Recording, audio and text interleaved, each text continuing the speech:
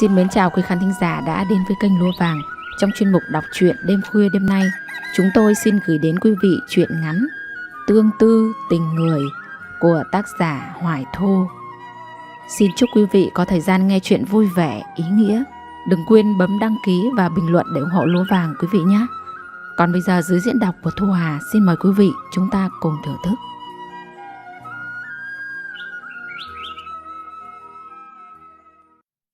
Vú à, hôm qua con mơ thấy cậu Lân về nhà đấy.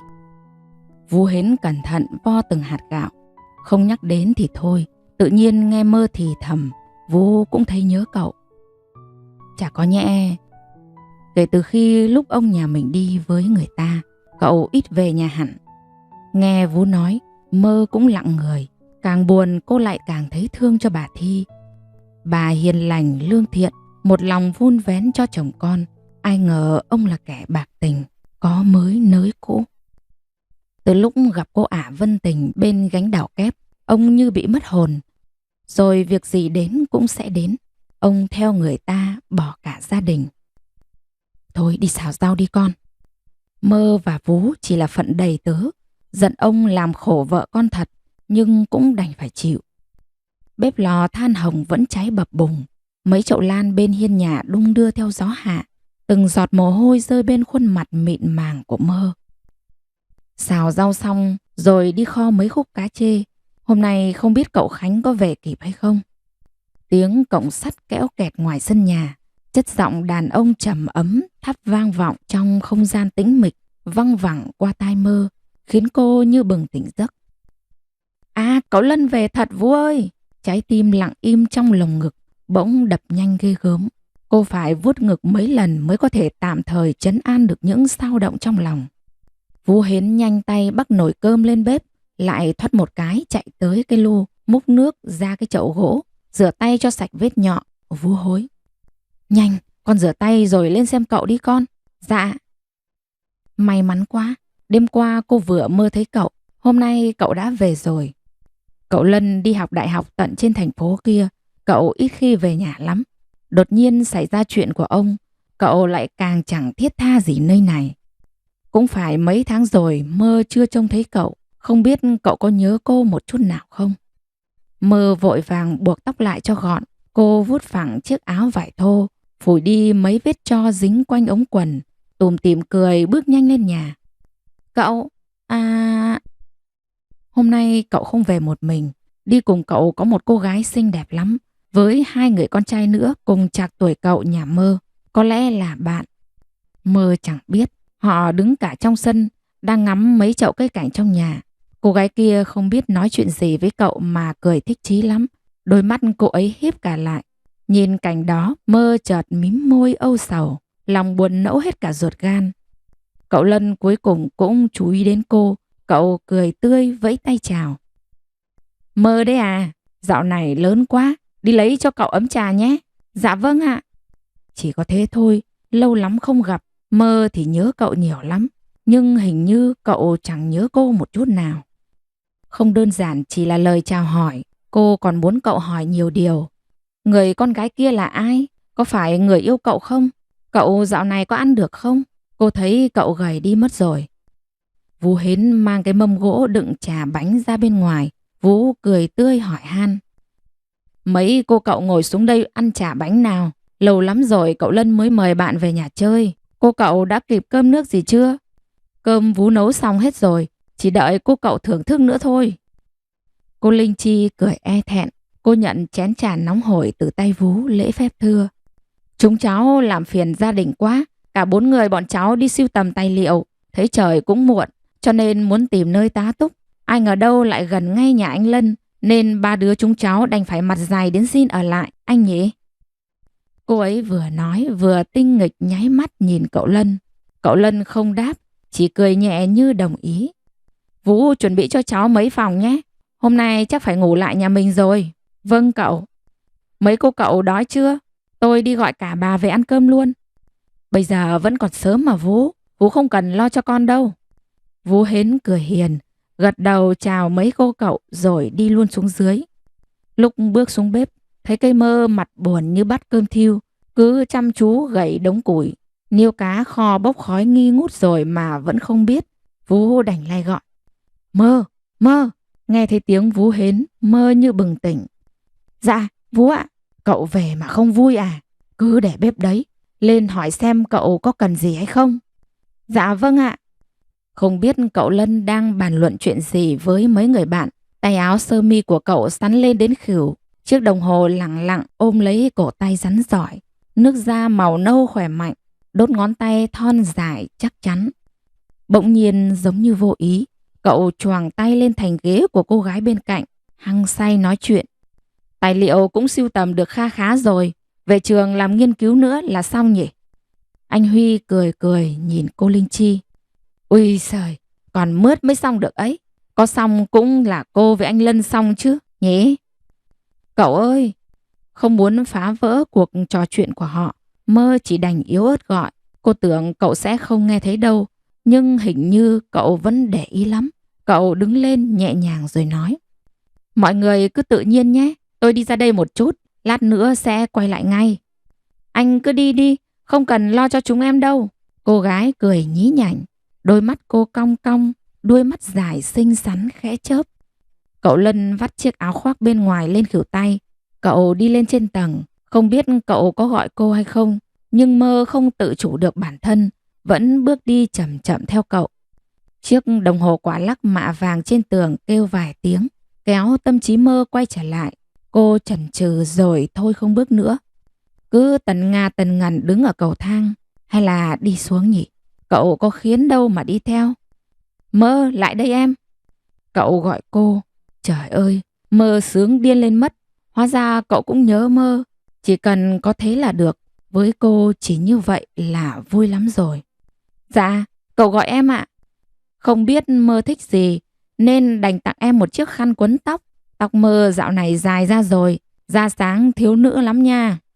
Cậu vừa nói, vừa lấy trong ngực áo ra chiếc khăn lụa mỏng, thơm mát mùi hoa lan. Cậu trao vào tay cô làm quả tim trong ngực Mơ đập thình thịch. Cảm giác ấm nóng từ làn da cậu khẽ truyền đến khiến cô se sẽ run rẩy. Em cứ tưởng cậu quên mất em rồi cơ. Mày ghê ý, lâu rồi cậu không về, em nhớ cậu lắm đấy.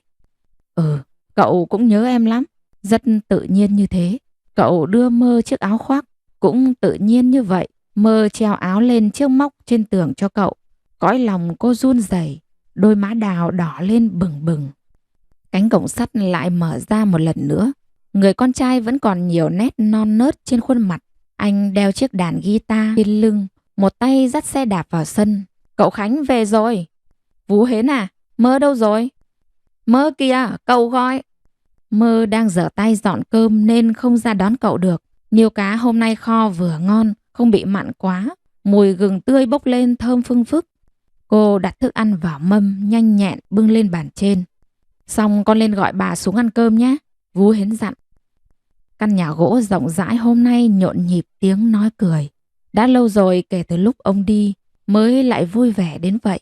Cậu Khánh vuốt vuốt mái tóc dài, đặt chiếc guitar xuống một góc. Lúc ở ngoài thì không sao, vào bên trong mới thấy nhà mình hôm nay có khách. Tính cậu cũng sời lời chào hỏi ra mới biết toàn là anh chị bạn của cậu Lân. Cô Linh Chi vén gọn mái tóc dài ra sau tai. Cô cười tươi hớn hở nói chuyện. À, bảo sao trong này treo nhiều đồng hồ quá. Hóa ra là cửa hàng đồng hồ quả lắc Mỹ Kim của nhà mình. Hầu hết là nhập từ nước ngoài, nhưng nếu có người đặt làm thì cũng bỏ công chế tác riêng ạ. Cậu Khánh nhiệt tình giải thích. Mơ mỉm cười nhìn cảnh tượng ấy, nhưng ánh mắt của cô không tự chủ được, cứ dừng lại trên sườn mặt điển trai của cậu Lân. Đuôi mắt của cậu hơi cong, nụ cười nhẹ nhàng khiến viền môi mong mỏng khẽ nhướn lên. Vú Hến nhắc Mơ đi gọi bà. Có lẽ bà đang bận thay quần áo, trang điểm trải chuốt lại tóc tai. Cũng lâu rồi bà không đi tiệc tùng bên ngoài. Thấy Mơ toan bước lên trên tầng, cậu Khánh bèn đẩy ghế đứng dậy. Mơ, ngồi đấy, để tôi đi gọi mẹ cho. Vâng, thế cậu lên gọi bà xuống ăn cơm nhé. Mơ đứng nép vào cánh cửa gỗ gần phòng khách. Cô tủm tỉm cười nhìn cả gia đình bà chủ và khách khứa ăn cơm. Cậu Lân lâu lâu mới về. Bà Thi thương con, cứ gắp thức ăn cho cậu suốt. Cậu Lân ngồi bên phải bà, cô Chi ngồi bên trái. Giống như con trai với con dâu, cảnh tượng hòa hợp lạ thường. Chẳng hiểu sao mơ lại thấy buồn. Cô chỉ là phận đầy tớ, ôm tình cảm thầm kín trong lòng đã là điều sai trái. Ấy vậy mà chẳng hiểu sao, kể cả khi trái tim có giống như một cục đá, cô cũng chẳng thể kiềm chế được tình cảm của mình. Ngoài sân vườn, hoa bưởi tháng tư sum xuê, dàn hoa giấy hồng rực lặng lẽ, len lỏi qua bờ rào. Mơ, đừng đứng đấy nữa, lại đây ăn cơm. Mơ giật mình, cô chậm chậm bỏ khung cửa, ngồi khoanh chân lên chiếu. Cậu Lân chắc sáng mai lại đi. Tối nay gói nem, thịt con gà tẩm bổ cho cậu. Dạ vâng ạ. Vú chậm chậm và cơm vào miệng. Bếp lửa than vẫn hồng rực lên rực rỡ. Khói bếp vờn vẽ lảng bảng. Cô Linh Chi với cậu. Khéo có khi bà Thi sắp có con dâu rồi cũng nên. Tự nhiên miếng cơm trong miệng Mơ nghẹn đắng. Cô buông đũa, mắt buồn thăm thẳm thì thầm hỏi. Vú thấy cậu Lân thích cô Linh Chi thật hả? Không nói trước được, nhưng cô với cậu đẹp đôi lắm. Cô Chi vừa đẹp người vừa duyên dáng, cũng xứng với cậu. Thôi, ăn đi con. Mùi cho bếp hòa lẫn với mùi cơm trắng. Con mèo tam thể liếm láp lớp lông mềm. Móng vuốt chơi đùa với mấy chiếc xương cá, miệng kêu meo meo. Mơ thích cậu Lân từ bao giờ nhỉ? Từ ngày đầu tiên cô đến nhà bà chủ, cậu Lân hiền lành nhưng tính cách lại mạnh mẽ.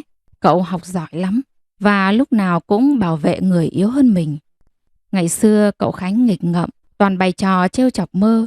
Lúc thì cậu thả thằn lằn lên tóc, lúc lại bắt con sâu rồi giữ làm cô sợ hết hồn. Những lần như vậy, cậu Lân sẽ phạt cậu Khánh, dặn dạy cậu không được phá cô nữa, không được bắt nạt phái yếu. Mơ thích cậu chẳng vì mục đích gì cả, giống như người đói phải ăn cơm, người khát phải uống nước. Ung dung như thế, tự nhiên như vậy.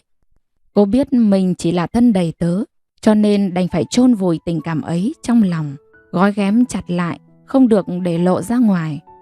Chẳng bao giờ Mơ có ý muốn bày tỏ với cậu. Sự dày vò ấy khiến cô buồn khổ nhiều. Qua một buổi trưa chớm hạ mát mẻ, cậu Lân ở trong phòng khách nói chuyện với cậu Khánh và bà Thi. Hai người bạn của cậu đã nghỉ ngơi ở trong phòng ngủ dành cho khách ở lại. Mơ múc nước dưới giếng, đổ vào chậu nhôm mỏng, tráng bắt đũa. Em là Mơ đúng không? Bỗng đầu giọng nói dịu dàng vang lên bên tai. Cô Linh Chi ngồi xổm xuống nền đất, lại thò tay vào dòng nước mát, tráng bát giúp Mơ. Dạ vâng. Mơ ở nhà anh Lân lâu chưa? Cô Chi thân thiết hỏi chuyện. Dạ lâu rồi ạ. Mơ lễ phép trả lời. Mơ xinh gái như này, chắc nhiều người thích lắm đúng không? Mơ có muốn lấy chồng chưa? Cô Linh Chi làm như không để tâm hỏi chuyện. Mơ không biết cô ấy cố ý hay là chỉ vô tình nhắc đến thôi. Nghe câu hỏi ấy, Mơ chợt im lặng, cắn đôi môi đỏ. Cô lấy ai bây giờ? Người cô thương là cậu Lân. Không phải người ấy, cô nghĩ mình chẳng thể lấy ai được. Có lúc nằm vắt tay lên trán, Mơ lại khổ sở chảy nước mắt. Mơ muốn ở đây hầu cậu với bà chủ cả đời. Không lấy chồng cũng được. Sau này cậu lấy vợ, có con, cô lại chăm con cho cậu, chơi với chúng. Như vậy là được mà, đúng không? Mơ hứa sẽ chôn chặt mối tương tư thầm kín ấy trong lòng, không hé răng nửa lời. Chỉ cần cho cô ở đây với bà, với cậu mãi, không lấy chồng cũng chẳng sao cả. Mơ cúi đầu lý nhí trả lời. Dạ, tôi chưa nghĩ đến việc đấy ạ. Đúng nhỉ. Cô Linh Chi cười cười, cũng im lặng một lúc, cô lại hỏi. Mơ này, em thấy chị với anh Lân thế nào? Nghe cô hỏi, Mơ ngơ ngác, đôi mắt tròn mở to vì không hiểu ý cô Linh Chi là gì. Dạ, cô nói sao ạ? Linh Chi ngượng đỏ cả mặt, cô ngó quanh quất, thấy người trong nhà vẫn mải miết nói chuyện, không để ý đến ngoài này. Cô mới đánh bạo hỏi. Thì mọi khi ở nhà anh Lân thích ăn cái gì? Mơ nói cho chị biết được không? Chị rất thích anh Lân, chị nghĩ anh ấy có cảm tình với chị. Em nói cho chị về học sau này nấu cho anh Lân ăn. Có thứ gì đó ứ đọng trong cổ họng, lồng ngực Mơ nặng nề, đôi mắt tròn buồn rười rượi nhìn người con gái trước mặt. Mơ nhanh tay tráng xong nốt mấy bát đĩa, lại úp gọn vào trong rổ. Xong xuôi Mơ chợt đứng dậy. Cũng trưa rồi, cô lên phòng nghỉ đi thôi. Mơ làm ra vẻ tất bật, cô cúi đầu đi mất. bỏ lại mình cô Linh Chi ngơ ngác ở phía sau. Nắng nhạt hắt lên khuôn mặt thanh tú, mái tóc tết gọn gàng phía sau gáy. Mơ đưa tay lau mồ hôi trên khuôn mặt, cũng rửa đi mấy giọt nước còn đọng trong đáy mắt. Thì Mơ phải tập làm quen với việc này đi thôi, không được dễ dàng xúc động như vậy nữa. Cậu yêu đương và lấy vợ là chuyện sớm muộn. Sau này cô còn muốn chăm sóc con cái của cậu nữa mà. Dễ khóc như này, nhỡ cậu Lân phát hiện ra cậu đuổi Mơ đi thì sao? Tối hôm ấy, Mơ ở trên phòng dọn dẹp giường cho cậu. Cậu Lân im lặng ngồi cạnh bàn gỗ. Chiếc đèn chụp phát ra ánh sáng màu vàng. Cậu phân loại sách vở rồi cất vào trong chiếc tủ gỗ. Mơ trải xong chăn đệm, cô đến gần bàn làm việc giúp cậu dọn dẹp. Để đấy anh làm là được, Mơ đi ngủ đi. Cậu Lân mỉm cười rồi nói. Cậu... Sao Mơ? Sáng mai cậu có đi sớm không? Chắc là tầm 5 giờ sáng, đi cho kịp chuyến xe. Cô mím môi nhìn cậu, đôi mắt to tròn như muốn nói lại thôi. Cậu có lẽ chẳng biết đâu, lòng cô đang rối bời lắm, muốn được gần bên cậu lâu một chút, mà sao khó đến thế. Giọng nói của Mơ trong ngần, nhẹ nhàng, êm ái. Cô rụt rè hỏi. Cậu ơi, cậu thích cô Linh Chi à? Nghe cô hỏi, cậu thoáng khựng lại, ánh mắt đen láy mà trầm ấm nhìn cô chằm chằm. Thế rồi cậu chợt cười rộ lên, bàn tay to lớn ấm áp vò nhẹ mái tóc mềm mại của Mơ. Cậu tủm tỉm nói. Mơ còn nhỏ lắm, thôi đi ngủ đi. Cậu có biết không, Mơ đã không còn là cô bé ngây ngô ngày trước nữa rồi. Cô biết thích một người, biết mơ về cậu. Cậu Lân và mấy người bạn rời nhà từ lúc trời còn tờ mờ sáng. Cậu đi chuyến xe buổi sớm. Lúc cậu rời đi, Mơ chuẩn bị cho cậu biết bao nhiêu là bánh trái, hoa quả. Cô sợ cậu xa nhà rồi mải học bỏ bê ăn uống, nên cứ dặn đi dặn lại cậu liên miên. Cô và Vũ Hến cũng chuẩn bị cho mấy người bạn của cậu một chút quà nho nhỏ, một chút bánh đa vừng, bánh dày giò để ăn lót dạ trên đường. Lúc cậu đi, mặt trời vẫn chưa sáng tỏ, cây hoa bằng lăng trước ngõ liêu xiêu nghiêng ngả. Mơ lén lút miết lên vạt áo cậu, mùi thơm của xà phòng vương nhẹ trên đầu ngón tay, chạm khẽ vào lòng, khiến lồng ngực người con gái rộn ràng, xốn sang. Mọi người về đi, không cần tiễn nữa đâu. Cậu Lân xua tay, cậu Khánh vẫn còn ngái ngủ, mắt nhắm mắt mở nói. Anh đi mạnh giỏi nhé, thì thoảng về nhà chơi. Khánh có cần gì thì gọi điện thoại cho anh, ở trên phố mua gì cũng tiện. Nói rồi cậu Lân xoa đầu em trai mình. Vâng. Không khí còn vương mùi hoa bưởi nhẹ nhẹ, mùi thơm dù không nồng nàn nhưng đủ say lòng người đi ngang. Mơ và Vũ Hến, bà Thi, cậu Khánh đứng ở cạnh đường cái, ngựa xe đi qua, bụi bặm bám đầy người. Cậu Lân quay lưng đi, xe khách đã đến sát điểm. Chẳng hiểu sao Mơ lại bật thốt lên tiếng gọi. Cậu Lân, nhớ giữ gìn sức khỏe nhá. Cậu quay người lại, khuôn mặt điển trai híp mắt cười. Cậu vẫy vẫy tay rồi đội mũ. Xe khách lăn bánh, bỏ lại một lớp khói bụi mịt mù. Thời gian tựa con thoi quay vồ vồ. Kể từ lần cuối cậu Lân về đã là 1 tháng trời. Mơ ngồi bên cạnh giếng rửa hết rổ cà, nhựa cà dây ra tay, một màu đen dinh dính. Xong con ngâm với muối nhé. Vũ Hến dặn dò. Dạ vâng ạ. Tiếng bước chân dồn dập ngoài cổng sắt. Cánh cổng đột nhiên bật mở rồi đập vào tường dầm một cái. Là anh Si, công nhân trong xưởng đồng hồ Mỹ Kim nhà ông bà. Bà ơi, bà Thi ơi, xảy ra chuyện rồi. Bà Thi mặt mày tiều tụy, bà bước nhanh từ trên tầng xuống. Chiếc áo dài xanh nhạt lướt phớt bay. Hôm nay bà không đeo trang sức, hoa tai cũng chỉ là một viên ngọc trai nhỏ, phải nhìn kỹ mới thấy. Vũ Hến với Mơ cũng giật mình, đứng đờ ra không hiểu chuyện gì. Sao thế? Có việc gì? Đã tìm thấy ông chưa? Anh Si nhăn mặt, khó khăn đáp lời. Dạ, tôi chưa tìm được ông, nhưng có chuyện nghiêm trọng lắm ạ. Chuyện gì? Ông không tới xưởng, nhiều đơn đặt hàng làm đồng hồ chưa hoàn thành. Người ta đến đòi lại tiền cọc không mua nữa bà. Bà Thi nghe anh ta nói, bà chán nản chống tay xuống bàn như mất sức. Khổ thân bà thế này, suốt đời hy sinh cho chồng cho con. Đột nhiên một ngày ông đem tiền đi rồi biệt tăm biệt tích, bỏ lại một mình bà không biết xoay sở mọi việc ra sao. Tìm người thì không thấy. Hai con đều đi học, đứa lớn thì xa, còn đứa nhỏ thì làm nên cơm cháo gì. Bây giờ một mình bà phải giải quyết như nào đây? Bao nhiêu người đến đòi tiền cọc? Dạ gần 10 người ạ. Người ta biết chuyện ông bỏ đi, người ta không tin tưởng chất lượng cho nên hủy đơn đặt hàng ạ. Bà Thi ngồi sụp xuống bàn gỗ, đôi mắt thâm đen vì thiếu ngủ khẽ nhắm lại. Chiếc trán trơn bóng ngày xưa bây giờ đã thấp thoáng một vài nếp nhăn. Bà mệt mỏi ôm đầu. Thôi được rồi, anh cứ quay lại làm đi, tôi sẽ lo liệu. Anh Si còn muốn nói gì đó, nhưng nhìn người đàn bà tội nghiệp này, anh đành nhịn xuống, chào một câu rồi lại hối hả chạy ra bên ngoài. Tội nghiệp bà quá, Âu cũng là chọn sai nơi gửi gắm. Tấm thân đàn bà sau này biết trang trải ra sao. Vú Hến nghe thấy hết, Vú trầm ngâm không nói, chỉ thở dài rồi yên lặng tưới rau. Cứ cái đà này, có ngày nhà mình kiệt quệ cũng nên. Mơ lên nhà, cô rót cốc nước ấm đặt vào tay bà Thi. Bà ngẩng đầu nhìn Mơ, vài giọt nước mắt nặng nề rơi xuống. Cứ tưởng cả đời sẽ được sung túc, chăn ấm nệm êm, con cái xuề xuề. Nhưng chợt một ngày, người đàn ông đầu ấp tay gối thay lòng đổi dạ. Ông lạnh lùng bỏ đi, bỏ cả cơ nghiệp, bỏ cả vợ con. Lòng người đàn ông ấy lạnh lẽo, có mới quên cũ, chỉ muốn lao vào chốn phù hoa, ăn chơi đảng điếm. Phải làm sao giờ hả Mơ? Mơ cúi đầu, lọn tóc dài xõa xuống cằm.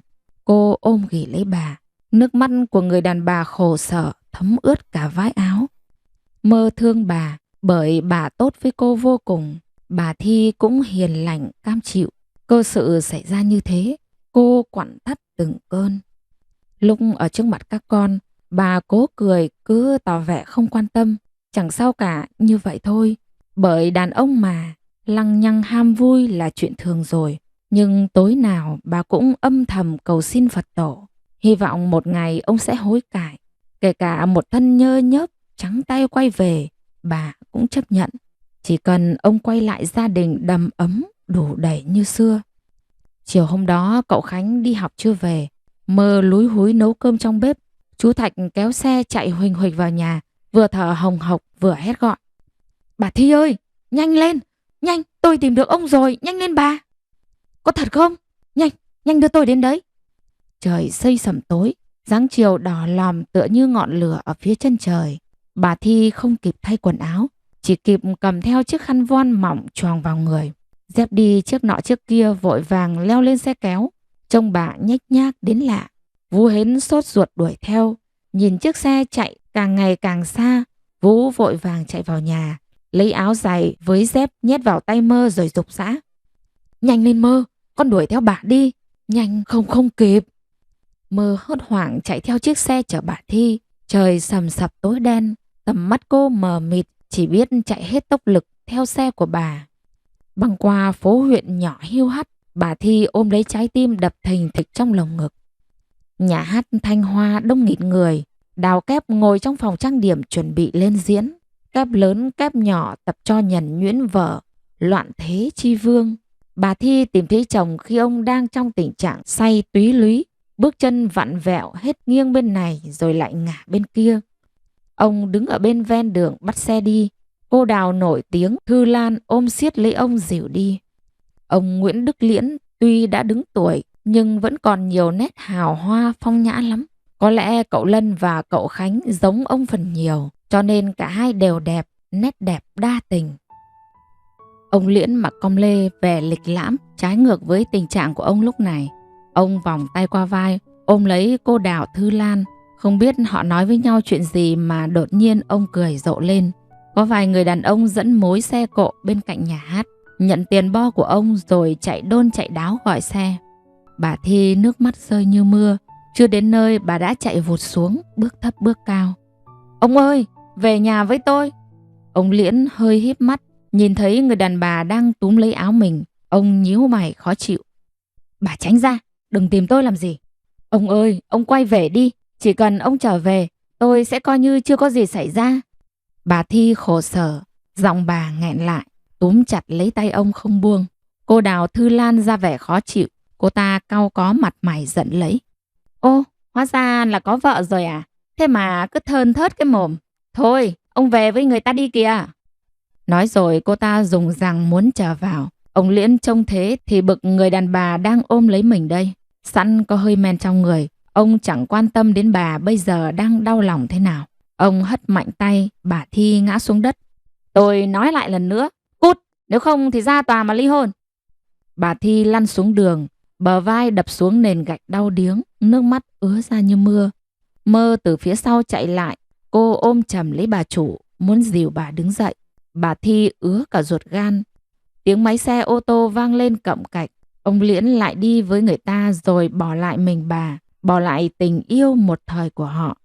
Giống như người đang chơi với, bỗng sảy chân rơi xuống vực thẳm. Tiếng khóc của bà xé tan sự ồn ào tấp nập của màn đêm trên phố huyện. Trong rạp hát, tiếng cải lương vang lên không dứt, réo rắt, héo hon. Đây, con xách cặp lồng cháo này lên viện đi.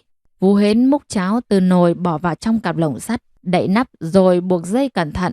Vú gọi Mơ đang tranh thủ dọn dẹp trong nhà ra. Không biết cậu Lân nhận được điện tín chưa? Bà đổ bệnh mau quá. Mơ nhận chiếc cặp lồng, chào Vú rồi đi nhanh lên viện. Sau sự việc hôm trước, bà Thi giam mình trong phòng, bỏ cả ăn uống. Mơ và cậu Khánh có gọi cách mấy bà cũng không mở cửa.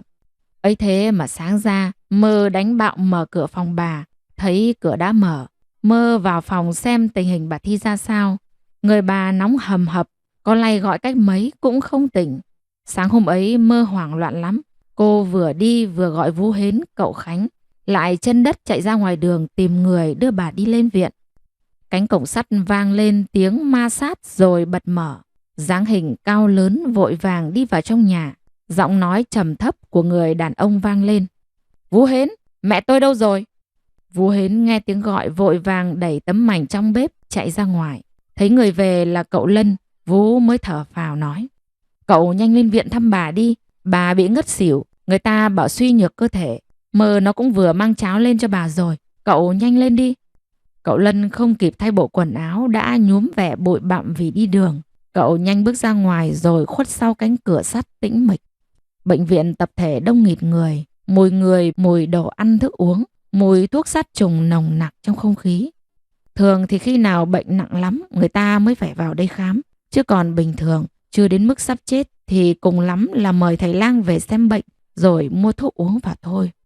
Bà Thi vẫn còn mỏi mệt trong người lắm. Bà nằm trên giường bệnh, khuôn mặt tiều tụy đi trông thấy, đôi mắt nhắm nghiền lại. Tuy bác sĩ đã nói không có gì nguy hiểm, nhưng mọi người vẫn lo lắng cho bà vô cùng.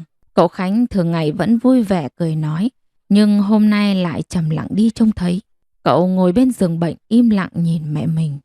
Lúc cậu đến, Mơ đang đổ cháo ra 2 bát, một cho bà, một cho cậu Khánh. Mơ, Khánh, mẹ sao rồi? Cậu Lân vừa thở dốc vừa hỏi. Nhìn thấy anh trai, cậu Khánh bật dậy khỏi ghế. Anh về rồi. Cậu Lân, Mơ gọi. Cậu Lân nhìn về phía bà Thi, gương mặt bà vẫn còn trắng bệch, lòng cậu nặng trĩu, đôi mắt nghiêm nghị cụp xuống. Cậu bước đến cạnh giường, nắm chặt lấy tay mẹ mình. Anh ngồi đây, em ra ngoài một lúc.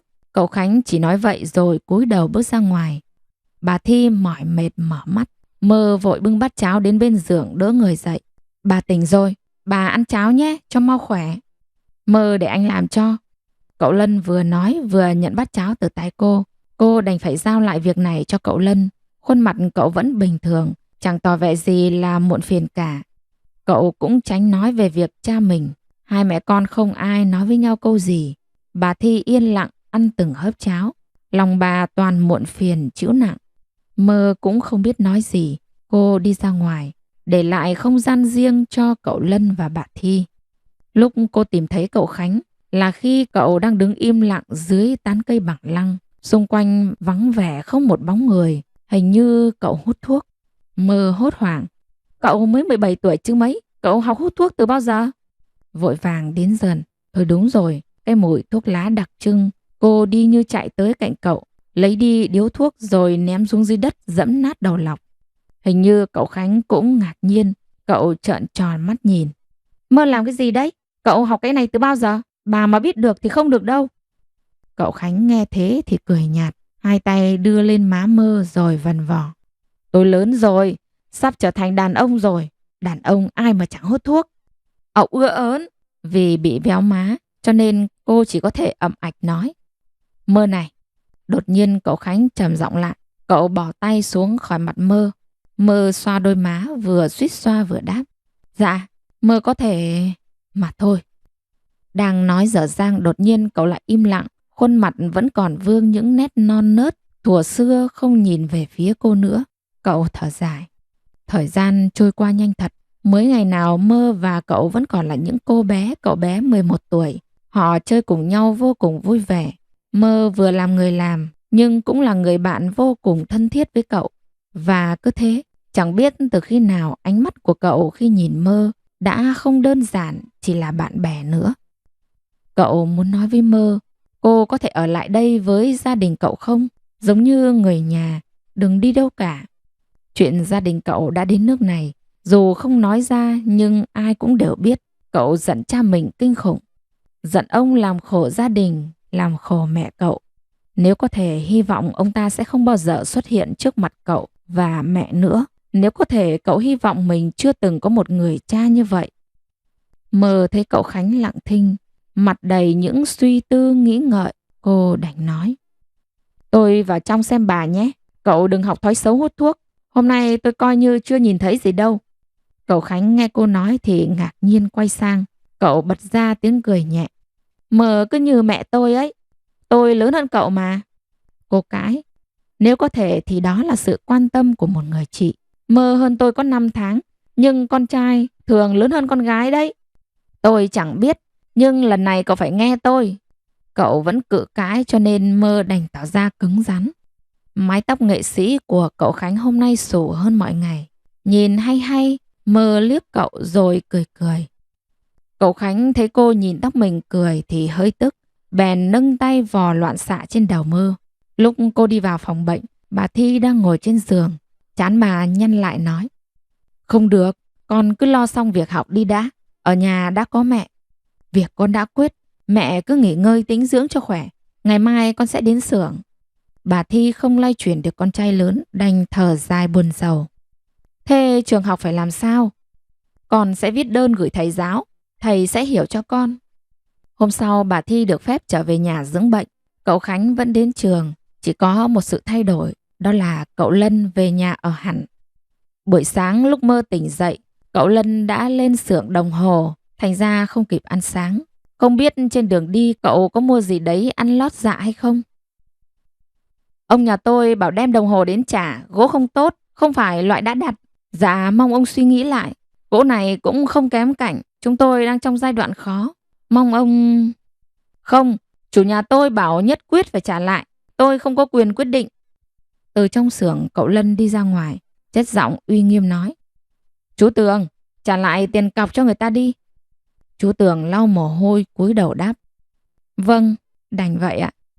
Người đi mất, để lại chiếc đồng hồ có con lắc dài, kính mài chữ nổi, máy ổ 3 cót im lặng nằm trên bàn. Chú Tường cầm chiếc đồng hồ buồn rười rượi nói. Từ lúc ông bỏ đi, người đến đây cũng thưa dần. Cô cũng không mua được loại tốt đúng ý người ta. Cứ thế này không ổn đâu cậu ạ. Cậu Lân miết nhẹ lên mặt gỗ bên ngoài. Bề mặt không mịn, đúng là loại gỗ giá thành rẻ. Ngày mai tôi sẽ lên phố một chuyến. Vâng, hy vọng mọi thứ sẽ trở lại như trước cậu ạ. Tối ấy cậu Lân không về nhà ăn cơm. Lòng Mơ nóng như lửa đốt. Cậu bận rộn quá. Chắc công việc tồn đọng nhiều nên mới thế chăng? Vú Hến thấy Mơ cứ đứng yên ở cửa, nhìn ra ngoài cổng sắt. Vú lắc lắc đầu thở dài. Thôi, và ăn cơm đi con. Chắc tí nữa cậu về đấy. Mơ quay vào trong bếp. Cô nhanh tay múc canh bỏ vào cặp lồng. Vú ăn cơm đi. Con lên trên kia xem cậu. Thôi, tối lắm rồi. Ra ngoài đường không an toàn đâu con. Không sao ạ, con biết lối đi mà. Buộc chặt chiếc lồng cơm, cô vén mảnh che bếp ra ngoài. Đường tối mịt mù, nhà nhà đã đóng cửa đi ngủ. Chỉ còn mấy kẻ lang thang say khướt đi lại liêu xiêu ngoài đường. Mơ hơi sợ, từ đi bộ chuyển thành chạy nhanh. Lúc nhìn thấy Mơ, cậu Lân ngạc nhiên lắm. Sao em đến đây? Mau vào trong đi. Mơ nhanh nhẹn vào trong xưởng đồng hồ. Ở đây vắng vẻ quá. Mỗi cậu còn làm việc. Đèn chụp bật lên sáng chói. Sổ sách bày ra la liệt. Mơ đặt lồng cơm lên bàn nhỏ gần đấy, ngoài cửa gỗ để chắn cả lối vào. Mấy con lắc đồng hồ nằm gọn gàng trong chiếc thùng sắt to. Động cơ đồng hồ cũng được gia công sẵn sàng. Em mang cơm cho cậu, cậu ăn đi cho nóng. Sao lại cất công đến tận đây? Anh không cảm thấy đói. Cậu Lân đeo chiếc kính chuẩn bị tiếp tục xem sổ sách. Mơ nhìn sắc mặt cậu hơi tái. Chắc từ sáng đến giờ tham công tiếc việc nên cậu chưa ăn đâu. Cô biết thừa tính cách của cậu ấy. Việc ăn uống lúc nào cũng không quan trọng. Cô cứng rắn tiến lại gần, nhấc chiếc kính ra khỏi sống mũi cao cao ấy. Lại nhất nhất kéo cậu đứng lên đi ra ngoài bàn ăn. Cậu phải ăn cơm trước rồi hẵng làm. Thấy một loạt hành động cứng cỏi của Mơ, cậu Lân phì cười. Cậu xoa nhẹ đầu cô, giọng nói trầm khàn cất lên trong không gian tĩnh mịch. Thời gian trôi nhanh quá, Mơ lớn lắm rồi, biết chừng mắt nhìn anh rồi đấy. Cô nào có chừng mắt nhìn cậu đâu, có cho tiền cô cũng không dám. Chẳng qua Mơ xót cậu quá, cho nên mới nhìn cậu hơi gắt gỏng một tí thôi. Không ép cậu, cậu lại chẳng quan tâm đến sức khỏe ấy. Cô ngồi bên cạnh chống cằm nhìn người ta ăn xong xuôi mới thôi. Lúc Mơ thu dọn bát đũa chuẩn bị về, cậu Lân bèn cản lại. Thôi, tối nay muộn rồi, Mơ đừng về nữa. Bên ngoài kia có giường, em ngủ lại đây đi. Mai anh sẽ gọi sớm. Tim Mơ đập nhanh lắm, như muốn nhảy ra khỏi lồng ngực luôn vậy. Mặc dù ở riêng với cậu cả đêm thế này cũng không phải là lần đầu tiên. Cơ mà đó là hồi nhỏ thôi. Còn bây giờ cô lớn rồi. Nhưng Mơ không từ chối. Thật ra cô muốn ở cùng cậu. Chỉ cần lặng lặng ở phía sau nhìn cậu cũng được. Đối với Mơ, mỗi giây phút được ở kề cạnh cậu đều là điều quý giá, đều đáng trân trọng. Em ngủ đây, thế còn cậu? Nhiều việc quá, chắc đêm nay anh chưa thể ngủ được đâu. Cậu cười, giọng nói trở nên nhẹ bẫng như không có gì nghiêm trọng. Cậu quay trở lại bàn làm việc, ánh đèn soi tỏ bóng lưng rộng rãi mà cô độc. Mơ ngồi ở phía sau, chống cằm nhìn hình bóng của người cô thương, vài sợi tóc lơ thơ trước trán. Trong một thoáng, Mơ cứ ngỡ hai người đã là vợ chồng. Không được, tỉnh lại đi Mơ. Cậu Lân là người cô không thể nào có được nhất. Đêm ấy, Mơ nằm khoanh tay ngủ gật trên chiếc bàn nhỏ. Lúc cậu Lân đứng dậy vào nhà vệ sinh, Mơ đã ngủ từ bao giờ rồi. Cậu lại gần, vén vài sợi tóc xõa tung trước chiếc trán kia. Đôi mắt to tròn, im lặng ngắm nhìn. Hơi thở của cô đều đặn, không biết Mơ nằm mộng thấy gì. Bỗng giật mình một cái, làm cậu Lân cũng giật mình theo. Thế rồi trong không gian nồng nặc mùi gỗ đàn, người đàn ông chợt mỉm cười. Ngón tay thon dài chọc chọc vào má cô gái, rồi nhẹ tay nhẹ chân bế cô lên, để cô nằm trên giường cho thoải mái. Sáng nay, lúc gà vừa mới gáy, cậu Lân đã đánh thức Mơ dậy để cô về nhà cho sớm. Cô lồm cồm bò từ trên giường xuống. Rõ ràng hôm qua Mơ nằm ở bàn ngủ cơ mà nhỉ. Sao sáng nay lại thấy mình ăn vị trên giường rồi?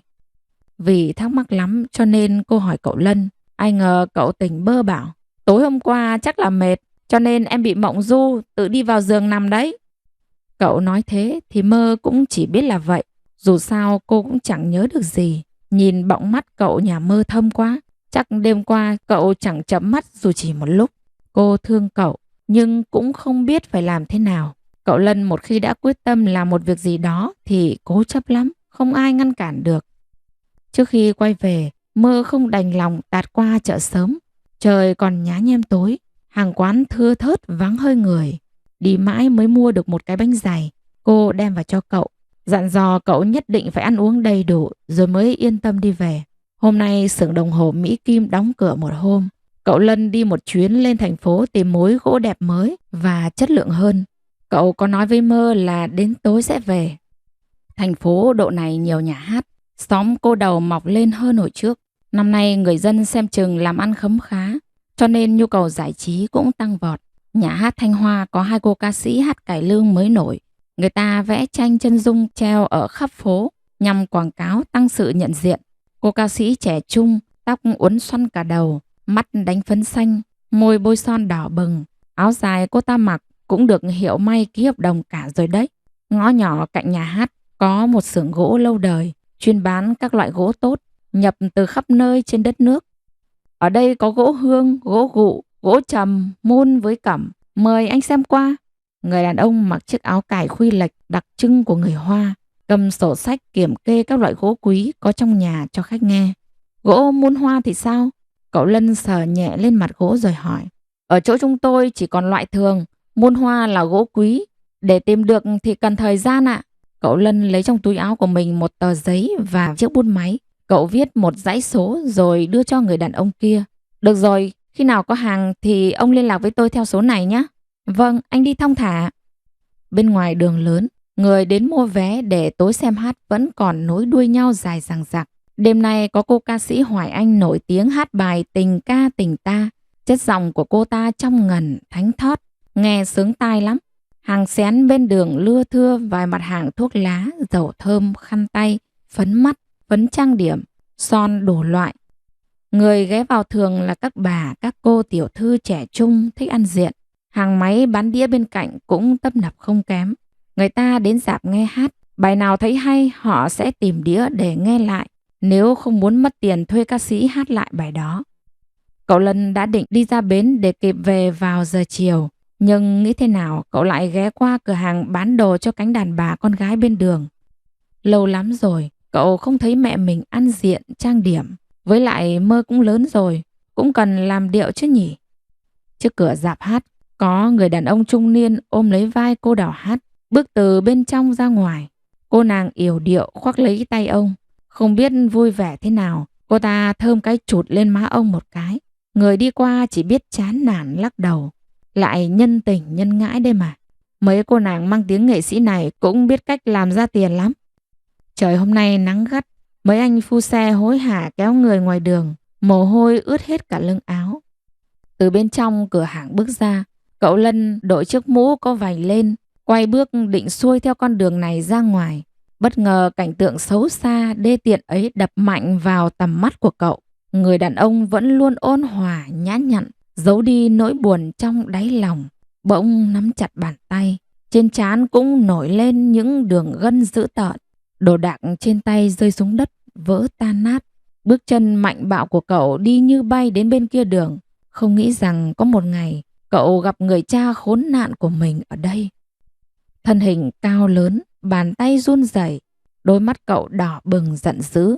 Ngay lập tức, cổ áo của người đàn ông trung niên bị xách lên. Ông ta không kịp phản ứng, chỉ biết ngơ ra nhìn. Cô Đào bên cạnh há hốc mồm ngạc nhiên. Thế rồi cô ta sợ hãi, nhưng miệng vẫn cứ bù lu bù loa lên. Làm gì thế? Đánh người, bớn làng nước ơi! Lúc nhìn rõ người đang điên lên ghì chặt mình là ai, ông Liễn run rẩy nói. Lân! Đôi mắt nhìn kẻ mang danh cha mình hằn lên sự thù hận. Viền mắt cậu đỏ bừng, hai tay siết chặt đến mức nổi lên từng sợi gân. Cậu nghiến răng. Ông có còn là con người không? Anh cứ coi như không có người cha này đi. Ông Liễn không dám nhìn thẳng vào đôi mắt đen trầm như một khuôn đúc da với mình kia. Cuộc đời có nhiều thứ hấp dẫn con người. Nó cuốn con người ta vào một cơn lốc, một vòng xoáy hoan lạc. Khi lựa chọn chìm đắm trong đó thì không thể quay đầu được nữa. Đôi mắt người đàn ông đỏ bừng, bàn tay siết chặt lấy cổ áo cha mình, môi mím lại, cả khuôn mặt hằn lên sự hận thù. Tiếng hét của cậu làm kinh động cả một góc phố. Tại sao? Tại sao ông làm thế với chúng tôi? Đáp lại cậu chỉ là sự im lặng. Nếu ông biết tại sao, thì liệu ông có thế này không? Trái tim và cả tâm trí nữa, tất cả đều trở nên đau nhói. Sự phản bội, lừa dối của người cha, sự đau khổ của người mẹ, sự chênh vênh trước những biến cố của cuộc đời, khiến thân xác, tâm trí cậu như kiệt quệ. Nếu chỉ nhìn vào bề ngoài, người ta không thể nhìn thấy dấu tích của một nỗi buồn ở cậu. Lúc nào cả cơ thể cũng phải dùng hết sức để gồng mình lên, chống chọi với mọi thứ. Cậu cũng là con người, cũng biết mệt mỏi và hơn hết cũng biết đau đớn. Bàn tay siết chặt lấy cổ áo ông Liễn dần dần buông lỏng. Đôi mắt xoáy sâu vào khuôn mặt người cậu đã gọi là cha từng ấy năm. Cơ mặt giãn dần ra, nhưng đáy mắt vẫn chất chứa sự thù ghét không thể nào xóa bỏ. Cậu gằn lên từng chữ. Nếu đã đi thì đừng bao giờ quay về nữa. Người cha như ông thà rằng tôi không có. Bóng lưng rộng lớn ngược nắng chiều, khuất dần sau dòng người tấp nập. Từng áng mây đen kịt như một lưỡi lê dài vần vũ đầy trời. Sấm sét đùng đoàng từng cơn. Thời tiết thay đổi nhanh quá. Mới nắng vậy mà đã sắp mưa rồi. Cô nhân tình chứng kiến cảnh vừa nãy thì sợ mất mật, bù lu bù loa trốn tránh phía sau người đi đường. Trông thấy mọi sự đã trở lại như cũ, cô ta mới dám mon men lại gần, vừa chỉnh trang lại cổ áo cho người tình, vừa nhìn về phía người đàn ông vừa nãy. Ông có sao không? Người đâu mà thô lỗ quá. Thôi, ông với em vào trong đi. Bầu trời buổi nhá nhem đổ mưa rào nặng hạt. Mưa mịt mù trắng xóa giăng đầy trời. Mơ vội bê mấy chậu lan vào trong hè để đóng cửa sổ để khỏi nước hắt vào trong nhà. Xong xuôi mọi việc, cô lấy chiếc ghế con ngồi ngoài cửa nhà. Mơ vào ăn cơm đi con, chắc tí nữa cậu về. Vú ăn đi, con ngồi đây đợi một chút. Cổng sắt kẽo kẹt mở. Cậu Khánh mặc áo mưa dắt xe đạp vào nhà để. Mơ vội đứng lên chạy ra cầm áo treo lên móc cho cậu. Cậu Khánh vuốt mái tóc ướt nước, cười cười. Mơ ăn cơm chưa? Sao phải đợi ngoài này làm gì? Chạy vội vào bên trong, cô cầm chiếc khăn ra cho cậu lau mặt, dịu giọng nói. Sao cậu không để ngớt mưa rồi về? Cậu Khánh chợt cười xòa ra vẻ không sao. Cậu vừa đi vào trong vừa hỏi. Anh Lân chưa về hả? Không nhắc đến thì thôi.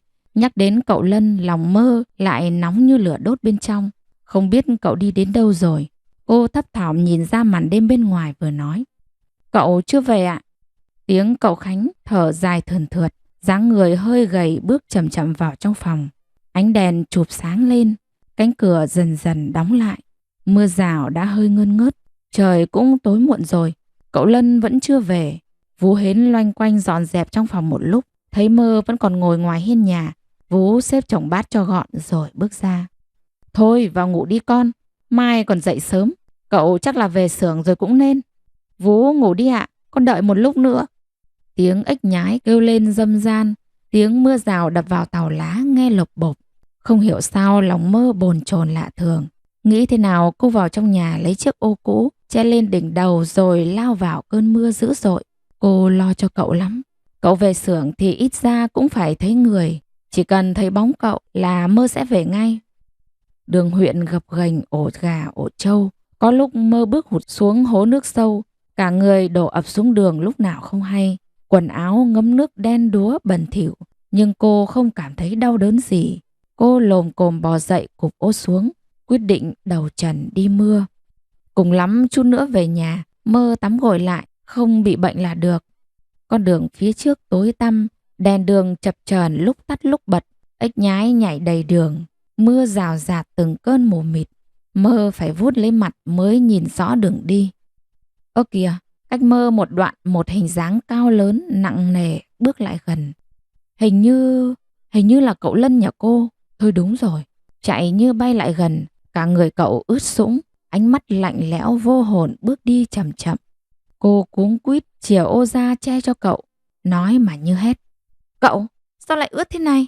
Nhanh về nhà thôi. Nghe giọng Mơ, cậu Lân mới nhìn ra người con gái với khuôn mặt hoảng hốt đang lo lắng cho mình đây. Lúc này cậu mới biết. Ồ, về đến nhà rồi sao? Mệt mỏi ngẩng đầu nhìn ánh đường nhợt nhạt, mưa quất vào da thịt đau sát, giống như muốn đánh thức con người, giống như đang gột rửa trái tim kiệt quệ của cậu. Anh gặp ông ta rồi. Cậu gặp ai? Mơ hỏi dồn. Cậu Lân siết chặt bàn tay, bật ra hai từ một cách khó khăn. Cha anh. Hóa ra là thế. Thế nên cậu mới khổ sở như thế này. Mơ im lặng khe khẽ đứng bên cạnh. Cứ vậy đi. Cậu nhà Mơ đang đau lòng lắm. Cô không biết phải an ủi như thế nào. Có lẽ với cậu, nói gì cũng đều vô ích cả. Bất chợt có vòng tay ôm lấy Mơ thật chặt, giống như dùng hết sức lực. Khuôn mặt người ấy chôn vào cổ, hơi thở ấm nóng phả vào da thịt. Dù cho mưa bụi bay mù mịt, cũng không lay động được hai bóng dáng đang ôm chặt lấy nhau. Chỉ hôm nay thôi, mai sẽ là một ngày mới. Bởi vì đêm nay, cậu thực sự không còn cha. Vú Hến phải không ạ? Chào Vú, anh Lân có nhà không? Hôm nay con đến hơi đường đột. Vú Hến híp mắt nhìn người bên ngoài cánh cổng. Trông thấy khuôn mặt cô Linh Chi xinh đẹp tươi tắn. Vú vội vàng mở cổng đón người vào. Mời cô vào nhà xơi nước. Cậu Lân chắc phải đến giờ trưa mới về. Nếu cô cần gặp cậu gấp thì để tôi nhắn cái Mơ đi gọi. Cô Linh Chi mỉm cười dịu dàng, đôi mắt hai mí híp lại, đôi môi đầy đặn, được điểm thêm chút son đỏ trông vô cùng quyến rũ.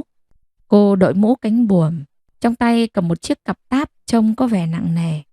Vũ Hến tuy đã lớn tuổi nhưng vẫn nhanh nhẹn tay chân lắm. Vũ thấy cô bê nặng cho nên có ý muốn giúp đỡ. Cô để tôi xách đồ cho. Nhưng nào ngờ cô Linh Chi không cần đến.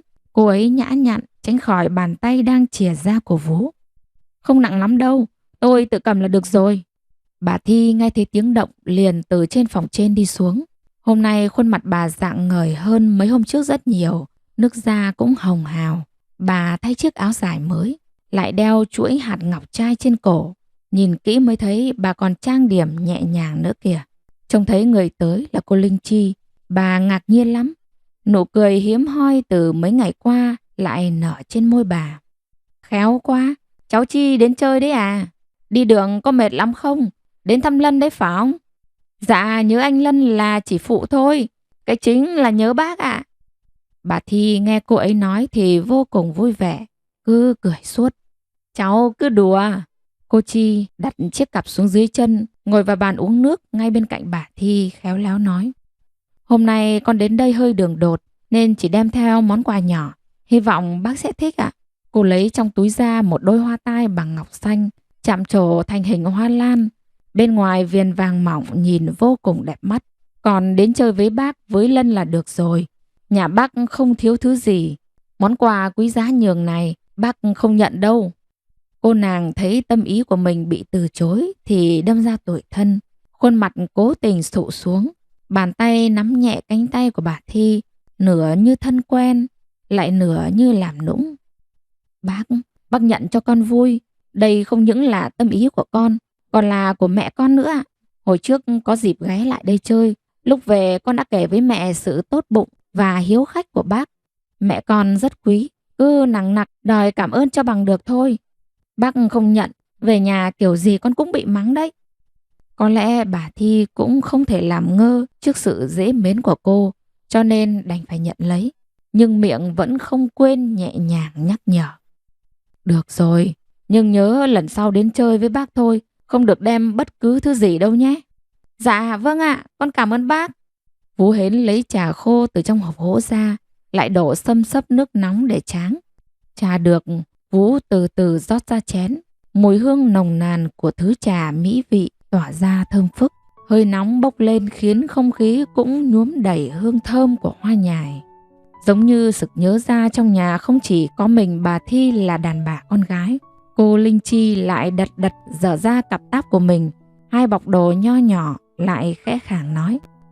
Suýt nữa thì quên mất, có cả quà cho Vũ và cả Mơ nữa đây ạ. Vũ Hến được đèm tên thì ngạc nhiên, hết nhìn bà rồi lại nhìn cô. Vũ không dám nhận, phải đến khi bà Thi gật nhẹ đầu ra hiệu mới dám cầm lấy. Đoạn nói nhỏ. Tôi cảm ơn cô nhé. À đây nữa, Vũ đưa cho Mơ giúp con nhé. Mơ đâu rồi ạ? Vũ Hến nhận gói quà vui vẻ nói. Thưa cô, Mơ đang đun nồi chè dưới bếp. À nhắc mới nhớ, từ bấy đến giờ cũng lâu rồi. Cô với bà ngồi, tôi đi múc nước chè lên. Ngoài sân vang lên tiếng gài cổng. Bóng dáng đường hoàng lịch lãm của cậu Lân bước vào bên trong. Bóng cậu trải dài dưới thềm hoa. Vài bông hồng giấy bay lất phất. Gió thổi cành hồng bay vào ảo ạt. Chất giọng trầm khàn vô cùng nổi bật vang lên.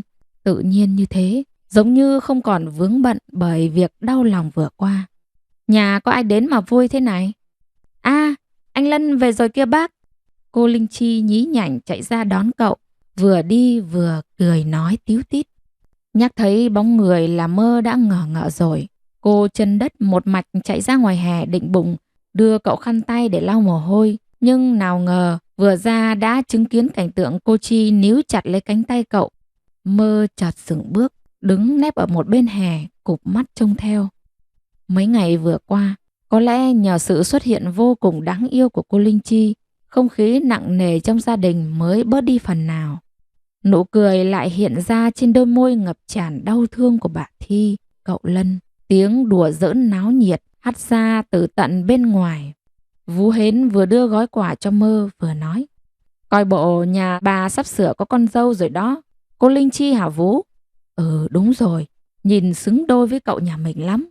Dù đã chuẩn bị tinh thần trước cho việc cậu lấy vợ rồi, ấy vậy mà khi phải thật sự đối diện, Mơ mới cảm thấy sao mà khó khăn quá mức. Mơ tưởng bản thân sẽ bình thản đón nhận việc này, vì cô muốn ở lại đây trông nom con cái cho cậu kia mà.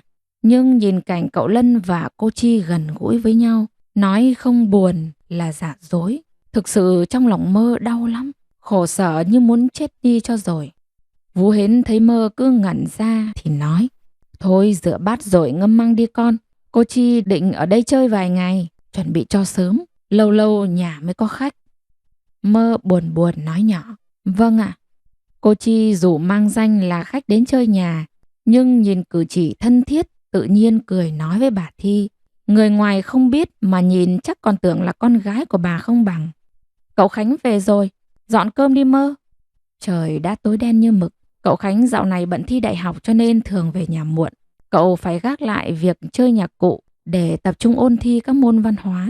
Nếu qua đợt này mà cậu đỗ thì cũng lên thành phố học như cậu Lân ngày trước. Mơ bưng mâm gỗ đựng thức ăn lên nhà trên, đặt từng chiếc đĩa, chiếc bát lên bàn rồi đứng dậy. Bà Thi đang nắm lấy bàn tay thon dài trắng mịn của cô Linh Chi, vui vẻ nói chuyện. Nhìn thấy nhà đã đông đủ người, theo thói quen bà liền nói: Mơ, vào phòng gọi cậu Lân đi con. Không đợi Mơ đáp lời, cô Chi đã vội bảo: Dạ để con đi gọi anh Lân cho. Vậy con đi gọi hộ bác nhé. Cô Chi lúc nào cũng rạng ngời, vẻ bề ngoài xinh đẹp cuốn hút khiến ai cũng muốn được nói chuyện với cô.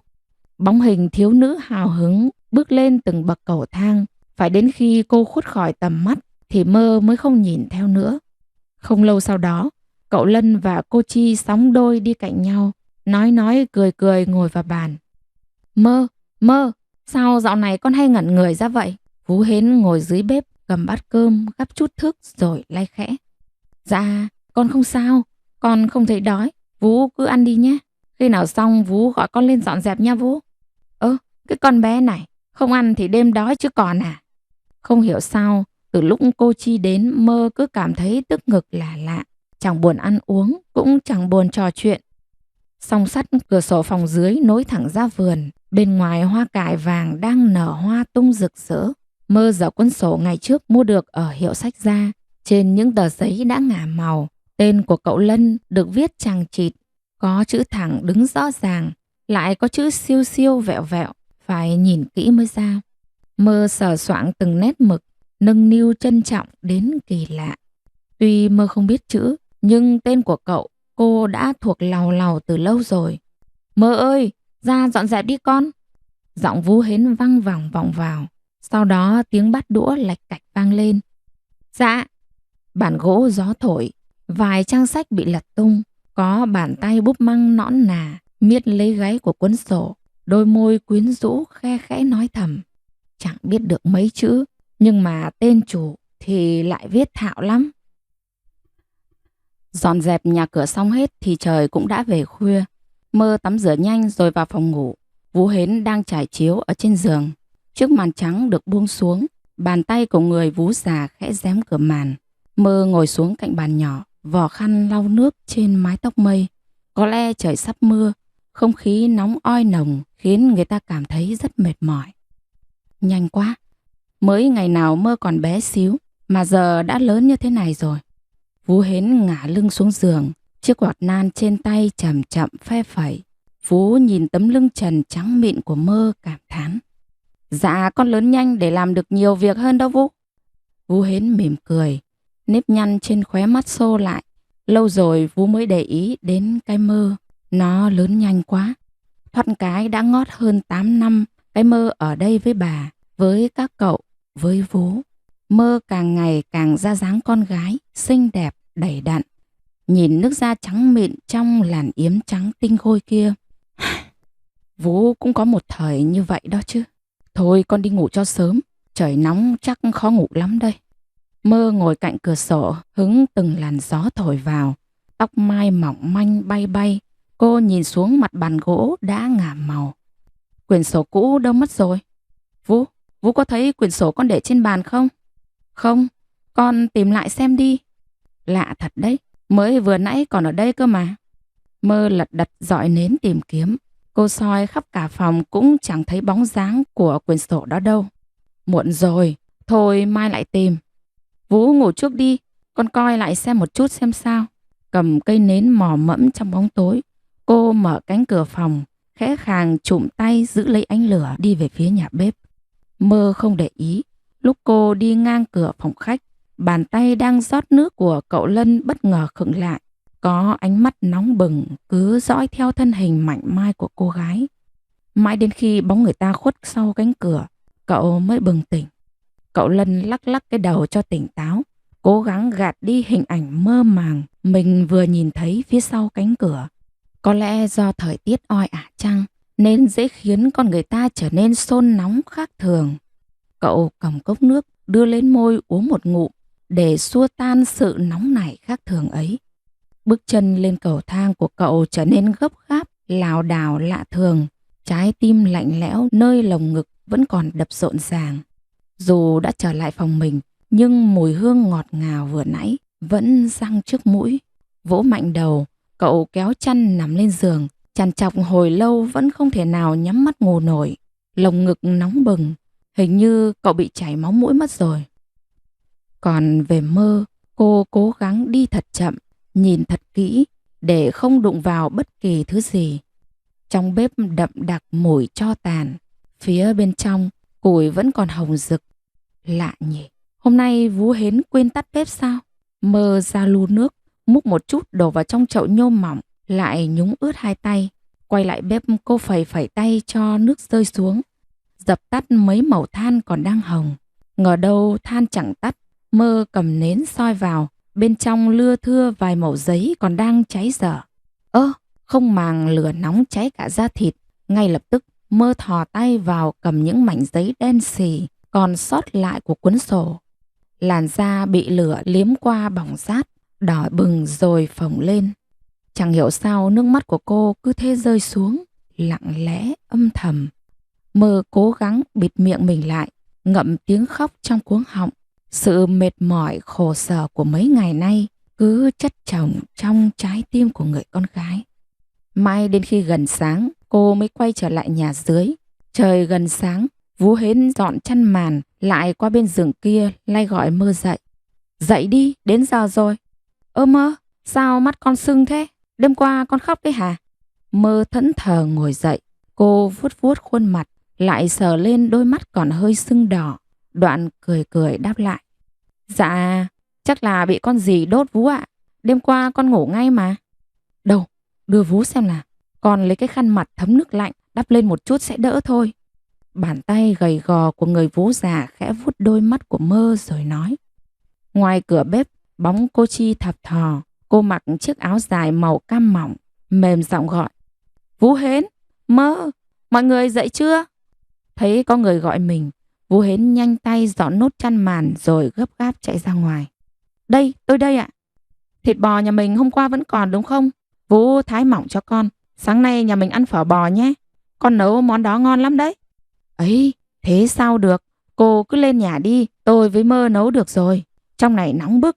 Cô Chi cười mỉm cắt ngang.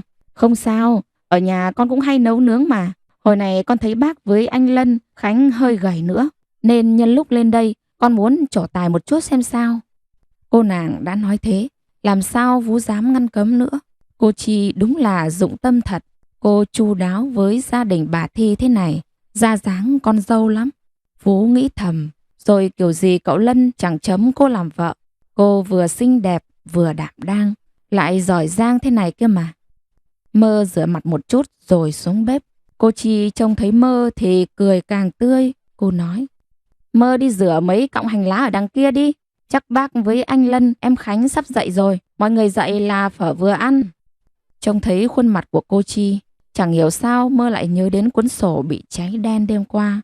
Vết bỏng trên tay giống như bị ai đó bấu vào, đau điếng, rát buốt, khiến cô lặng cả người. Cô Chi thấy Mơ cứ trơ mắt nhìn mình, chứ không đi làm việc thì hơi nhíu mày. Cô dừng việc trên tay, đôi mắt hai mí to tròn đối diện với Mơ. Chẳng ai nói câu gì, nhưng bão bùng nổi lên trong đáy mắt. Mặt hồ tĩnh lặng, trong lòng bỗng nổi sóng to, gió lớn. Không ai nói ra, nhưng chỉ cần nhìn vào là biết không khí lúc này chẳng hề bình thường chút nào.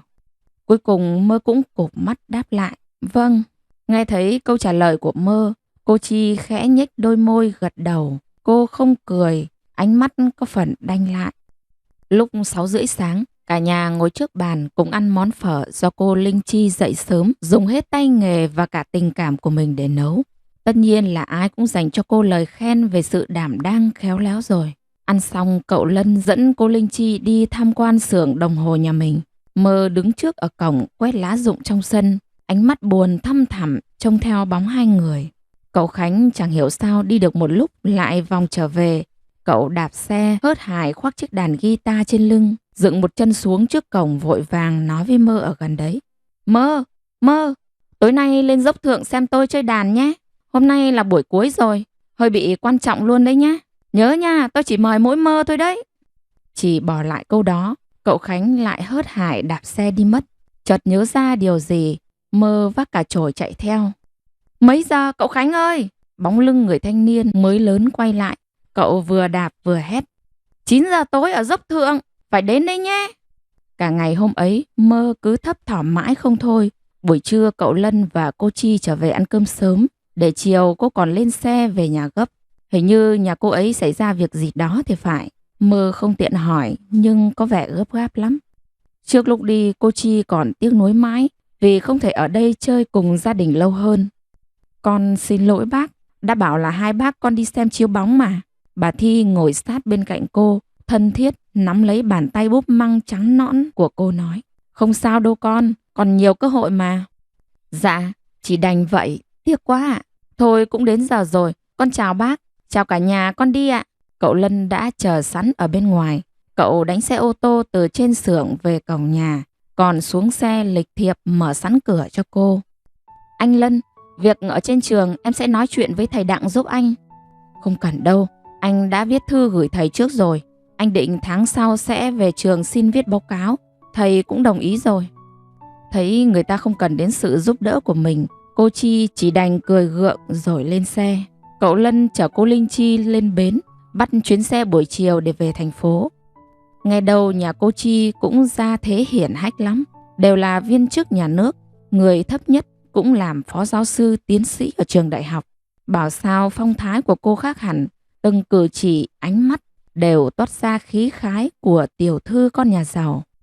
Vú Hến chẹp miệng, nhưng mà cũng chẳng hiểu sao, Vú cứ thấy ở cô cái sự kiêu ngạo, hiếu thắng làm sao ấy. Thôi, chắc có lẽ do Vú nghĩ nhiều, chứ người ta giỏi giang, xinh đẹp, sang trọng như thế, không đến lượt Vú nhận xét đâu. Tiễn cô Chi đi, ba người lần lượt quay vào nhà. Mơ bước chậm chậm phía sau, nghĩ đến lời hẹn của cậu Khánh sáng nay. Cô mím đôi môi, ngón tay xoắn lại với nhau. Bà ơi, tối nay lúc 9 giờ, con có thể ra đây một chút được không ạ? Con sẽ làm xong mọi việc rồi mới đi ạ. Mơ sợ bà không cho đi, bèn thêm một câu hứa. Ai ngờ bà Thi chỉ cười hiền lành, thoáng tính nói. Con đi đi, việc thì có mấy đâu. Lâu lâu Mơ cũng phải cần đi chơi cho biết đó biết đây chứ. Mà đi tối thì nhớ cẩn thận nghe con. Lòng Mơ mừng húm, cô tủm tỉm cười. Dạ vâng ạ, con cảm ơn bà. Bà Thi xoa đầu cô, hiền lành nói. Có gì đâu mà phải cảm ơn. Thôi đi vào trong nhà đi con. Cậu Lân về nhà kịp giờ ăn tối. Có lẽ cậu Khánh xin phép từ trước rồi, cho nên cậu có đi biền biệt cả ngày cũng chẳng có ai thắc mắc. Không biết có phải do Mơ nhìn nhầm hay không, nhưng mà lúc cô bưng cơm lên bàn, ánh mắt chạm phải cậu. Cậu Lân có vẻ mất tự nhiên lắm. Cậu vội đảo mắt nhìn ra chỗ khác ngay. Đã thế vành tay cậu còn đỏ bừng bừng.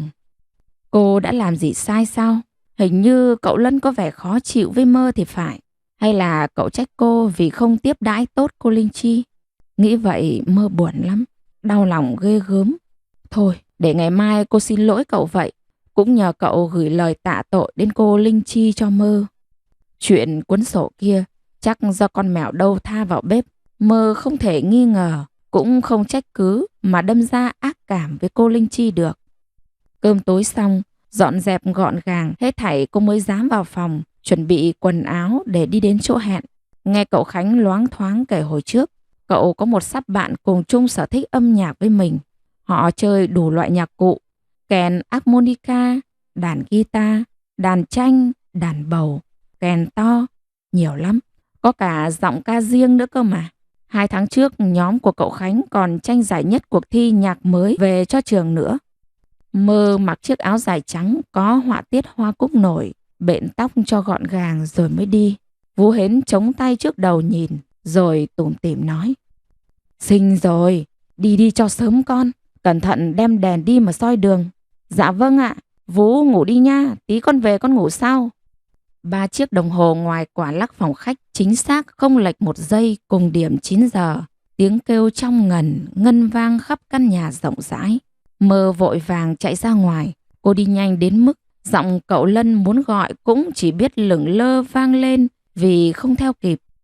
Mơ, khuya rồi em còn đi đâu? Tất nhiên Mơ chẳng nghe thấy giọng nói ngỡ ngàng, xen lẫn hốt hoảng của cậu. Giá mà cô nghe thấy thì sẽ chẳng ngại ngùng mà sướng điên người lên mất. Không hiểu dạo này cậu Lân bị làm sao. Ánh mắt của cậu lúc nào cũng đuổi theo hình bóng của Mơ, người mà cậu vẫn luôn coi như là em gái trong nhà. Khuya rồi, giờ này còn đi đâu nữa? Lại còn ăn diện xinh đẹp như vậy để làm gì? Vài dòng suy nghĩ cứ quẩn quanh trong đầu cậu Lân, khiến lòng cậu vừa bất an lại vừa bồn chồn. Không, cậu phải đi theo mới được. Khuya khoắt như thế này, Mơ là thân con gái, nguy hiểm lắm. Có lẽ cậu không phát hiện ra, nghĩ đủ mọi lý do, cũng chỉ tại lòng cậu hốt hoảng, nóng nảy không yên mà thôi. Cậu coi Mơ như là em gái trong nhà, mà lúc nào cũng phải quan tâm đến cô chứ. Bước chân nhẹ nhàng của người đàn ông vội vàng theo sau người con gái, lặng lẽ âm thầm, người đi trước kẻ đi sau. Lúc này tầm mắt cậu chỉ có bóng lưng thanh mảnh mà duyên dáng của Mơ. Trái tim vẫn luôn dồn dập một nỗi niềm không thể nào lý giải được. Cứ nghĩ đến việc Mơ đi hẹn hò với người cô thích trong đêm hôm khuya khoắt như thế này, trong ngực cậu Lân tưng tức lạ thường. Bực thật, dốc thượng hôm nay đông người ngồi quá, ghế nhựa để san sát nhau chẳng còn khe hở, ánh đèn điện màu vàng chập trùng khắp nơi, soi rõ cả mặt người. Mơ đứng ngơ ngác ở một góc nhìn. Trên sân khấu nhỏ có 2 cô cậu đang chơi đàn bầu, hát một điệu dân ca. Không biết cậu Khánh đứng ở bên cánh gà nhấm nháy điều gì với 2 đứa bạn của cậu mà họ trông thấy Mơ như bắt được vàng, hí ha hí hửng. Chỗ của chị Mơ ở đây, anh Khánh dặn chúng em kỹ lắm rồi. Chị có muốn uống nước không? Ở đây chúng em có nước sấu, nước Mơ, nước hết rồi. 2 cậu trai chắc nhỏ hơn cậu Khánh 1 tuổi.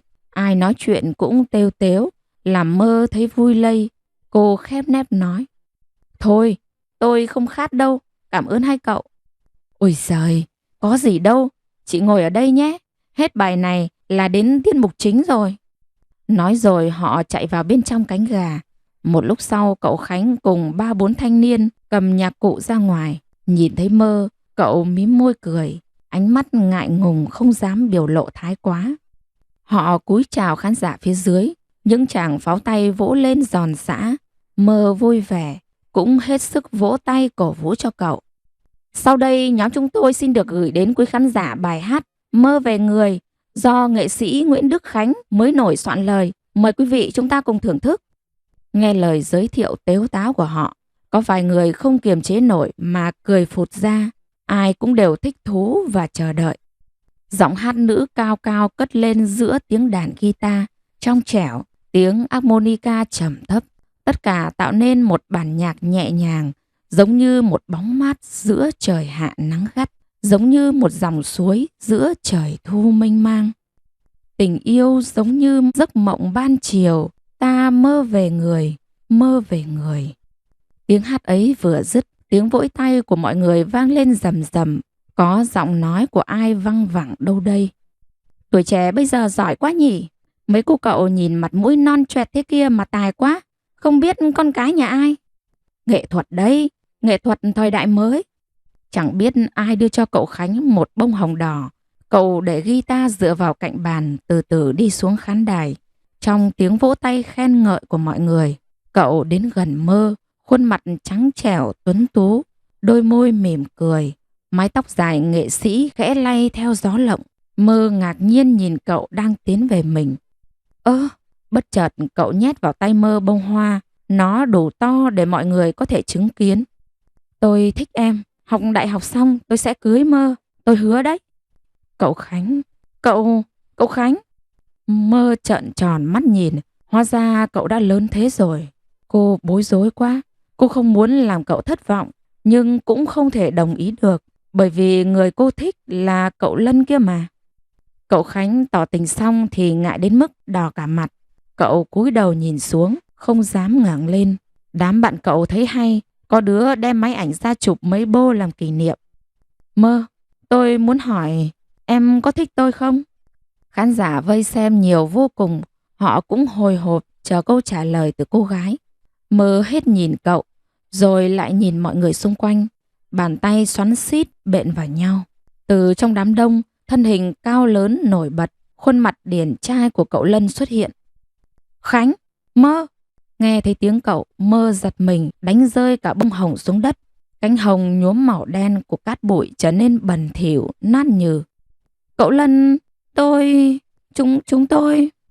Cậu Khánh hình như chẳng mấy quan tâm đến sự xuất hiện của anh trai. Cậu vội vàng đặt hai tay lên vai Mơ, kéo cô quay đầu về phía cậu. Ánh mắt nhuộm những tia sáng xoáy sâu vào mắt Mơ. Cậu cúi đầu nói, kệ anh ấy, Mơ trả lời đi. Vẻ mặt của cậu Khánh chân thành quá. Mơ sợ cô từ chối, cậu sẽ đau lòng lắm. Không ngờ cậu Khánh lại muốn cưới cô. Cô chỉ là người hầu nhà bà thôi mà. Dù gắn bó đã lâu, nhưng cô luôn ý thức được thân phận và vị thế của mình. Cô nào có xứng với tình cảm của cậu đâu. Với lại chẳng qua bây giờ, cậu vẫn còn ở nhà. Cuộc sống chỉ xoay quanh những gương mặt gần gũi. Mai này cậu lên thành phố học hành rồi thành tài, cậu sẽ gặp được người xứng đáng với mình hơn thôi. Như cô Linh Chi và cậu Lân vậy. Mơ mím môi, đôi mắt cô long lanh nước. Cô cay đắng trả lời. Cậu Khánh, tôi... Bất chợt có bàn tay to lớn, sắc bén như gọng kìm, giằng tay Mơ khỏi màn gặng hỏi của cậu Khánh. Cậu Lân nhíu mày, kéo cô ra phía sau lưng mình che chở. Cậu bực mình nói, Khánh, đừng có ép Mơ. Hình như cậu Khánh cũng nhận ra tình cảm của mình làm Mơ thấy sốc. Nhưng cậu thực sự muốn nghe câu trả lời của Mơ mà. Những giọt nước mắt âm thầm rơi trên khuôn mặt của người con gái. Khán giả xung quanh không nghe được câu trả lời, lại còn chứng kiến cảnh tranh giành của hai người nọ. Họ rủ rỉ nói với nhau. Thế rốt cuộc có đồng ý không thì bảo. Khóc rồi, làm gì mà phải khóc? Trả lời đi xem nào. Cậu Lân liếc nhìn những gương mặt xung quanh một lượt, không nói không rằng, nắm tay Mơ kéo đi. Phía sau cậu Khánh định đuổi theo giải thích, nhưng mấy đứa bạn của cậu vội vã ngăn lại. Mỗi người một câu khuyên can. Thôi, chị Mơ khóc rồi, đợi người ta bình tĩnh rồi kín đáo mà hỏi. Cô gái là giọng hát chính híp mắt nhìn một lượt, suy ngẫm rồi bình luận thêm. Thế nào người ta cũng từ chối, nhìn là biết mà. Mấy đứa bạn nghe thế thì nạt ầm lên. Chị, im đi nào. Cậu Khánh nhìn theo hướng hai người vừa đi, suy nghĩ một chút rồi chắc nịch nói. Không, nhất định tôi sẽ cưới Mơ. Đường về nhà không xa cũng chẳng gần. Mơ sụt sịt mãi không thôi. Ống tay áo lem nhem nước mắt. Mái tóc bị gió thổi dính bết vào cả mặt. Cậu Lân vẫn nắm chặt tay Mơ, dắt cô men theo dặng xoăn đào để trở về. Qua một dãy nhà, giọng nói trầm thấp của cậu dịu dịu vang lên. Sao không lau bằng khăn tay anh đưa? Mơ nắm lấy tay áo quệt mặt nói. Tôi sợ làm bẩn khăn cậu ạ. Hâm mà, em không phải lo việc đấy đâu. Lau vào đây hỏng hết áo đẹp ra. Trăng tròn vằng vặc sáng như gương trên bầu trời. Gió hạ thổi hoa xoan phơn phớt bay. Mùi hương thoang thoảng khẽ khàng, giống như một tấm lưới giăng lấy trái tim con người. Tiếng dế kêu trong lòng đất, tiếng chó nhà ai đằng xa vọng lại, tiếng bài hát phát ra từ chiếc radio cũ thi thoảng lại vang lên rè rè. Hai chiếc bóng in trên mặt đất, lồng vào nhau lúc tỏ lúc mờ. Không ai nói gì, Nhưng bàn tay nóng ấm của cậu vẫn siết chặt lấy tay Mơ. Sườn mặt góc cạnh, chiếc mũi cao tuấn tú, mùi gỗ hương thoang thoảng trên vạt áo cậu. Chỉ một lúc này thôi, để Mơ được sống thật với cảm xúc của mình. Chỉ ước sao quãng đường này dài thêm một chút, một chút. Trên bầu trời, vì tinh tú thi thoảng lại lóe sáng, trăng hôm nay thật đẹp. Không biết cậu Lân đã nghe thấy lời tỏ tình Mơ của cậu Khánh chưa? Hay cậu nghe rồi nhưng lảng tránh không muốn nhắc đến? Mơ không rõ, cô không hiểu lòng cậu. Một lúc sau cậu Khánh cũng đạp xe về đến nhà. Mơ nghe thấy tiếng cậu và bà Thi từ ngoài sân vọng lại. Mẹ, con muốn lấy Mơ, sau này con sẽ lo cho cô ấy. Bà Thi vô cùng ngạc nhiên, bà mở to mắt quan sát cậu, đoạn tủm tỉm cười nói. Con còn nhỏ để quyết định chuyện này. Con lớn rồi, con không coi Mơ là người hầu, con coi cô ấy là một người bạn, là người nhà mẹ ạ.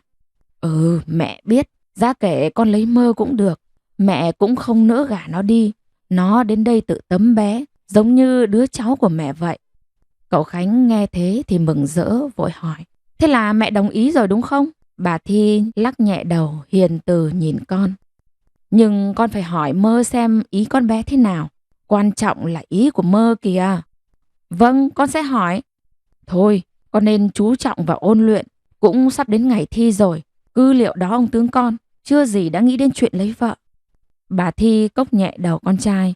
Bà mắng yêu con rồi quay vào nhà. Mơ nép mình trong bếp tránh mặt đi. Bà Thi nói đúng. Sắp đến kỳ thi quan trọng của cậu Khánh rồi. Cô không nên từ chối cậu ngay lúc này. Cô sợ cậu tổn thương, tâm thế không ổn định sẽ ảnh hưởng đến kết quả. Đành đợi đến khi cậu thi xong vậy. Lúc ấy cô nhất định sẽ đưa ra lời từ chối. Cậu Khánh ơi, tôi xin lỗi. Dạo này cậu Khánh không có cơ hội trò chuyện với Mơ. Hình như cô đang tránh mặt cậu thì phải. Cứ mỗi lúc cậu muốn hẹn gặp, cô lại biến đâu mất tăm tích. Hay lại Mơ ngại? Chỉ có thể là thế. Từ hôm ấy đến nay, trong lòng cậu Lân lúc nào cũng nóng nảy lạ thường. Rõ ràng là cậu đã chứng kiến hết, cũng đã nghe thấy rõ ràng lời tỏ tình. À, không phải nói là lời cầu hôn mới đúng. Cậu cứ tưởng Khánh nó chỉ là một đứa trẻ con, chưa biết yêu đương là gì. Thế mà không ngờ nó lại dám nói ra những lời ấy. Nhưng ngạc nhiên chỉ là chuyện thường. Không hiểu sao tối ngày ấy, lúc Khánh đặt tay lên vai Mơ, những lời tỏ tình, cậu sốt ruột đến mức chỉ muốn lao đến kéo Mơ đi ngay. Chỉ muốn bắt cô nói ra lời từ chối ngay lập tức. Cậu không biết mình bị làm sao nữa. Khi đó phải kiềm chế lắm mới không mắng cho thằng Khánh một trận. Không ngờ có một ngày, một người điềm tĩnh, lúc nào cũng giữ vững lý trí như cậu, cũng có những ngày như thế. Cũng không biết tại sao, hôm nào cậu cũng nhìn trộm Mơ mấy hồi. Đến lúc cô cảm giác được, vô tình đối mặt với ánh mắt của cậu, cậu lại bối rối cúi đầu. Chẳng lẽ cậu cũng giống như Khánh, thích Mơ? Càng nghĩ lại càng thấy lòng mình rối bời. Cánh cửa sổ bật mở, từng làn gió hạ ào vào cả phòng. Con lắc đồng hồ đung đưa qua lại, ánh đèn màu vàng hắt ra cả bên ngoài. Đêm nay trăng không đẹp như hôm qua. Một nửa vầng trăng lẫn trong bóng mây đen, nhìn mãi không thấy đáy. Sao cũng thưa thớt. Ngoài cửa sổ, cây ngọc lan sừng sững. Bàn tay cậu cũng lạnh lẽo không ấm bằng hôm qua. Trái tim cũng thế, không đập nhanh và mạnh như hôm qua. Cận kề ngày cậu Khánh đi thi đại học, Mơ và bà đi chùa cầu xin đỗ đạt. Mơ còn xin bùa may mắn về để tặng cậu nữa.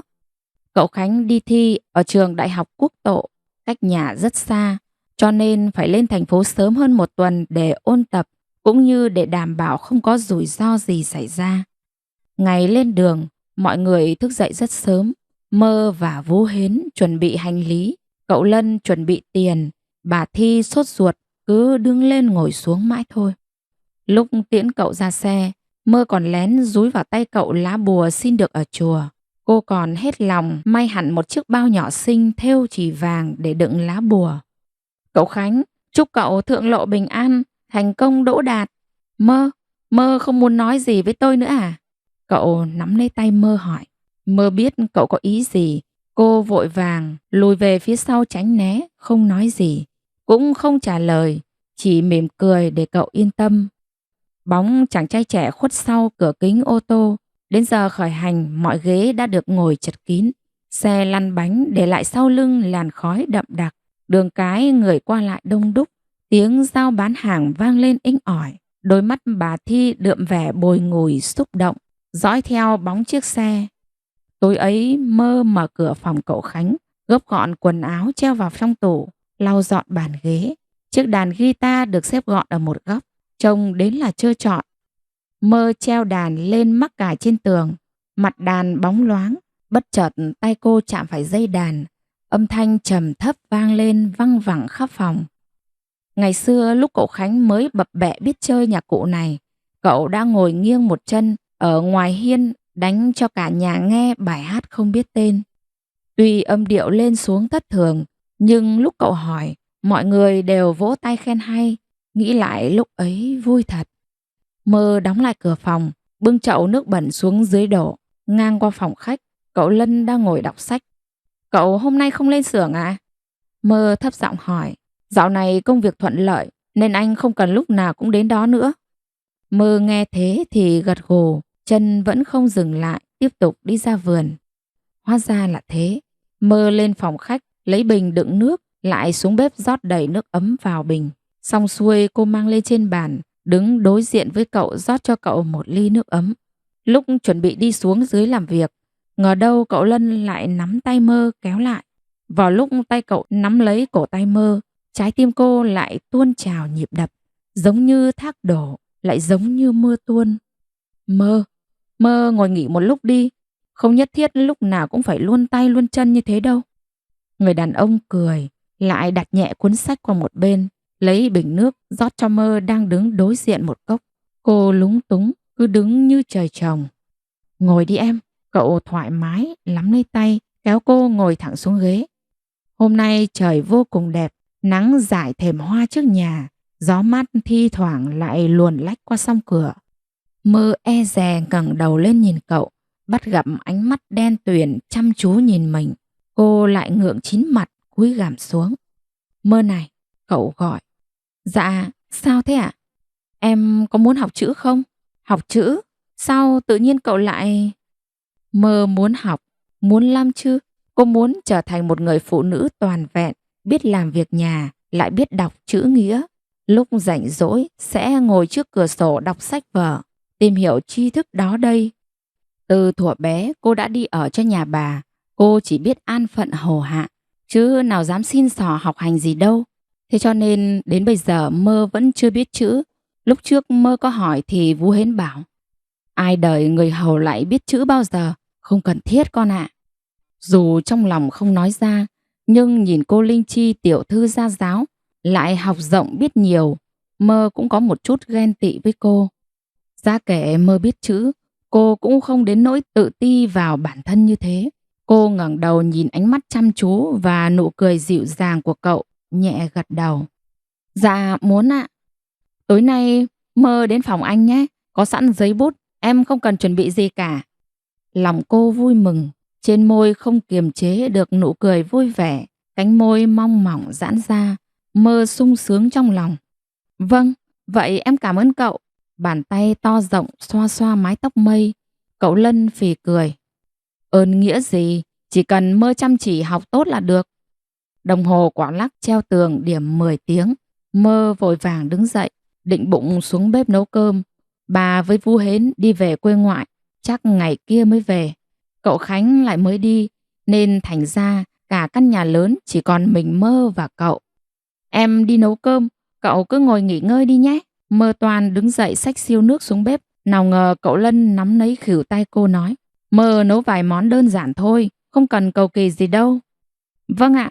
Nắng luồn qua giàn bầu trong vườn nhà, chiếu xuống mấy lu nước. Mặt nước sóng sánh mát mẻ, lấp lánh như vàng ròng.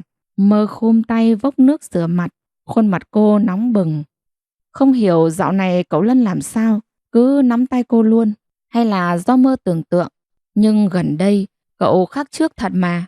Hay nói chuyện với cô hơn, quan tâm, cũng hay hỏi han lo lắng cho Mơ nữa.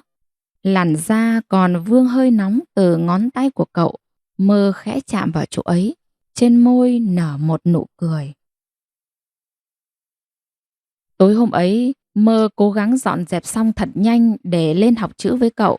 Buổi chiều cô có mua được mấy cái bánh dẻo rất ngon. Mơ xếp ra đĩa, định chút nữa sẽ đem lên phòng cho cậu ăn vặt. Tắm rửa làm xong hết công việc, Mơ mới đốt đèn lên tầng học chữ. Cô mặc áo cổ lá sen màu xám dài tay, quần vải đen, kín cổng cao tường hết mức. Không phải Mơ sợ sệt, dù cô thích cậu thật, nhưng Mơ cũng có lòng tự trọng của riêng mình.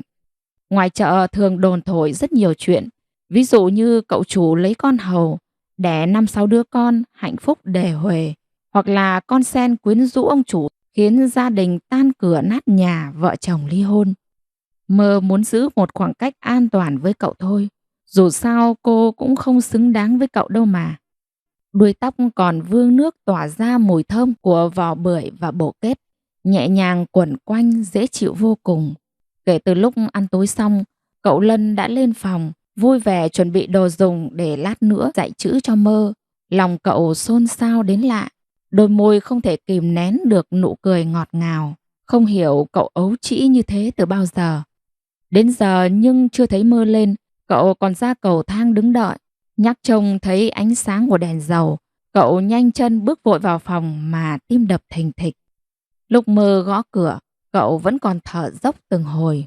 Chỉnh trang lại quần áo, tóc tai, lại ngồi an vị trên ghế, cậu mới dám cất giọng. Vào đi em. Cánh cửa gỗ mở rồi lại đóng. Mơ hôm nay thả buông mái tóc dài. Tóc của cô đen và dày, bồng bềnh như mây. Mơ đặt đĩa bánh lên bàn, ngồi vào chiếc ghế cách ghế cậu một đoạn rồi nói. Hồi chiều em mua ngoài chợ, bánh dẻo mà ngon lắm cậu. Mơ cầm lấy một chiếc bánh dẻo nhân khoai mật đưa cho cậu, rất tự nhiên như thế. Cậu Lân há miệng, cắn bánh trên tay Mơ giật điếng cả người. Ngọt lắm, Mơ cũng ăn đi. Cậu Lân cười khẽ, ánh mắt nhìn cô chăm chú. Mơ lạ lẫm nhìn cậu. Hôm nay cậu làm sao ấy? Hay cậu lại trêu Mơ hả? Cậu trêu em à? Không, ngọt thật mà. Không tin thì Mơ cứ ăn thử là biết. Cô gái đỏ bừng cả mặt, cúi đầu ngượng nghịu dúi bánh vào tay cậu không thèm đáp. Bên tai văng vẳng tiếng cười thích thú của người đàn ông nào đó. Ánh đèn soi tỏ hai má hồng rực của cô gái. Mơ ngoan ngoãn khoanh tay lên bàn. Trên trán cô đổ mồ hôi ròng ròng vì căng thẳng. Mắt nhìn theo tay đang lật sách của cậu. Đừng căng thẳng, em cứ thoải mái, học chữ không khó đâu. Dạ vâng ạ. Mơ đã biết được chữ nào rồi? Tên của cậu thì cô đã thuộc lào lào rồi. Nghĩ trong đầu như thế, nhưng Mơ không dám nói, chỉ nhìn cậu lắc đầu. Không sao, vậy thì trước tiên chúng mình sẽ học các nét trước, sau đó học đến chữ cái. Cậu vỗ nhẹ vai cô trấn an. Ánh sáng đèn chụp soi trang giấy trắng, bút mực còn vương hơi ấm của con người. Từng nét ngang, nét móc, đậm nhạt in trên mặt giấy. Mơ chú tâm viết chữ, thi thoảng lại ngẩng đầu lên nhìn cậu Lân. Anh ngồi tựa lưng vào ghế, cuốn sách buộc chỉ ở gáy, thi thoảng lại lật dở từng trang. Sườn mặt tuấn tú, chiếc mũi cao cao, sống mũi thẳng, đôi mắt sâu sắc đang hết sức chăm chú. Mơ mỉm cười trong lòng, con tim đập từng nhịp, xốn sang vô cùng. Nến ở bàn cháy hết, Mơ cũng khoanh tay ngủ lúc nào không biết. Một bên má cô dính hẳn xuống tờ giấy còn chưa khô đường mực, mắt nhắm nghiền, ngủ mê man không biết trời đất là gì. Đến khi cậu Lân gấp cuốn sách lại, quay sang kiểm tra bài của Mơ, mới hay cô đã ngủ. Cậu sững người một lúc, rồi chợt mỉm cười, bàn tay nắm lại chống lên vầng trán, yên lặng ngắm nhìn. Hương bưởi trên mái tóc làm say lòng người, ngón tay đàn ông thon dài khe khẽ, vuốt ve vài sợi tóc thơm tho. Làn da con gái mềm mại, trong ngần, đẹp đẽ như một thứ lụa là quý báu. Hàng mi cong rẻ quạt, cậu Lân giống như một kẻ đang say tình, cứ mê man đụng chạm, vuốt nhẹ nhẹ. Cậu thích Mơ lắm, thích vô cùng, chẳng biết từ lúc nào nữa. Nhìn thấy cô nói chuyện với người con trai khác không phải mình, cậu vừa đau lòng lại vừa ghen ghét. Mà khi trông thấy, cậu chỉ muốn tìm mọi cách để cô dính lại gần cậu, ở sát ngay bên cạnh, vươn tay là có thể chạm vào. Có lẽ cuộc đời này chỉ cần như thế là đủ. một ấm trà ngon, một cuốn sách hay, một người để mà thương, mà nhớ. Bất chợt hàng mi ấy rung lên khe khẽ, đôi mắt đen huyền hoặc say ngủ mở ra. Mơ híp mắt, nhăn mặt rồi dụi liên hồi. Cậu Lân vội cầm tay Mơ siết lại. Đừng dụi mắt Mơ, không tốt. Nếu em buồn ngủ thì đi ngủ thôi. Hôm nay học đến đây là được rồi. Mơ tỉnh cả người, cô ngơ ngác nhìn giấy, lại ngu ngơ nhìn đôi môi đang nói chuyện với mình. Dạ xin lỗi cậu, em ngủ quên ạ. Không sao, chắc Mơ mệt lắm rồi. Lẽ ra anh phải biết. Hình như cậu tự trách mình vì ép Mơ học quá lâu. Đôi lông mày thường ngày luôn điềm tĩnh thì giờ nhíu cả lại, mắt cậu cũng thoáng buồn phiền. Không, em không mệt đâu cậu. Giờ em viết liền trang này nữa rồi nghỉ cả thể nhá. Hình như cậu Lân vẫn lo lắng. Cậu lắc nhẹ rồi bảo. Thôi đến đây là được rồi, về nghỉ đi em. Dạ, vậy em xuống nhà đây. Mơ xách ngọn đèn dầu, xoay tay nắm mở cửa. Trong ánh đèn leo lét, giọng cậu vang lên một lần nữa, giống như hỏi han, giống như thăm dò. Mơ này, liệu em đã thích ai chưa? Nghe câu đó, cả người cô gái chợt khựng lại. Mơ cúi thấp đầu, mím chặt đôi môi, không gian giống như một dây đàn căng ra hết cỡ. Mơ dứt khoát mở cánh cửa bước ra ngoài, chỉ nhàn nhạt nói một câu. Em có yêu một người. Cánh cửa từ từ khép lại, cuốn sách trong tay cậu Lân rơi xuống đất kêu bộp một cái. Tấm lưng rộng lớn, bờ vai chắc chắn khẽ run rẩy. Cậu cau mày, tay nắm chặt lại, chống lên vầng trán. Mơ thích ai cơ? Khánh sao? Nếu hôm đó cậu không nhanh tay kéo Mơ lại, có phải là cô đã đồng ý với đề nghị của Khánh không?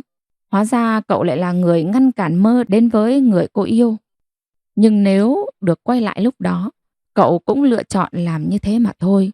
Cậu không thể trơ mắt nhìn người con gái mình thích đồng ý lời hứa cầu hôn của người khác không phải cậu, dù là Khánh cũng không được. Hàng lông mày nhíu chặt lại, một người lúc nào cũng lý trí, luôn luôn kiểm soát mọi thứ như cậu, lần đầu tiên được nếm mùi vị của sự ghen tị. Hóa ra ghen tị lại có vị như thế, cay đắng, buồn khổ, muốn nhưng không thể nào có được. Đau đớn như nổ tung cả lồng ngực. Nếu Mơ biết được bộ mặt xấu xí của cậu lúc này, chắc chắn cô sẽ tìm cách tránh xa cậu nhất có thể. Đây cũng là lần đầu tiên trong cuộc đời cậu Lân nếm mùi thất bại. Người thuộc phái hành động không bao giờ ngồi im như cậu, lại phải gánh chịu nỗi muộn phiền, ưu tư và buồn bã đến vậy. Không được, cậu không thể khoanh tay ngồi nhìn như thế. Lần đầu tiên cậu thích một người, không thể để mất cô dễ dàng như vậy được. Dù bằng cách nào, cậu cũng phải thổ lộ lòng mình với Mơ, kể cả có nhận được lời từ chối đầy cay đắng. Cậu cũng chân thành chúc phúc cho Mơ và người cô yêu. Đêm ấy trăng sáng vằng vặc, có hai người trằn trọc chẳng thể ngủ nổi. Một người nhớ lại khoảng thời gian được ở riêng bên người mình thích, lòng hân hoan sượng sùng. Một người vắt tay lên trán nghĩ ngợi, khó chịu thở dài từng hơi. Hôm nay phố huyện nhỏ bỗng đổ mưa rông rền rĩ, mưa to đến mức cây cối gãy rạp cả xuống. Ngô lúa ở ngoài đồng không đủ sức chống chọi với sự gay gắt của thiên nhiên, thi nhau đổ rào rào. Cả buổi sáng bầu trời âm u tăm tối, thi thoảng sấm sét rạch ngang như muốn cưa đôi bầu trời. Chợ cũng không họp nên Mơ chẳng mua được gì, chỉ đành hái rau trong vườn rồi hâm lại thức ăn ngày hôm qua.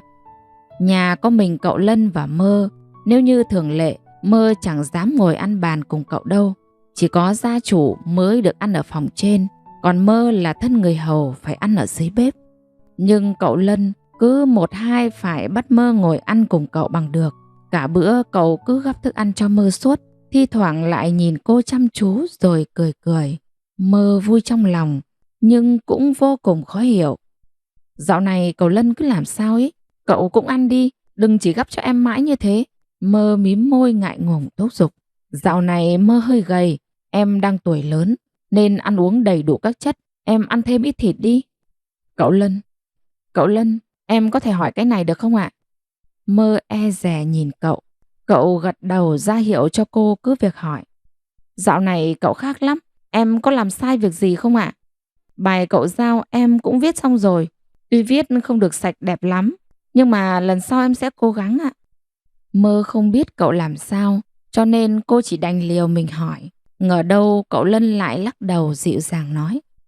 Sao em lại nói thế? Mơ đã rất cố gắng rồi, chữ cũng đẹp nữa, có tiềm năng lắm. Chỉ là dạo này... Cậu híp đôi mắt sâu lững lờ, cô càng tò mò. Sao à? Anh thấy Mơ xinh xắn dễ thương, cho nên mới nhìn em nhiều một chút. Nếu Mơ thấy không thích thì cho anh xin lỗi nhé. Không, không sao ạ. Mơ nghẹn ngào cúi đầu thẹn thùng. Thế tức là anh được nhìn đúng không? Cậu thấy Mơ đỏ bừng mặt, lại càng muốn trêu chọc cô. Em... Cậu ăn món này đi ạ.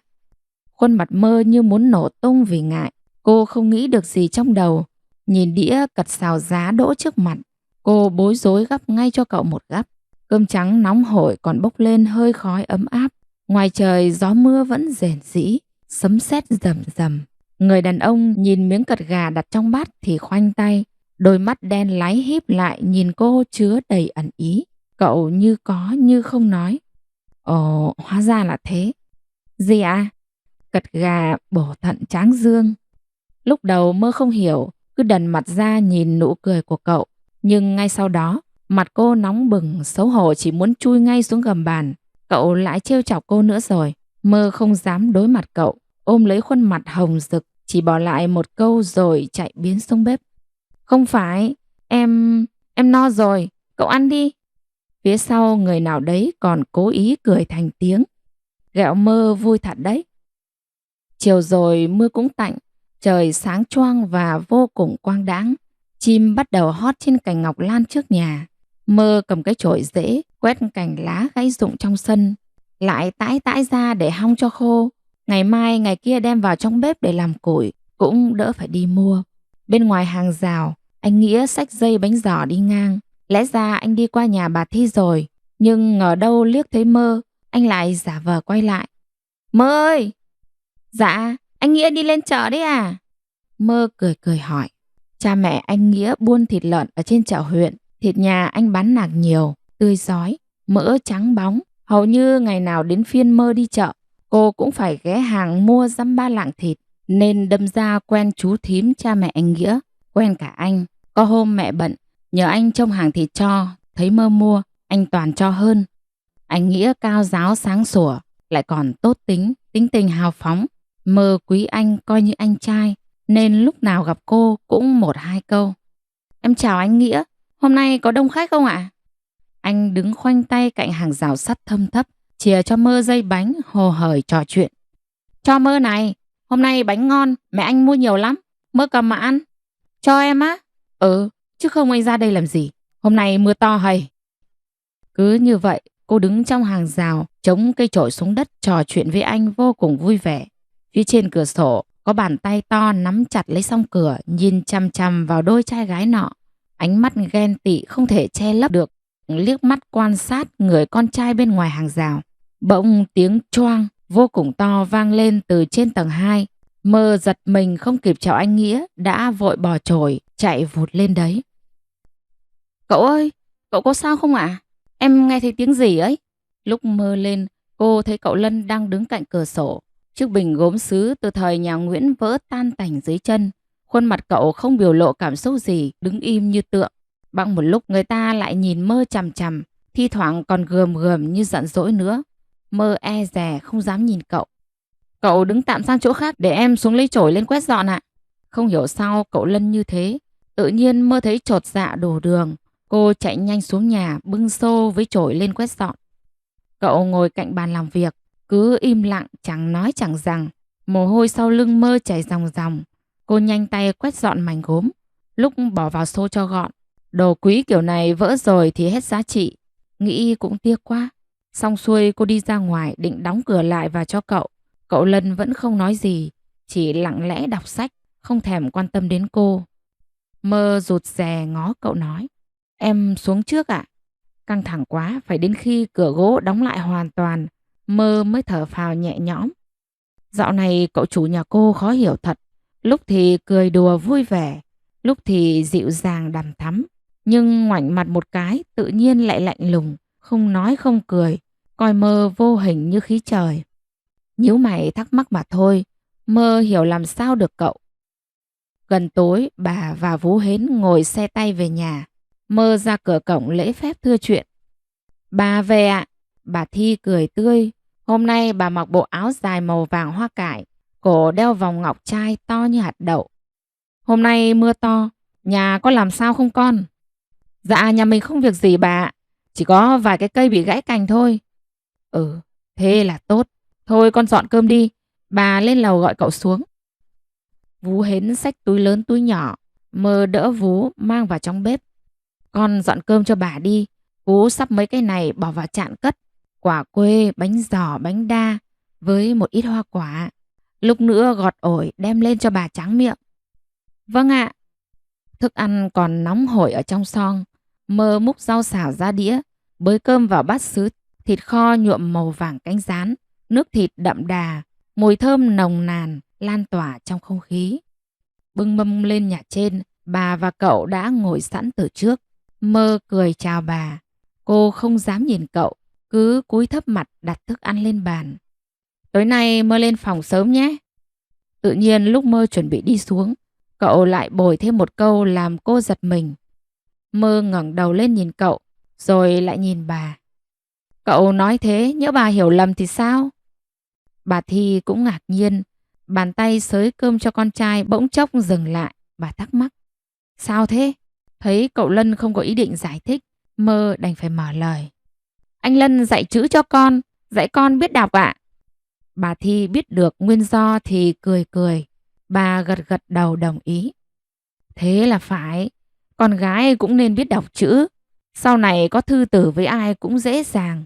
Hồi trước bà đã nghĩ đến việc nhờ Lân hoặc Khánh dạy chữ cho Mơ rồi. Nhưng công việc lu bu, thế nào lại quên bẵng đi mất. Nay Lân nó chủ động dạy Mơ thế là tốt. Thấy bà vui vẻ, Mơ cũng hớn hở. Đôi môi phớt hồng nhếch lên mỉm cười. Cô liếc về phía cậu. Nào ngờ cậu Lân vẫn híp mắt nhìn cô chằm chằm. Mơ đành cúi đầu nhẹ tay nhẹ chân đi xuống bếp. Hay là xin phép cậu thôi không lên nữa nhỉ? Nhưng cậu đã nhắc thế rồi. Không lên cũng không được. Nhìn cậu đáng sợ quá, Mơ không dám. Ăn uống, dọn dẹp, tắm rửa xong xuôi. Một tay Mơ ôm sách bút. Một tay cầm ngọn đèn dầu nhẹ bước lên cầu thang. Đến trước cánh cửa gỗ phòng cậu.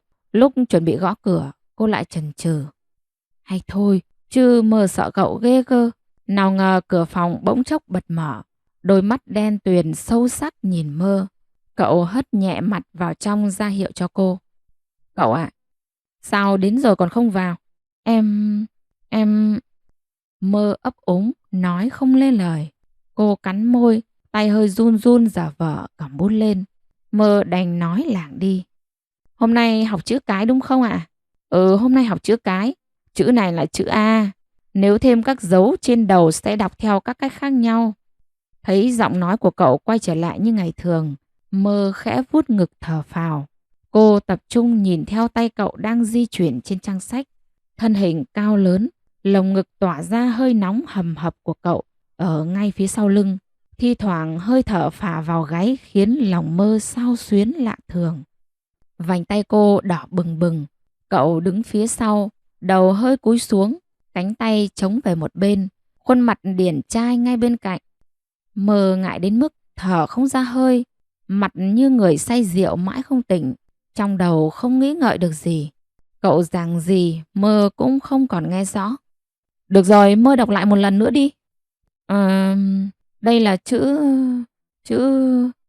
Thấy Mơ ấp úng mãi không được một câu, cậu Lân khẽ nhìn cô, đôi môi mỏng mỏng nhếch lên. Đột nhiên Mơ thấy đầu mình hơi đau đau. Cô ôm lấy chỗ vừa bị cậu cốc, ngơ ngác ngẩng lên nhìn. Mơ bình tĩnh, nghe anh đọc lại nhé. Cậu Lân giao cho Mơ tuần này học xong bảng chữ cái. Cô ôm lấy quyển sách chuẩn bị về nhà dưới. Phía sau người nào đó nắm chặt tay lại, khẽ đưa lên miệng khụ một tiếng. Mơ thắc mắc quay lại tưởng cậu gọi mình. Mơ này. Dạ sao thế ạ? Người con trai buổi chiều hôm nay đứng nói chuyện với em ngoài hành lang, ngoài hàng rào là người yêu của em à? Không biết có phải Mơ nghe nhầm hay không? Đến từ người yêu giọng cậu tự nhiên nặng nề, mãi mới thốt lên thành lời. Giống như gằn giọng, lại giống như cắn răng mới nói ra được. Cô nghe thế thì ngạc nhiên, ngờ ngợ nói. Anh Nghĩa ạ, không phải đâu cậu, anh ấy là bạn của em thôi. Hóa ra là vậy. Cậu Lân tuy gật đầu nhưng vẫn không yên tâm, ngập ngừng mãi cậu mới hỏi. Mơ, Mơ nghĩ sao về anh? Giống như chớp giật ngang tai, Mơ trợn tròn mắt không thể tin vào những gì mình vừa nghe được. Cô lắp bắp. Dạ, em không hiểu ạ. Ít khi thấy cậu Lân đỏ mặt, vậy mà tự nhiên hôm nay từ khuôn mặt đến vành tai cậu lại đỏ bừng lên kỳ lạ. Trong ánh đèn leo lét, có lẽ Mơ không nhìn rõ. Cậu Lân mím môi. Thì chính là ý đó. Về tình cảm, em nghĩ sao về anh? Hay là cậu hỏi, Mơ thấy cậu là người như thế nào? Nghĩ thế cô trả lời luôn. Em thấy cậu rất... Từ từ, Mơ cứ quay về suy nghĩ thật kỹ rồi hẵng nói. Cậu xua xua tay trước khi cô định cất lời. Lỡ Mơ từ chối thì sao? Cậu thực sự không dám nghe, chỉ đành chọn cách trốn tránh. Mơ không hiểu, nhưng thấy cậu mệt, cô nhanh lẹ chân kéo cửa rồi đi xuống. Hôm ấy Mơ trằn trọc đến tận gà gáy sáng, băn khoăn về câu hỏi của cậu. Cậu hỏi thế là sao nhỉ? Sáng sớm trên phố huyện nhỏ, bầu trời thoáng đãng xanh màu nước biển, mặt trời đã lên lưng chừng núi. Vài tia nắng vàng nhạt rực rỡ chiếu trên con đường bê tông mới làm. Thi thoảng vài con chim đậu trên giàn bầu, hăng say đuổi bướm tìm sâu trong vòm lá. Đầu hè sàn gỗ đặt một chiếc bàn thấp. Thời tiết hôm nay mát mẻ, mùi hoa bưởi thơm phưng phức lượn lờ khắp nhà. Bà Thi ngồi trên ghế gỗ, bàn tay đã nhuốm màu tuổi tác hằn lên những khớp xương gầy gò. Sáng nay cậu Lân đi sớm không Mơ? Mơ đứng bên cạnh, châm trà cho bà. Hoa bưởi hái từ cây bưởi trong góc sân vườn, phơi cho kiệt khô, rồi mới đổ vào trong hộp. Thi thoảng đẹp trời bỏ ra uống, tận hưởng không khí, tâm hồn cũng thấy thoải mái. Dạ cậu đi sớm bà ạ. Con chào mà cậu không kịp thưa lái xe đi luôn. Bà Thi thổi bớt hơi nóng, nhấp môi lấy một ngụm trà nhỏ có vị thanh thanh. Bà gật gù đáp. Chắc trên xưởng có công việc gì gấp hay sao? Không biết thằng Khánh thí thố thế nào rồi. Lo quá. Nhớ đến cậu Khánh, Mơ cúi mặt lặng im nghe. Bà Thi nhìn cây ngọc lan ngoài sân nhà. Bầu trời cao rộng, chim hót líu lo. Bất chợt bà thở dài thườn thượt. Ngày xưa, ông với bà thường hay ngồi đây uống trà như thế. Nói đủ thứ chuyện, con cái, xưởng đồng hồ. Nay đám cưới ai, mai nhà ai tổ chức tiệc. Đúng là thế sự khó lường. Vật đổi sao rời. Đôi mắt đau thương của bà cụp xuống. Có lẽ do nhớ lại những chuyện đau lòng trước kia. Dòng lệ nóng hổi đong đầy qua đáy mắt. Bà hít một hơi lấy khăn tay thấm đi nước mắt, hiền từ bảo Mơ. Thôi, Mơ đi lấy cho bà quyển kinh Phật ở trong ngăn tủ kia. Bà ngồi một lúc rồi đi lên chùa. Dạ vâng ạ. Ái chà, hôm nay thằng Lực có cái áo mới hay. Anh Lực tự hào ướn ướn lồng ngực. Chiếc áo sát nách kè sọc từng ô. Có hơi quá khổ, nhưng lại tôn lên cơ bắp vô cùng khỏe mạnh của anh. Của cô Thắm mua cho con đấy. Yêu đương hả? Chả thế thì sao chú? Người ta mê con lắm. Hôm nào cũng rình rình sang nhà ngồi chơi. Chú Tường buông cái cưa gỗ, vỗ tay bôm bốp, vừa như chào phúng lại vừa như khen ngợi. Giỏi hay, giỏi hay. Chú cứ tưởng con còn chưa ưng cô này lắm đâu. Anh Lực vênh mặt tự mãn nói. Bác Toàn hút thuốc lá, thở ra một hơi khói, vừa dùng kìm vặn sắt trên tay vừa nói.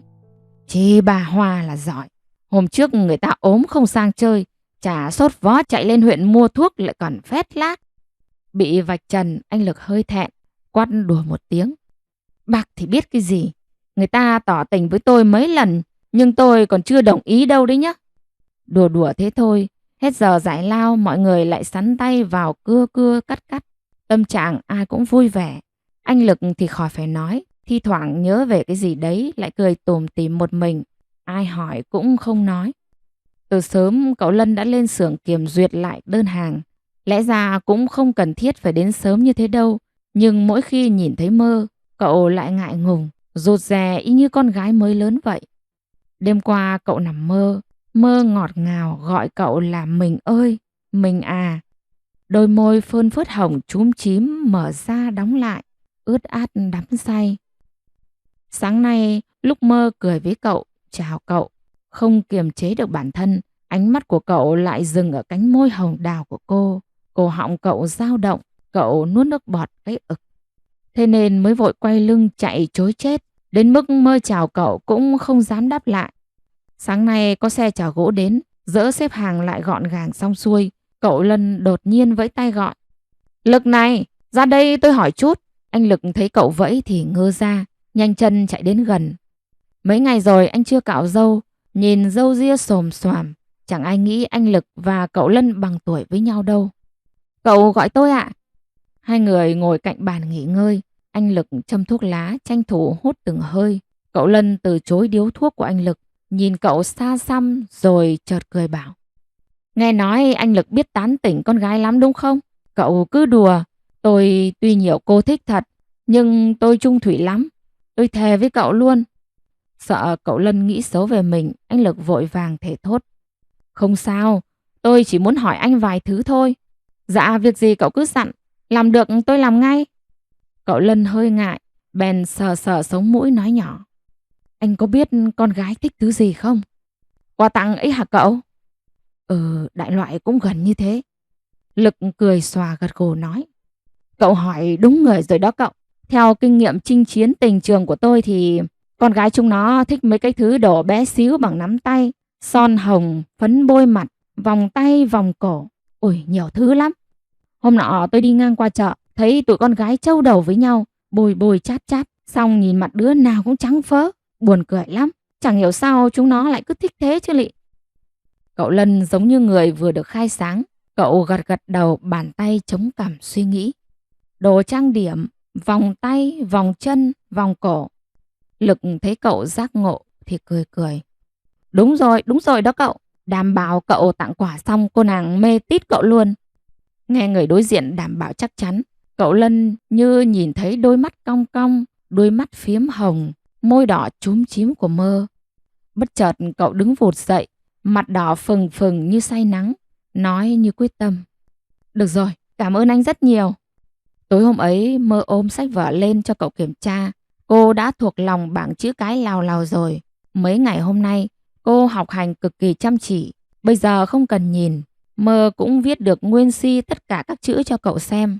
Căn nhà lớn đã tắt ánh đèn từ lâu. Bóng đêm bao trùm lên phố huyện nhỏ xơ xác tiêu điều. Mơ cầm ngọn đèn dầu soi từng bậc cầu thang. Cậu ơi, em vào nhé. Vào đi. May quá, cậu Lân trở lại như bình thường rồi. Không lạnh lùng với mơ như hồi sáng nữa.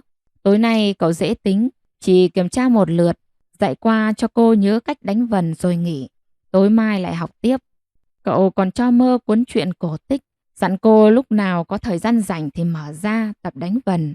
Mơ nhận cuốn sách này từ tay cậu mà lòng mừng húm, vội ôm vào trong lồng ngực như của báu. Đang định xin phép cậu xuống nhà thì cậu gọi. Mơ này, cho em đấy. Cậu đưa cho cô một chiếc hộp bằng kim loại vừa bằng lòng bàn tay. Bên ngoài khắc hoa mộc hương, nhìn đẹp vô cùng. Dạ, cái gì thế cậu? Khó hiểu, cô khe khẽ mở mắc cài, ngó vào xem thử. Bên trong hộp cơ man những lọ nhỏ xíu, dài dài bèn bẹt, còn có cả vòng tay, vòng cổ lấp la lấp lánh. Khuôn mặt mơ thoát hồng rồi lại trắng. Đồ quý như này em không dám nhận đâu. Cô đặt lên bàn trả lại cậu. Cậu Lân thấy thế thì buồn buồn. Cậu cũng ngại hay sao? Ngón tay miết nhẹ nơi sống mũi, chán nản nói. Hóa ra mơ không thích mấy thứ này à? Hay mơ chê anh? Cô nào có dám. Cậu nói oan cho cô quá. Mơ cứ vừa xua tay vừa nói. Không phải đâu cậu. Đồ này quý giá, em không dám nhận đâu. Trong này toàn son phấn với đồ trang điểm. Mơ không nhận thì anh đành phải dùng vậy. Cậu Lân ra vẻ đau khổ, chống tay xuống bàn. Khuôn mặt điển trai vùi vào lòng bàn tay cười thầm. Nhưng bề ngoài vẫn tỏ vẻ buồn khổ không tôi. Ấy chết, thế làm sao được? Lúc cậu thốt ra câu đấy, mơ hoảng hốt chạy đến bịt miệng cậu. Để cô nghe thấy thì không sao. Bà mà nghe thấy kiểu gì bà cũng đổ bệnh nặng. Sao cậu lại nói thế? Cậu Lân cầm lấy tay Mơ, đôi môi mím lại nhịn cười, cố ý phụng phịu. Thì Mơ bảo không cần rồi còn gì.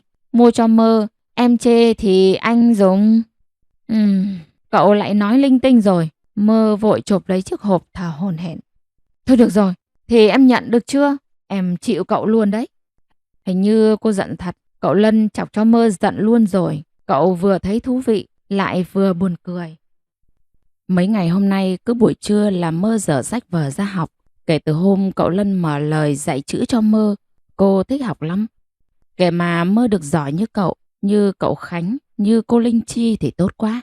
Nhưng mà thôi, thầm ao ước trong lòng như vậy, chứ Mơ biết đọc chữ là sướng lắm rồi. Vú Hến trải chiếu dưới nhà sàn, cầm chiếc quạt mo cau phe phẩy, đuổi ruồi đuổi muỗi, đôi mắt già nua nhưng hãy còn tinh tường nhìn Mơ khẽ mỉm cười. Mơ ráng học chữ cho giỏi nha con. Dạ Vú. Mơ ngoảnh lại gật đầu nhìn Vú, khóe miệng cong cong. Bên ngoài cửa sổ tiếng gà gáy ban trưa ngân vang, nắng chiếu gắt gỏng luồn qua từng kẽ lá. Chiếc gương cô gái nhỏ xinh nằm yên lặng bên góc phải bàn gỗ. Từ cuốn sách ngẩng đầu lên, Mơ nhìn thấy khuôn mặt mình phản chiếu trong gương, mái tóc mây dài thướt tha được tết gọn gàng sau gáy, đôi môi hồng hào, khóe môi dịu dàng nâng lên cao, đôi mắt to tròn, hàng lông mày đầy đặn để tự nhiên không tỉa tót. Chẳng hiểu thế nào Mơ nhẹ nhàng lấy hộp quà màu bạc tối qua cậu tặng ra, len lén nhìn ra đằng sau. Thấy Vú Hến đang ngủ say, chiếc quạt mo cau đặt trên bụng, cô khẽ mỉm cười. Trong hộp kim loại đầy ắp đồ trang sức, một hộp son màu hồng, phấn trắng mịn như bột, vòng tay bằng đá cẩm thạch, vòng cổ hình con bướm bướm, còn có cả vòng đeo chân nữa thì phải. Nghĩ thế nào Mơ lại quệt một chút son, chấm nhẹ lên môi mình, miết dọc theo lòng môi trong. Soi soi quyệt quyệt, cuối cùng cô khẽ mím lại, đôi môi đầy đặn từ màu hồng phớt điểm thêm sắc đỏ, cả khuôn mặt dường như sáng bừng. Hôm cô Linh Chi mới đến đây chơi, cô đẹp và biết cách ăn diện lắm. Mơ nhìn mà thích, nhưng Mơ chỉ dám đứng một bên ngắm nghía rồi ao ước thôi. Trong lòng Mơ hâm mộ cô Linh Chi lắm, bởi cô đẹp, khuôn mặt được tỉa tót, trang điểm tinh tế, mắt xanh, má hồng đào, môi đỏ chót, nước da thì trắng mịn, đẹp lắm. Đột nhiên có tiếng động phát ra từ phía sau lưng, Mơ chột dạ cuống quýt, bỏ son vào trong hộp, đậy nắp rồi cất vào trong tủ học. Mu bàn tay vội vã quẹt ngang môi hồng, mực son dây ra tay, một màu đo đỏ. Mơ quay người lại nhìn, hóa ra là Vú Hến chở người. Căn nhà vẫn chìm trong giấc ngủ trưa ngắn ngủi, gió Lào khe khẽ thổi khiến tóc mai Mơ bay bay. Cô khoanh tay nằm trên bàn. Mơ chợt nhớ đến khuôn mặt của cậu Lân, nhớ về khoảng thời gian hai người ở bên nhau. Nghĩ lại thì cũng ngọt ngào lắm chứ. Thôi, Mơ ơi, không được mơ cao đâu. Bữa tối nay có canh chua, bún chan với nước xương, mùi xương hầm với hạt sen thơm phưng phức, quấy nhiễu con sâu ăn đói bụng trong người. Mơ bưng cơm lên cho bà mà bụng kêu ủng ục. Vú Hến ngồi gần bếp củi, thi thoảng lại cười cười thổi thổi, siêu nước đặt trên bếp reo lên inh ỏi. Vú cầm bát cơm đưa cho Mơ. 2 ngày nữa cậu Khánh về rồi đấy. Mơ nhận bát cơm khẽ vâng một tiếng. Cả tuần nay bà đi chùa luôn luôn, chắc là bà lo cho cậu lắm. May trên đấy có người quen của cậu Lân nên nhà mình cũng đỡ vất vả. Hôm nay cậu Lân bận việc trên xưởng, thành ra chỉ có mình bà Thi ăn cơm. Ăn xong bà nằm nghỉ một lúc rồi lại đi bộ lên ngôi chùa Long Tự nhỏ ở gần nhà đọc kinh cầu nguyện. Đến tối như thường lệ, Mơ lại ôm sách vở lên phòng cậu Lân học. Cậu hôm nay về cũng muộn, ăn uống xong là vội vàng quay trở lại phòng làm việc ngay. Mơ có bảo với cậu hay là thôi, hôm nay cô không làm phiền cậu nữa. Thấy cậu bận như vậy, Mơ không nỡ khiến cậu bận lòng. Nào ngờ cậu Lân lại khẽ nguyết Mơ một cái. Cậu bảo, anh chưa bận đến mức không lo cho Mơ được. Thế là tối nay Mơ lại trong đèn đọc sách lên học với cậu. Trời khuya yên tĩnh đến lạ. Ngoài cửa sổ từng luồng gió mát thổi vào xới tung cả mấy trang sách của Mơ. Cô đành một tay giữ lấy vở, một tay viết chữ. Chiếc đèn chụp chiếu lên ánh sáng màu vàng, soi rõ vẻ mặt tập trung tĩnh lặng của cậu. Mơ chống cằm lén lút ngắm nhìn người đang ngồi cạnh mình, sườn mặt tuấn tú, khôi ngô, tóc tai gọn gàng, vài sợi tóc xà xuống vầng trán của cậu, trông đẹp trai cực kỳ. Giống như cảm nhận được ánh mắt của người con gái bên cạnh, cậu Lân bất ngờ quay sang, đột nhiên đối mặt với cậu. Mơ ngại chín cả người, vội vội vàng vàng quay sang nhìn vợ, lại làm ra vẻ tự nhiên viết chữ. Cậu Lân khẽ nhếch đôi môi, vặn nắp rồi đặt bút máy ngay ngắn sang bên cạnh.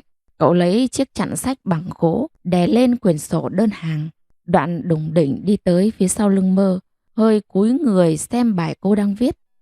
Cảm giác được cậu đứng ở phía sau, tim Mơ đập thình thịch, mồ hôi hột thi nhau chảy xuống. Ngòi bút trong tay cô viết cái gì, Mơ cũng không biết. Cô ngoáy loạn lên, bất chợt trên đỉnh đầu hơi đau đau. Cậu lại cốc Mơ rồi. Cô mếu máo quay mặt. Em xin lỗi cậu.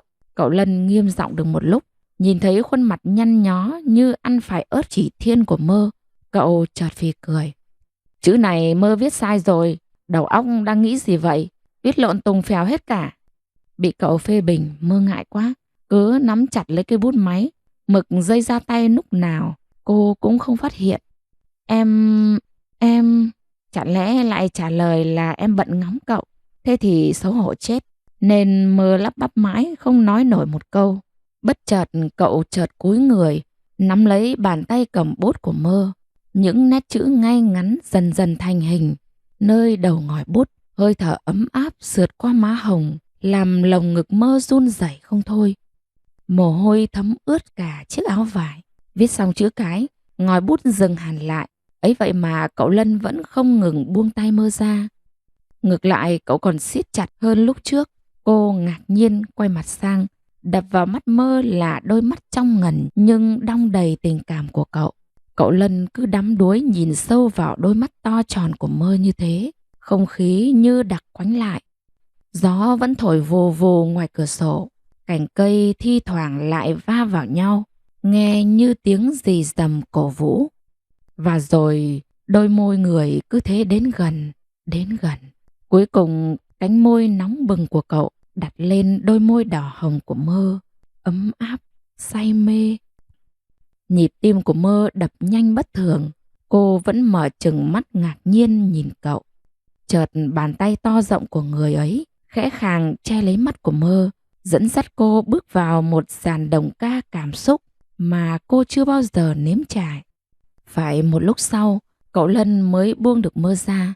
Hơi thở cậu trở nên nặng nề, phải uống ngay một cốc nước mới hạ được ngọn lửa nóng cháy nơi lồng ngực.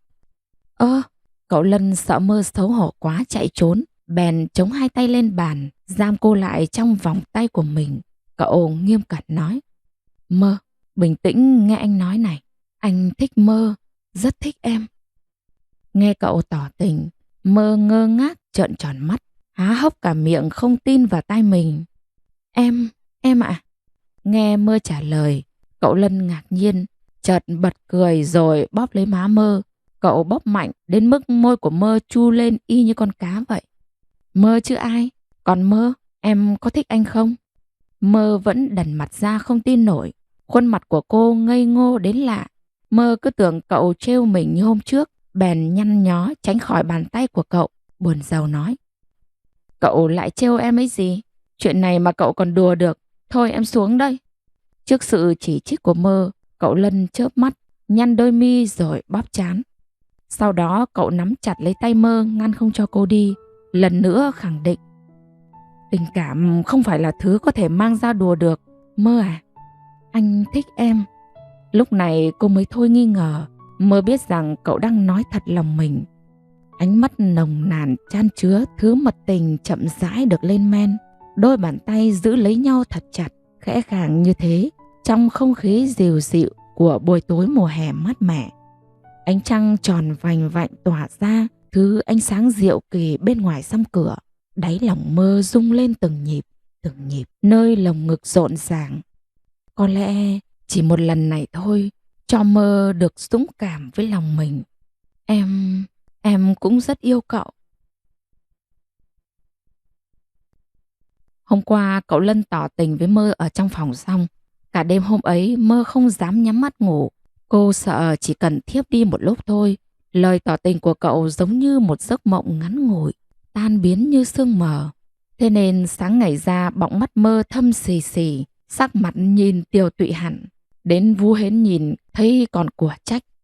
Đêm qua con không ngủ được hay sao mà mắt lờ đờ gớm.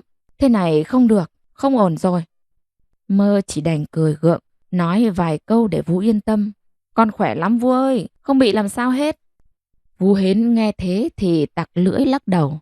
Bọn trẻ các con bây giờ lạ quá, coi thường sức khỏe là về già biết tay đó nha. Vũ còn định mắng vốn Mơ nữa, nhưng cô nhanh tay cầm cái chổi chuồn ra ngoài quét sân. Sáng nay cậu Lân không lên xưởng, cậu vẫn ngồi kiểm kê sổ sách ở nhà. Mơ không hiểu sao dạo này cậu lại bận thế. Bà Thi đã lên chùa từ sớm. Ngày mai cậu Khánh về, thi đại học chắc cũng xong xuôi hết cả rồi. Bà cầu Phật cho cậu được thượng lộ bình an trên đường. Cậu Lân mỗi buổi sáng thường dậy rất sớm, chạy bộ vài vòng quanh thị trấn rồi mới quay về. Mơ vừa quét sân, vừa ngóng cửa đợi cậu. Vào lúc cô không chú ý, cậu Lân đẩy cửa bước vào. Trông thấy Mơ, cậu thả nhẹ bước chân rồi len lén đứng phía sau lưng cô. Cậu hơi nghiêng đầu, khóe miệng nhếch lên cười cười. Không hiểu sao lúc yêu nhau, con người thường có những phút giây ấu trĩ đến như thế. Tình yêu phá bỏ giới hạn, quy tắc của một người đàn ông cứng nhắc như cậu. Lần đầu tiên trong đời, cậu cảm nhận được biết bao nhiêu là cảm xúc, hờn giận, ghen tuông, giận dỗi, vui vẻ, thậm chí là hạnh phúc đến nghẹn ngào. Đêm qua lúc Mơ nói yêu cậu, cậu sướng điên luôn lên cơ mà. Chỉ muốn ngay lập tức ôm chặt Mơ vào lòng, hôn cô, yêu cô, mãi mãi chẳng bao giờ tách rời. Nhưng cậu sợ Mơ ghét cậu, cho rằng cậu chỉ đang lừa dối, lợi dụng cô thôi. Cho nên đành phải kiềm chế lại niềm thổn thức trong lòng. Cậu còn tự cào vào lòng bàn tay của mình để không nóng lòng mà làm ra hành động mất kiểm soát. Tình cảm mà cậu dành cho Mơ không chỉ là sự thích thú nữa, mà đó là tình yêu, sự trách nhiệm, một lòng muốn cùng cô hướng về phía trước. Mơ hơi cúi người dê chổi quét sân. Ánh nắng bắt đầu chiếu xiên một góc từ phía đông bầu trời, soi xuống nơi cô đang đứng. Bóng người nào đấy thấp thoáng phía sau khiến Mơ giật nảy cả mình. Vào lúc cô đang định hét ầm lên thì cậu dịu dàng cất lời. Mơ, là anh đây. Nghe giọng cậu, Mơ vuốt ngực, hờn dỗi quay lại trách cứ. Cậu đứng sau em làm gì? Sợ chết đi được. Cậu Lân cười hì hì, bám theo cô như một chiếc đuôi nhỏ. Cô cứ dê chổi đến đâu là cậu lại đi theo đến đấy. Nhiều lúc cô bực mình quá, lại sợ có ai nhìn thấy nên đành phải đuổi cậu đi. Cậu lên nhà ngồi đi, chút nữa em gọt hoa quả cho cậu ăn. Dường như cậu Lân chẳng thèm để ý đến sự xua đuổi của Mơ. Cậu rất tự nhiên lôi từ trong túi quần ra một chiếc khăn tay, lau lau vầng trán cho cô. Mơ ngớ cả người, chột dạ ngó quanh quất rồi nguýt cậu một cái. Anh ngờ đâu cậu Lân chẳng thấy sợ. Cậu còn cười ha ha nói. Mưa nóng không? Trời hôm nay nóng em nhỉ? Có cậu nóng thôi ý. Rồi cô đặt cái chổi xuống đất, ra sức đẩy lưng cậu vào trong nhà. Cậu trông thế mà khỏe gớm. Mơ có đùn đẩy cách nào cũng không lay nổi một bước của cậu. Cô chỉ đành nghiến răng nói. Cậu vào nhà đi, vào nhà cho em nhờ. Chút nữa em vào. Ở đây ai người ta nhìn thấy thì chết. Có gì mà sợ, anh ở đây với người yêu anh mà. Nghe đến chữ người yêu anh phát ra không một chút ngượng ngùng từ miệng cậu. Mơ đỏ bừng cả khuôn mặt, cô nhắm mắt lắc đầu xin xỏ. Em ngại được chưa? Cậu đi vào cho em nhờ.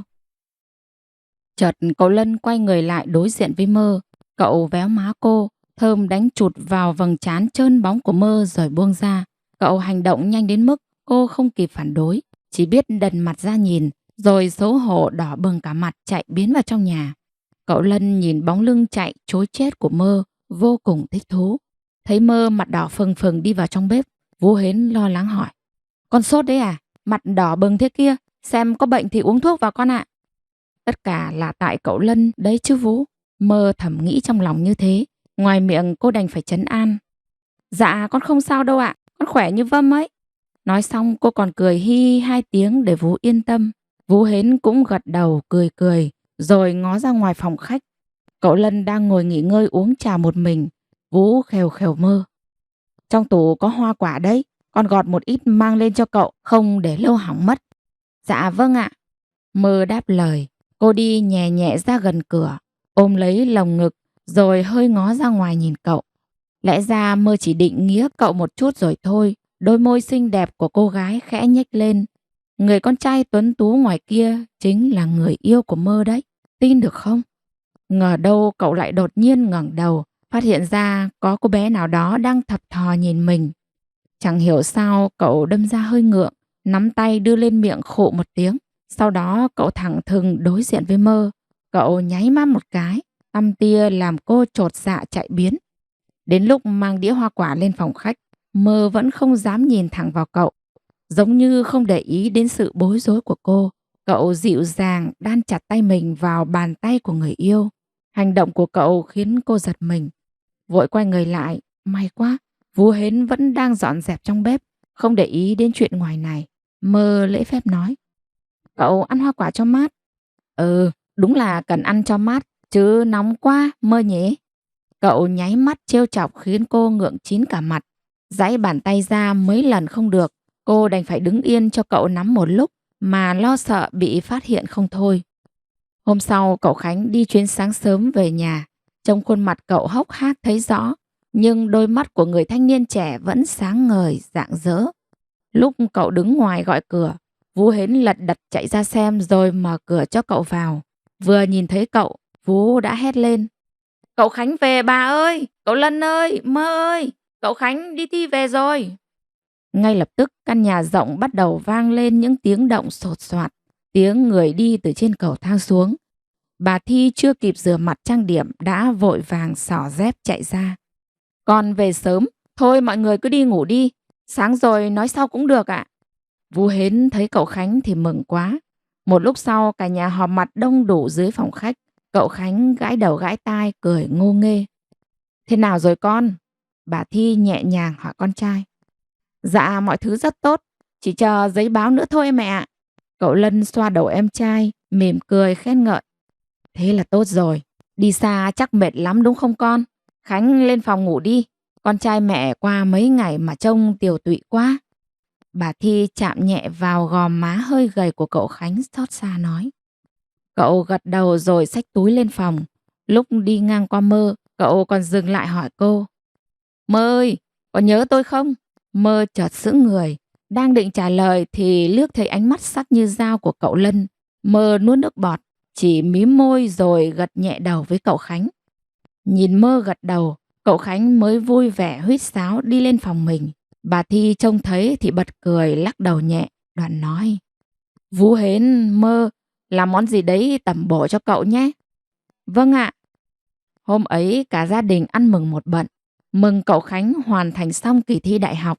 Tuy còn thiếu một tờ giấy trắng mực đen chính thức công nhận cậu trở thành sinh viên, nhưng ai cũng ngầm hiểu mà bỏ qua vấn đề ấy.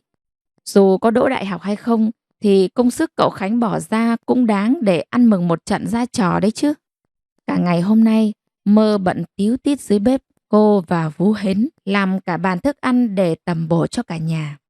Nghe tin cậu Khánh về, thi thoảng lại có khách khứa đến hỏi thăm tình hình. Cậu Lân và bà Thi bận tiếp đái họ, nên Mơ không có thời gian để gặp riêng cậu. Lúc múc nước ở dưới giếng lên giặt nốt chậu quần áo, đột nhiên Mơ có cảm giác người đứng sau mình. Tưởng là cậu Lân, Mơ vui mừng quay trở lại. Ngờ đâu người tới lại là cậu Khánh. Cậu mặc một chiếc áo sơ mi vải trắng, quần âu đen nghiêm túc. Bây giờ Mơ mới có thời gian ngắm kỹ cậu thanh niên trước mặt. Ơ kìa, mái tóc dài đậm chất nghệ sĩ của cậu đã được cắt ngắn gọn gàng, lại chia đôi 3/7, trông người lớn hẳn lên. Thấy Mơ cứ nhìn mái tóc của mình, cậu Khánh ngượng ngùng sờ sờ đầu. Thấy bảo con gái không thích để con trai tóc dài, nên tôi mới cắt. Mơ thấy sao? Cậu để tóc dài cũng đẹp lắm. Mơ cười nói.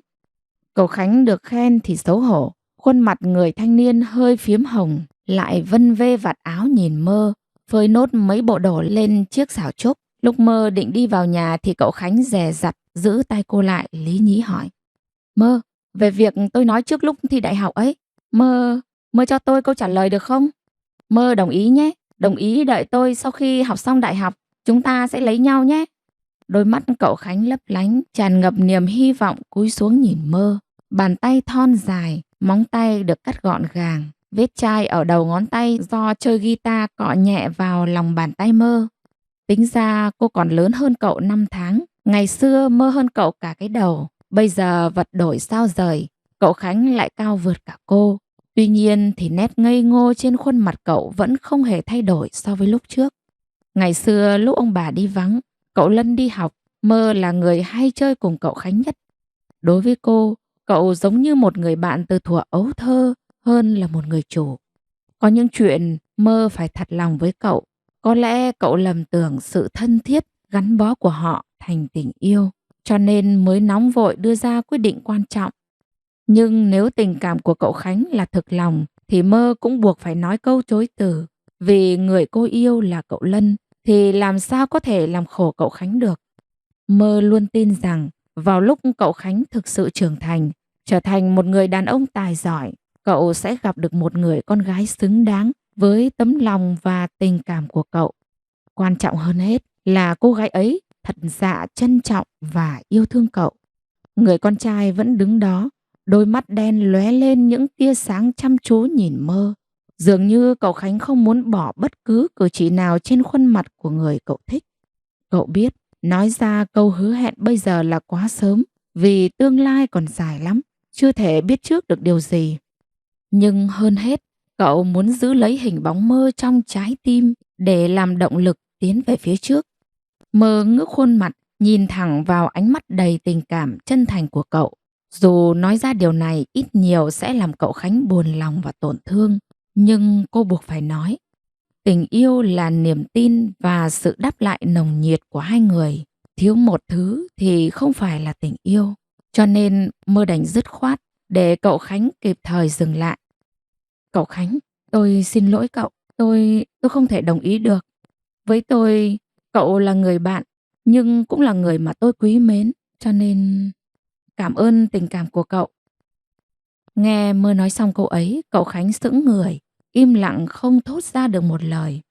Lần đầu tiên cậu cảm thấy mình thất bại ghê gớm, đôi mắt trong ngần rưng rưng. Cậu im lặng một lúc rồi sụt sả sụt sịt. Đêm tối, Mơ không nhìn rõ vẻ mặt cậu như thế nào, chỉ nghe thấy tiếng cậu hít hít cái mũi như trực khóc đến nơi. Mơ cuống quá, đành rơi cả cái thau nhôm xuống đất. Cô rối rít nắm lấy ống tay áo quệt quệt lên mắt cậu, liên tục xin lỗi. Cậu Khánh, tôi xin lỗi cậu. Cậu đừng khóc, lỗi là của tôi có lỗi với cậu. Cậu Khánh vẫn im im, đứng lặng thinh mặc kệ Mơ sốt hết cả ruột. Nói thật dù đã lường trước được câu trả lời của cô rồi, nhưng lúc chính tai nghe thấy, cậu vẫn tổn thương ghê gớm. Mơ không thích tôi thật à? Cậu nhìn Mơ buồn buồn hỏi. Tôi xin lỗi. Không, thì thôi vậy, tôi không ép Mơ, nhưng mà Mơ đừng ghét tôi nhé. Giọng cậu nghiêm trọng, Mơ cứ tưởng việc gì, hóa ra là sợ cô đâm ra ghét bỏ cậu, cho nên mới đứng tự lự xúc động mãi như thế. Mơ mỉm cười nhẹ nhàng lắc đầu. Tôi không bao giờ ghét cậu đâu. Vậy được rồi, sau này tôi đi học xa nhà, Mơ nhớ giữ gìn sức khỏe, yêu ai thì phải bảo với tôi, để tôi mục sở thị trước đi nhé. Thấy cậu lo lắng như vậy, tự nhiên cô thấy buồn cười. Cậu Khánh đúng là tâm hồn nghệ sĩ có khác, nhạy cảm dễ khóc trước mọi thứ, xong rồi lại bình thường như cũ ngay. Thế nên Mơ mới quý cậu, coi cậu như người bạn thân nhất. Nhưng về chuyện tình cảm, cô âm thầm nói lời xin lỗi cậu trong lòng. Chuyện Mơ và cậu Lân yêu nhau, cô không thể tiết lộ với ai được, kể cả cậu Khánh. Nói thật, từ sâu trong tâm trí, cô vẫn cảm thấy mình và cậu Lân sẽ không có kết cục tốt. Mơ thấy mình chẳng có gì để xứng đôi với cậu. Trong khi cậu Lân tài giỏi, cậu đối nội, đối ngoại đều tốt.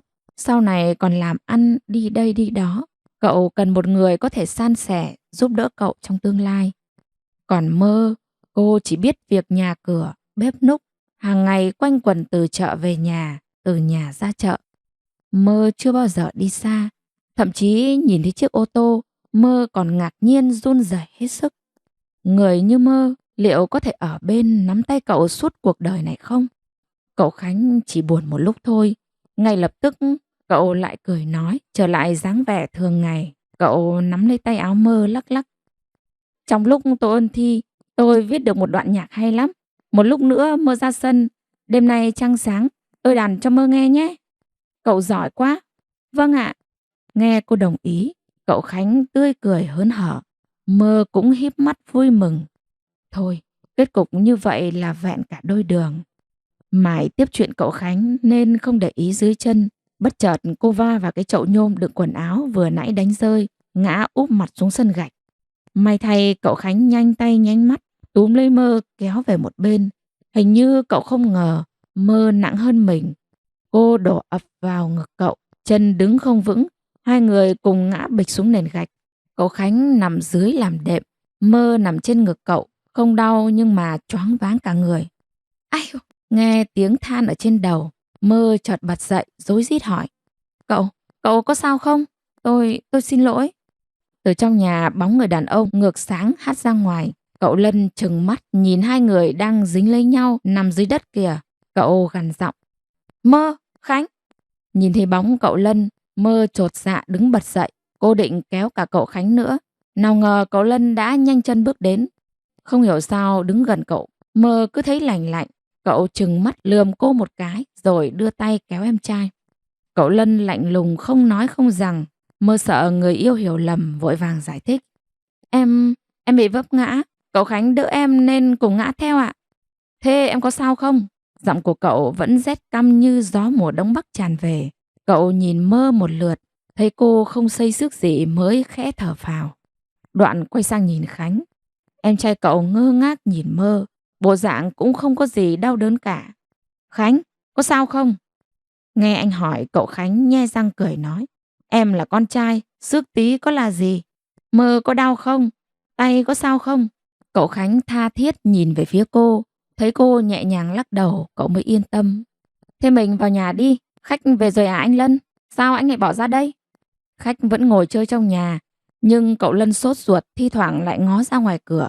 Cậu thấy Khánh với Mơ nói chuyện cũng được một khoảng thời gian rồi. Lòng cậu nóng như có lửa cháy ở bên trong. Ai lại có thể ngồi khoan thai nhìn người yêu mình nói chuyện vui vẻ với người khác được.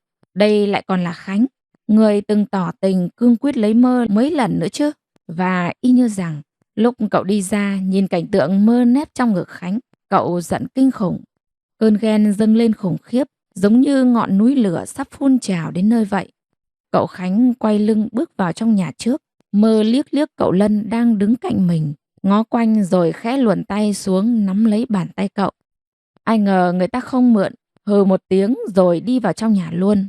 Mơ chỉ biết đứng đằng sau, tội nghiệp thốt lên 2 tiếng. Cậu ơi! Khách đến thăm, hỏi nhà bà cụ Thi đến tận khuya. Tiễn người về, cậu Khánh lại kéo Mơ ra sân. Đàn cho cô và bà Thi nghe mấy bài làm cô không gặp riêng cậu Lân được. Đêm hôm ấy nằm ở trên chiếu, Mơ sốt ruột nhớ cậu không thôi.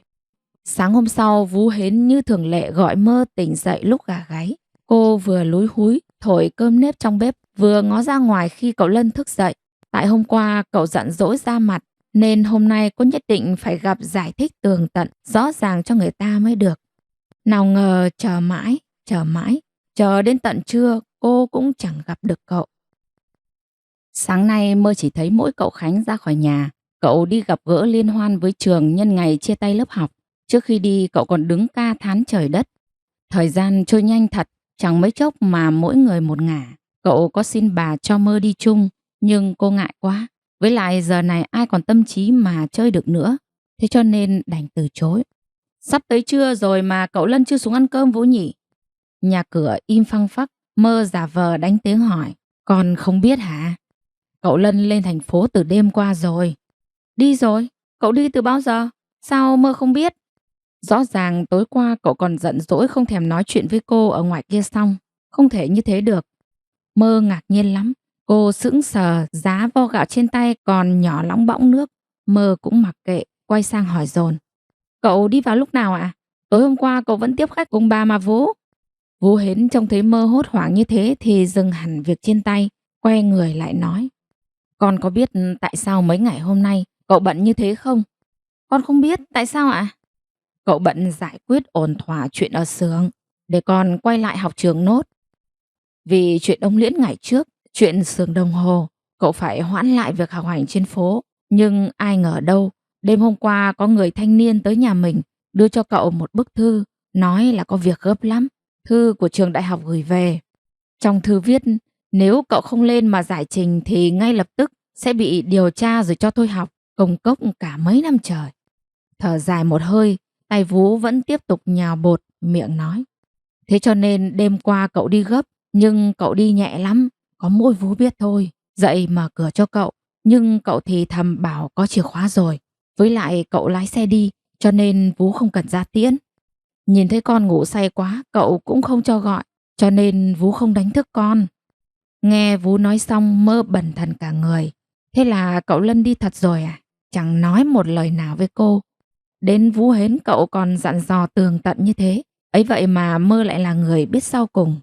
Thảo nào từ sáng tới giờ lòng cô cứ thấp thỏm lo âu, phiền muộn một điều gì đó chẳng thể đoán ra được.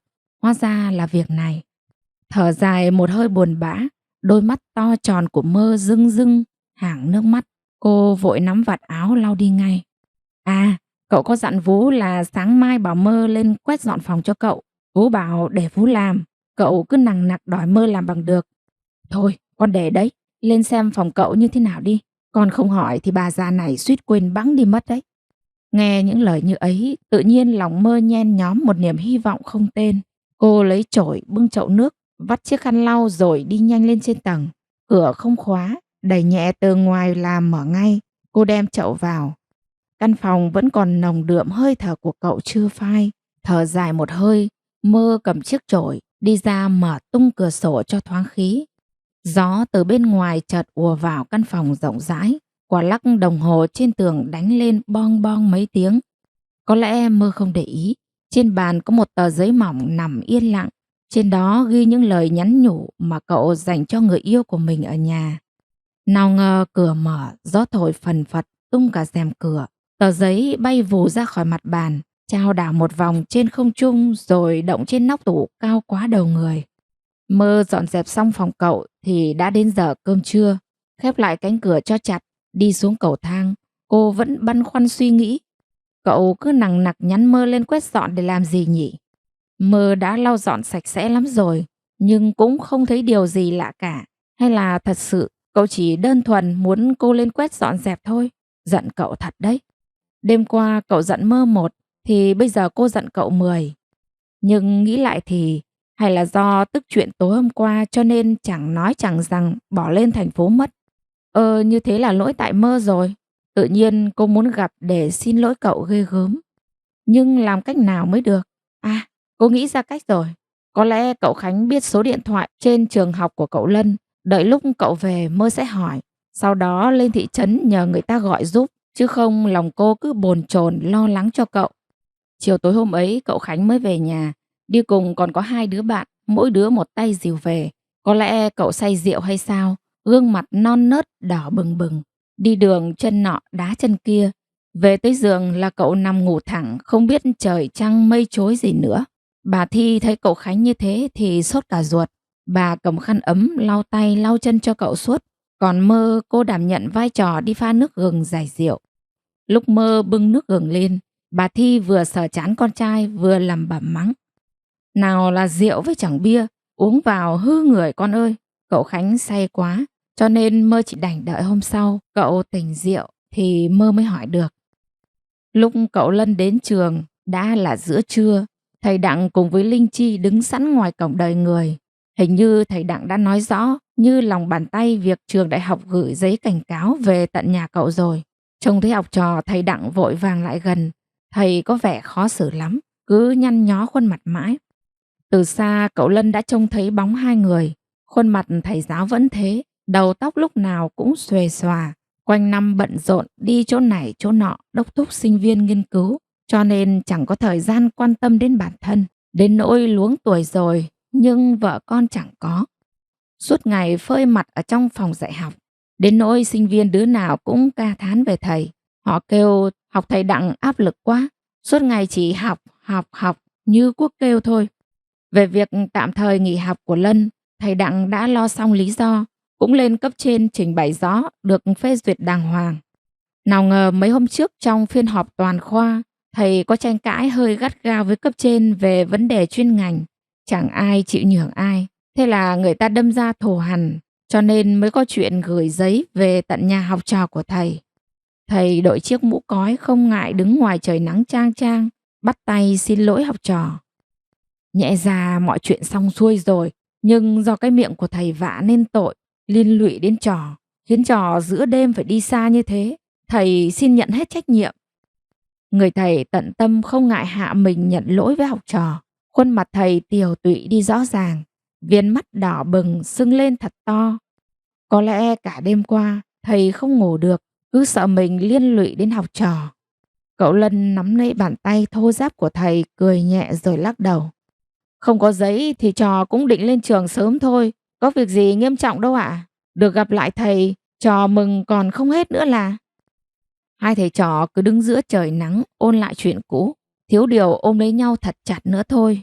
Đối với thầy, Lân là đứa học trò có năng lực nhất, cũng là người thầy tận tâm bồi dưỡng để kế thừa danh hiệu của thầy ở trường này. Nhưng chỉ đúng đến hôm Lân viết thư cho thầy, xin phép nghỉ học một thời gian, thậm chí sẵn sàng đối mặt với hậu quả thôi học, thầy mới đột nhiên cảm thấy thật ra mình cũng chẳng phải là người tỏ tường lòng Lân nhất. Chính lúc ấy thầy mới hiểu rằng Lân nó không thích ở lại trường công tác, trở thành một ông giáo quèn như thầy. Thôi, như vậy cũng tốt, Âu cũng là sự lựa chọn của mỗi người. Hai thầy trò còn định đứng ngoài nắng đến bao giờ? Đúng là cánh đàn ông, đặt đâu là đứng đấy, buôn chuyện còn hơn cả chúng tôi. Linh Chi nãy giờ vẫn đứng lặng yên ở bên cạnh, có lẽ trời nắng quá, cô không chịu được nữa, nên nhí nhảnh nói. Chưa rồi, thầy trò mình vào trong quán phở đằng kia nói chuyện chứ hả? Đúng đúng, đi thôi Lân, chắc cậu chưa kịp ăn uống gì đúng không? Thầy trò mình vào trong quán kia làm bát phở bò cho mát người. Thầy Đặng cười ha hả, thứ gì thì thứ, chứ nhắc đến ăn là thầy đi nhanh lắm, thậm chí còn quên hết mọi muộn phiền ngay ấy chứ. Thầy đi trước, chiếc áo bạc màu còn vương bụi bặm trên đường, mũ đội đầu hơi lệch về một bên, nảy tưng tưng theo từng bước chân của ông giáo già. Cô Linh Chi tiến đến gần cậu Lân, khoanh tay nhìn bóng thầy lắc lắc đầu, cảm thán nói. Thầy lúc nào cũng thế anh nhỉ? Đôi môi người đàn ông đi bên cạnh cô nở nụ cười, gật gật đầu đồng tình. Ba thầy trò sóng đôi đi cạnh nhau, không khí vô cùng hài hòa vui vẻ. Tối ấy cậu Lân trở về nhà thầy Đặng. Kể từ năm đầu tiên nhập trường học tập, hai thầy trò đã gắn bó với nhau khăng khít, bởi vì cậu Lân phát hiện ra mình và thầy hợp tính nhau lắm. Thầy Đặng tuy vẻ bề ngoài lúc nào cũng bần hàn cơ cực, nhưng nhà của thầy to vật vã. Đó là một ngôi nhà 3 tầng, nằm ngay mặt tiền ngoài hè phố. Giao thông đi lại rất tiện, xung quanh hàng quán, chợ chiều đông nghịt. Đúng là một nơi lý tưởng để sinh sống. Từ lâu rồi, thầy đã đề nghị cậu Lân đến nhà thầy mà ở. Tiền nong gì thầy lấy bằng giá trị thị trường thôi. Nhưng ai dè đâu, đến lúc cậu có ý muốn trả tiền, thầy lại ngậu lên mắng cậu một trận. Nào là anh chẳng coi tôi ra cái gì, tôi cho anh ở lại vì tình nghĩa, chứ tôi đâu có thiếu gì tiền. Mấy lần cậu đề nghị thầy nhận tiền của em đi, lần nào thầy cũng mắng cậu phun cả nước bọt. Thành ra lần sau cậu Lân đổi cách khác. Cậu mua cho thầy rất nhiều sâm quý, rượu ngon, chả thơm, đồ ăn thức uống thì thầy nhận, bởi thầy là một ông già sành ăn lắm. Cả đời thầy chỉ có ăn và nghiên cứu và ăn. Ngày nào thầy cũng nói giang giang trên lớp như thế mà.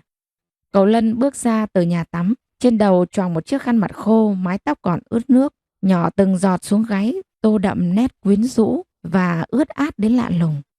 Không biết Mơ đã đọc lá thư của cậu để trên bàn hay chưa?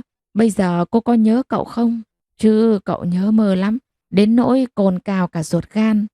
Nỗi nhớ trắng trợn, thôi thúc đến mức cậu chỉ muốn chạy ra xe lao vùn vụt về nhà, ôm siết lấy Mơ, hôn lên chiếc má tròn tròn trắng trắng kia thật nhiều. Đêm qua cậu đi gấp quá, chưa kịp gặp mặt nói lời tạm biệt với cô. Không biết cô có trách cậu không? Còn cả việc tối qua Mơ và Khánh ôm nhau, cậu còn chưa kịp tính sổ. Không biết Mơ ở nhà có chung thủy chờ cậu hay không?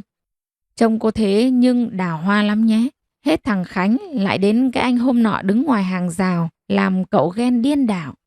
Càng nghĩ càng thấy nóng lòng, cậu liền ngồi phịch xuống ghế, rút ngay một tờ giấy trắng viết thư gửi cho Mơ. Mà nhắc đến thì người yêu cậu có năng khiếu học hành lắm nhé. Thông minh chẳng thua gì cánh đàn ông đâu. Mới dạy cô có mấy buổi mà Mơ đã đánh vần thông thạo lắm rồi. Từng nét chữ đậm nhạt lướt nhẹ trên tờ giấy. Tối ấy có người con trai cứ tủm tỉm cười mãi.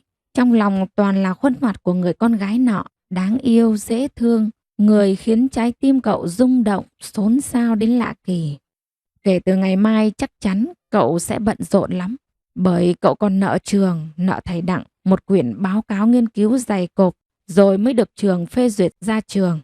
Lẽ ra việc trên này cậu đã dự tính xong xuôi cả rồi. Chính vì thế mà cho đến mấy ngày hôm nay, chuyện ở xưởng đồng hồ cậu đẩy mạnh giải quyết. Sau đó bàn giao cho chú Tường trông nom, rồi ấn định tuần sau khăn gói lên đường. Nhưng ai ngờ lại có giấy cảnh cáo gửi về nhà, nên đành ra vỡ kế hoạch. Nếu nhanh chóng làm ngày làm đêm, có lẽ chưa đến 1 tháng cậu sẽ quay được về nhà với gia đình, với người yêu của cậu. Thở dài một hơi, bàn tay to lớn gấp gọn lá thư lại cho vào phong bì, dán một con tem thật đẹp. Ngày mai lúc đi qua bưu điện ở gần trường, cậu sẽ gửi bức thư này đi. Thành phố ồn ào và vồn vã, tiếng giao bán xôi, bánh đúc, kem hút thi thoảng lại văng vẳng qua cánh cửa ngoài ban công. Đường xá lúc nào cũng tấp nập người qua kẻ lại, bất kể ngày đêm. Nhiều khi người ta muốn yên tĩnh cho thư thả đầu óc một lúc cũng khó khăn vô cùng. Dưới tầng thầy Đặng vẫn trong đèn đọc sách, chiếc kính dày cồm cộp giống như chiếc cân khó khăn giữ thăng bằng trên sống mũi của thầy. Nhiều lúc đọc đến đoạn hay, thầy vỗ đùi đôm đốp, lại còn cười khằng khặc, nghe rất ghê. Cậu Lân tắt đèn chụp, nằm gác tay trên giường, trằn trọc mãi cũng không tài nào ngủ được. Phải làm sao đây? Cậu nhớ Mơ quá. Không biết bây giờ cô đang làm gì nhỉ? Trong thư cậu có dặn dò Mơ phải chăm chỉ đọc sách. Cậu cũng đã soạn một ít sách truyện đơn giản để sẵn trên bàn cho Mơ rồi. Chẳng biết cô có nghe lời cậu không nữa. Sáng hôm sau, cậu Lân cùng thầy Đặng lên trường từ sớm. Nhưng vừa mới mở cửa nhà, cô Linh Chi mặc một chiếc váy sa tanh màu vàng nhạt, rạng rỡ tựa bông hoa đã đứng đợi sẵn trước cửa nhà thầy rồi. Trông thấy cậu Lân, cô Chi cười tuét miệng, đoạn cất tiếng chào. Em chào thầy, chào anh.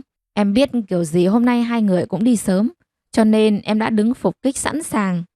Đôi mắt bồ câu của người đẹp cong tít. Hôm nay cô Linh Chi trang điểm kỹ càng vô cùng. Hai má hồng rực như dáng chiều mùa hạ. Son môi phơn phớt đỏ, vừa như có lại vừa như không. Nhìn nền nã ý nhị, nhưng không hề lẳng lơ như mấy cô gái ở phố khác. Nếu cậu Lân là học trò mà thầy Đặng tâm đắc, dạy công chăm chút nhất, thì Linh Chi cũng là người học trò mà thầy yêu quý thứ hai. Tâm thư của cô đối với Lân như thế nào, con mắt tinh tường của thầy liếc một phát là biết ngay. Và thầy cũng thấy hai người đẹp đôi lắm. Giá kể hai đứa học trò cưng mà nên duyên vợ chồng thì đúng là vẹn cả đôi đường, hạnh phúc phải biết. Cô Linh Chi nhí nhảnh khoác tay thầy, lại lôi kéo khoác lấy cánh tay anh Lân, người mà cô đơn phương yêu thầm. Đôi mắt cô nhìn anh ngập tràn tình cảm. Thời gian của cô không còn nhiều. Trong 1 tháng này, làm cách nào để cô có thể khiến anh Lân bày tỏ tình cảm, hứa rước mình về làm vợ mới được.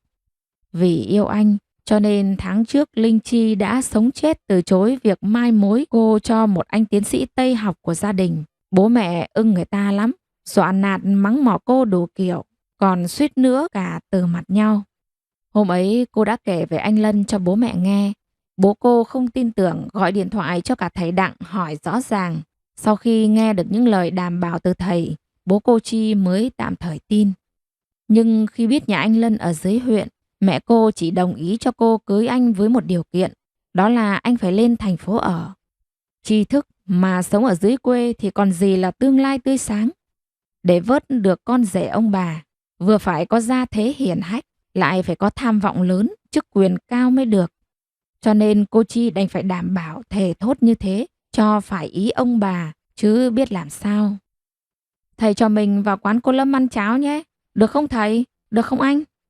Cô chỉ tay vào quán cháo quen thuộc ven đường đến trường, lắc lắc tay thầy Đặng và cậu Lân. Thầy Đặng thì khỏi phải nói rồi, mới sáng ngày ra, phải đá nhẹ bát cháo mới chắc bụng, mới có sức khỏe để làm việc được. Được, chỉ có Linh Chi là hiểu thầy nhất. Đi đi. Thầy híp mắt cười ha hà nói. Nhưng ngược lại với thầy, cậu Lân nhẹ nhàng từ chối. Cậu đã quyết tâm tận dụng mọi phút giây để làm cho xong báo cáo, nhanh chóng trở về nhà, cho nên đành phải bất đắc dĩ lắc đầu. Linh Chi đi với thầy ăn trước đi, em đến phòng nghiên cứu trước, khi nào thấy đói thì ăn tạm thứ gì đó cũng được ạ. Ôi dào, sao cho phải vội vàng như thế, cứ thong thả, có Linh Chi đây làm thư ký, kiểu gì cũng xong sớm. Thầy Đặng thấy vậy thì cứ trách cứ, sao Linh Chi lại trở thành thư ký ạ? Không cần thiết đâu thầy. Cô Linh Chi nghe cậu Lân nói như vậy thì sụ mặt, cả người cũng ỉu xìu, trông đến là tội nghiệp. Thầy Đặng không nỡ nhìn con bé bị từ chối, bèn nhăn nhó nạt. Không cần thế nào. Con bé này xin lại ở trường trợ giảng cũng là giúp con đấy. Không hiểu tấm lòng của con bé gì cả. Đáng trách nhờ. Vâng, tiện ở trường học cho nên em muốn giúp đỡ anh như nhóm chúng mình ngày trước thôi. Anh đừng có lo lắng, cũng chưa chắc em giúp được gì nhiều mà, thầy nhỉ. Thầy Đặng vừa đi vừa cười khà khà, khoác tay ra hiệu vào quán ngồi. Nhưng cậu Lân hình như quyết tâm đến phòng nghiên cứu trước, không cần ăn uống gì cả. Thôi, cho em xin nợ vậy. Thầy với Chi cứ đi trước đi, em phải qua bưu điện sớm chút. Giờ này người ta chắc gì đã mở cửa. Anh cần gửi thư về nhà hả? Hay anh viết cho em địa chỉ, để một lúc nữa em gửi thay anh nhé. Cô Chi tỏ ra vô cùng sốt sắng, lại chân thành muốn giúp, nên cậu Lân chỉ có thể đưa lá thư cho cô, viết một dãy địa chỉ vào tờ giấy nhỏ gửi cô. Vậy đành nhờ em nhé, lần sau anh sẽ mời em một bữa đàng hoàng. Vâng, anh đừng khách sáo, không là em giận đấy. Đến giờ, thầy Đặng và cậu Lân vừa trao đổi vừa đi đến trường. Cô Linh Chi ở lại quán cháo, Lân không đi theo, bởi lát nữa cô sẽ đến bưu điện giúp anh gửi thư. Nhìn địa chỉ nhà trên tờ giấy, nghĩ ngợi thế nào, cô nhẹ nhàng bóc bì thư, vừa cười tủm tỉm vừa xem qua nội dung. Viết thư về cho bà Thi đây mà, cô xem một chút cũng không sao đâu nhỉ. Nếu tiện cô cũng viết một bức hỏi thăm sức khỏe mẹ chồng tương lai chứ. Nhưng nào ngờ càng đọc, nụ cười trên môi của cô càng méo sạch đi, rồi dần dần tắt ngúm. Khuôn mặt xinh đẹp như nàng tiên, giờ lại tràn ngập vẻ xấu xí, vặn vẹo, nhăn nhúm. Con bé Mơ đấy, giờ đã trở thành người yêu của anh Lân rồi cơ đấy. Thế còn cô là gì của anh? Người sẵn sàng bỏ cả gia đình để đến với anh, thân gái lặn lội đường xá xa xôi đến nhà anh, còn ra sức khiến mẹ anh vui vẻ. Hóa ra tất cả những điều ấy chẳng có ý nghĩa gì với người ta cả. Cô cứ tưởng anh đã nhận ra tình cảm của cô rồi, nhưng không phải. Bàn tay trắng ngần vò nát bức thư, ánh mắt trong trẻo lúc trước giờ vằn lên những sợi gân đỏ. Cô căm thù, cô hận con bé đấy. Chỉ là một con hầu dốt nát, ấy thế mà ghê gớm thật, dám quyến rũ cả cậu chủ. Cô đã coi thường con bé Mơ đấy rồi, cảm giác bị phản bội choán đầy cả tâm trí. Trong một góc của quán cháo nhỏ, cô gái xinh đẹp vừa xé nát bức thư vừa khóc lóc nỉ non, nước mắt rửa trôi cả lớp son phấn đã được trang điểm tỉ mỉ. Người vào quán thi thoảng lại tò mò liếc nhìn, không hiểu chuyện gì đã xảy ra. Chẳng hiểu sao mấy ngày hôm nay, lòng Mơ cứ bồn chồn lo lắng lạ thường. Đã mấy hôm kể từ ngày cậu Lân lên thành phố, cô nhớ cậu quá mà chẳng biết phải làm sao. Sáng nào Mơ cũng viện cớ lên phòng cậu dọn dẹp, thậm chí có ngày cô còn dọn hẳn 2-3 lần. Mơ lau đến mức cái chân bàn của cậu cũng sáng choang, không một hạt bụi nào dám bám vào. Có hôm Phú Hến còn gàn, Vũ bảo phòng cậu có ai chi đâu mà lau với dọn lắm thế hả con? Vũ không biết đó thôi, từ lúc căn nhà này vắng cậu, lòng Mơ quạnh quẽ, chán nản khác thường. Chỉ có đến phòng cậu mới làm nỗi buồn trong cô vơi bớt phần nào. Hôm trước Mơ chỉ chăm chăm canh lúc cậu Khánh tỉnh rượu để hỏi số điện thoại nơi ở của cậu Lân trên thành phố. Lúc cô hỏi, cậu Khánh còn nghi ngờ một lúc lâu. Mơ phải nghĩ đủ mọi lý do để đánh trống lảng, cậu mới thôi không thăm dò nữa. Đến là khổ. Có được số điện thoại của cậu Lân rồi. Trưa hôm ấy, Mơ vội lấy mấy đồng tiền dắt trong người. Không ngại trưa nắng hè cháy da cháy thịt, chạy tót lên huyện cho kịp giờ. Ai ngờ lúc đến nơi, người ta thông báo đường dây điện thoại bị gió đánh đứt rồi. Có tiền cũng không dùng được, phải đợi phía bên phê duyệt cho sửa. chắc cũng phải mất vài tuần. Câu nói ấy của người Mậu Dịch khiến Mơ bần thần cả người. Hai mắt cứ hoa lên như trong chóng. Cô đội chiếc nón lá đã cũ, ngồi bệt xuống gốc cây ven đường cái một lúc lâu. Cả quãng đường về nhà, Mơ như con cá chết vì thiếu nước. Cô lê bước chân mỏi mệt, xiên xẹo, đi mãi mới về được đến nơi. Lúc bước vào thềm nhà, Mơ say nắng đến mức say sẩm mặt mày, ngã sấp mặt xuống bậc thềm. May mà có cậu Khánh đi chơi về trông thấy. Cậu bế thốc Mơ lên đưa vào trong giường. Vú Hến phải lấy dầu gió xoa bóp người mãi cô mới tỉnh. Hôm ấy Mơ khiến cả nhà được một phen thót cả tim. Hôm trước cậu Khánh đã nhận được giấy báo trúng tuyển đại học. Hẳn thầy giáo cũ của cậu chính tay đi nhận rồi trao cho cậu luôn. Bà Thi mừng lắm, định bụng làm vài mâm cơm, mời cả mấy người hàng xóm đến chia vui nữa. Nhưng vì cậu Lân không có ở nhà nên đành thôi. Chỉ làm một mâm cơm ấm cúng, cả nhà ăn uống với nhau là được rồi. Tính ra thì cậu Khánh tự tin cũng không thừa đâu. Đêm hôm qua Mơ ngồi ngoài hè trông trăng đến tận khuya. Mơ nhớ cậu Lân quá, cô chẳng biết phải làm sao nữa. Ngày trước đơn phương yêu thầm cậu thì không sao, đợi cậu vò võ cả tháng, cả năm cũng được. Nhưng giờ mọi thứ khác xưa rồi, cậu Lân cũng thích Mơ lắm đấy chứ. Ở cùng cậu cả tháng trời, nếm được hơi cậu, lại đâm ra nghiện. Bây giờ xa cách, cô không chịu nổi. Mơ ở nhà mong cậu như thế nào thì trên phố, cậu Lân cũng ra sức làm việc để rút ngắn thời gian, nhanh chóng được trở về thế ấy. Mấy ngày hôm nay, cậu chỉ quanh quẩn ở trường liên miên, đúng kiểu bế quan tòa cảng. Cậu ra khỏi nhà từ sáng sớm, đến tối mịt mới lọ mọ quay trở về. Trông cậu Lân bây giờ lôi thôi chẳng khác gì thầy Đặng rồi. Hôm trước cô Linh Chi gặp còn phải thốt lên. Đúng là thầy nào trò nấy mà. Cậu chỉ biết cười xòa rồi lại chúi mũi vào giấy giấy tờ tờ. Cô Chi cũng chăm ở trường lắm nhé. Ngoài những buổi theo thầy làm trợ giảng, khoảng thời gian còn lại cô lúc nào cũng kề cạnh cậu Lân. Có hôm nhìn thấy cô Chi khoanh tay gật gù trên ghế, cậu chỉ biết thở dài áy náy. Cầm chiếc áo của mình khoác lên vai để cô ngủ cho ngon. Cậu có nói với Linh Chi rằng việc ở đây không nhiều đến mức như thế. Cô không phải khổ sở cùng cậu làm gì. Nhưng nào ngờ Linh Chi lại rưng rưng nước mắt sụt sịt bảo: anh chẳng coi em là bạn bè thân thiết gì cả. Anh giúp em còn ít chắc. Bây giờ em lo lắng thì anh lại thấy nhiều. Cô nói như thế thì cậu cũng đành cam chịu. Nhưng trong lòng vẫn mang ơn cô rất nhiều. Chính vì thế cho nên hôm nào cậu cũng đưa Linh Chi về tận nhà. Lắm hôm cô thấy trời tối, muốn mời cậu vào nhà cùng gia đình ăn bữa cơm. Nhưng cậu nhất quyết lắc đầu. Có lẽ cậu Lân không để ý. Trong trường học mọi người đồn thổi dầm việc cậu với cô Linh Chi là một đôi. Họ khẳng định chắc chắn cô Linh Chi cũng hưởng thụ tin đồn thất thiệt đó lắm. Nghe thấy mồn một nhưng chẳng bao giờ cô giải thích cả. Linh Chi cứ coi việc được ở cạnh cậu, lo lắng cho cậu là lẽ đương nhiên, là trách nhiệm của người yêu với nhau vậy. Sáng sớm hôm nay, lúc cô Chi mở cửa vào phòng nghiên cứu, cậu Lân đang ngồi cạnh chiếc bàn nhỏ chăm chú viết cái gì đó. Cậu nhập tâm đến mức có người vào phòng đi đến bên cạnh mấy hồi mà cũng không biết. Cô Chi đi vào từ phía sau, trên tay cầm theo một ít hoa quả. Dạo này viền mắt của anh Lân nhà cô hơi thâm, có lẽ do thức đêm đọc sách nhiều. Cô nàng lặng lẽ đứng phía sau, chăm chú nhìn vào sườn mặt tuấn tú của anh. Mái tóc được cắt gọn gàng, càng làm nổi bật vẻ lạnh lùng, da trắng, sống mũi cao và thẳng. Tất cả những thứ của anh Lân lúc nào cũng chứa đựng một sức cuốn hút kỳ lạ. Cô Chi để tay sau lưng, cúi người ngó vào trang giấy xem anh Lân đang viết gì. Mái tóc cô buông thả dài đến tận thắt lưng. Chiếc váy màu hoa đậu biếc tỏa ra một mùi thơm nồng nàn, quyến rũ. Nhưng vừa nhìn thấy những dòng chữ ngay ngắn nằm trên trang giấy, mặt của cô biến sắc, đôi mắt trong trẻo, lúc nào cũng cười tươi nhí nhảnh hàng ngày trở nên đục ngầu. Đôi môi mím lại thật chặt, bàn tay vặn xoắn lại, có vẻ ghen ghét, xấu xí hiện rõ trên khuôn mặt. Nhưng chỉ chớp mắt sau đó, cô Chi quay lại về với vẻ sang trọng thường ngày. Cô làm như không nhìn thấy, khẽ hắng giọng một tiếng.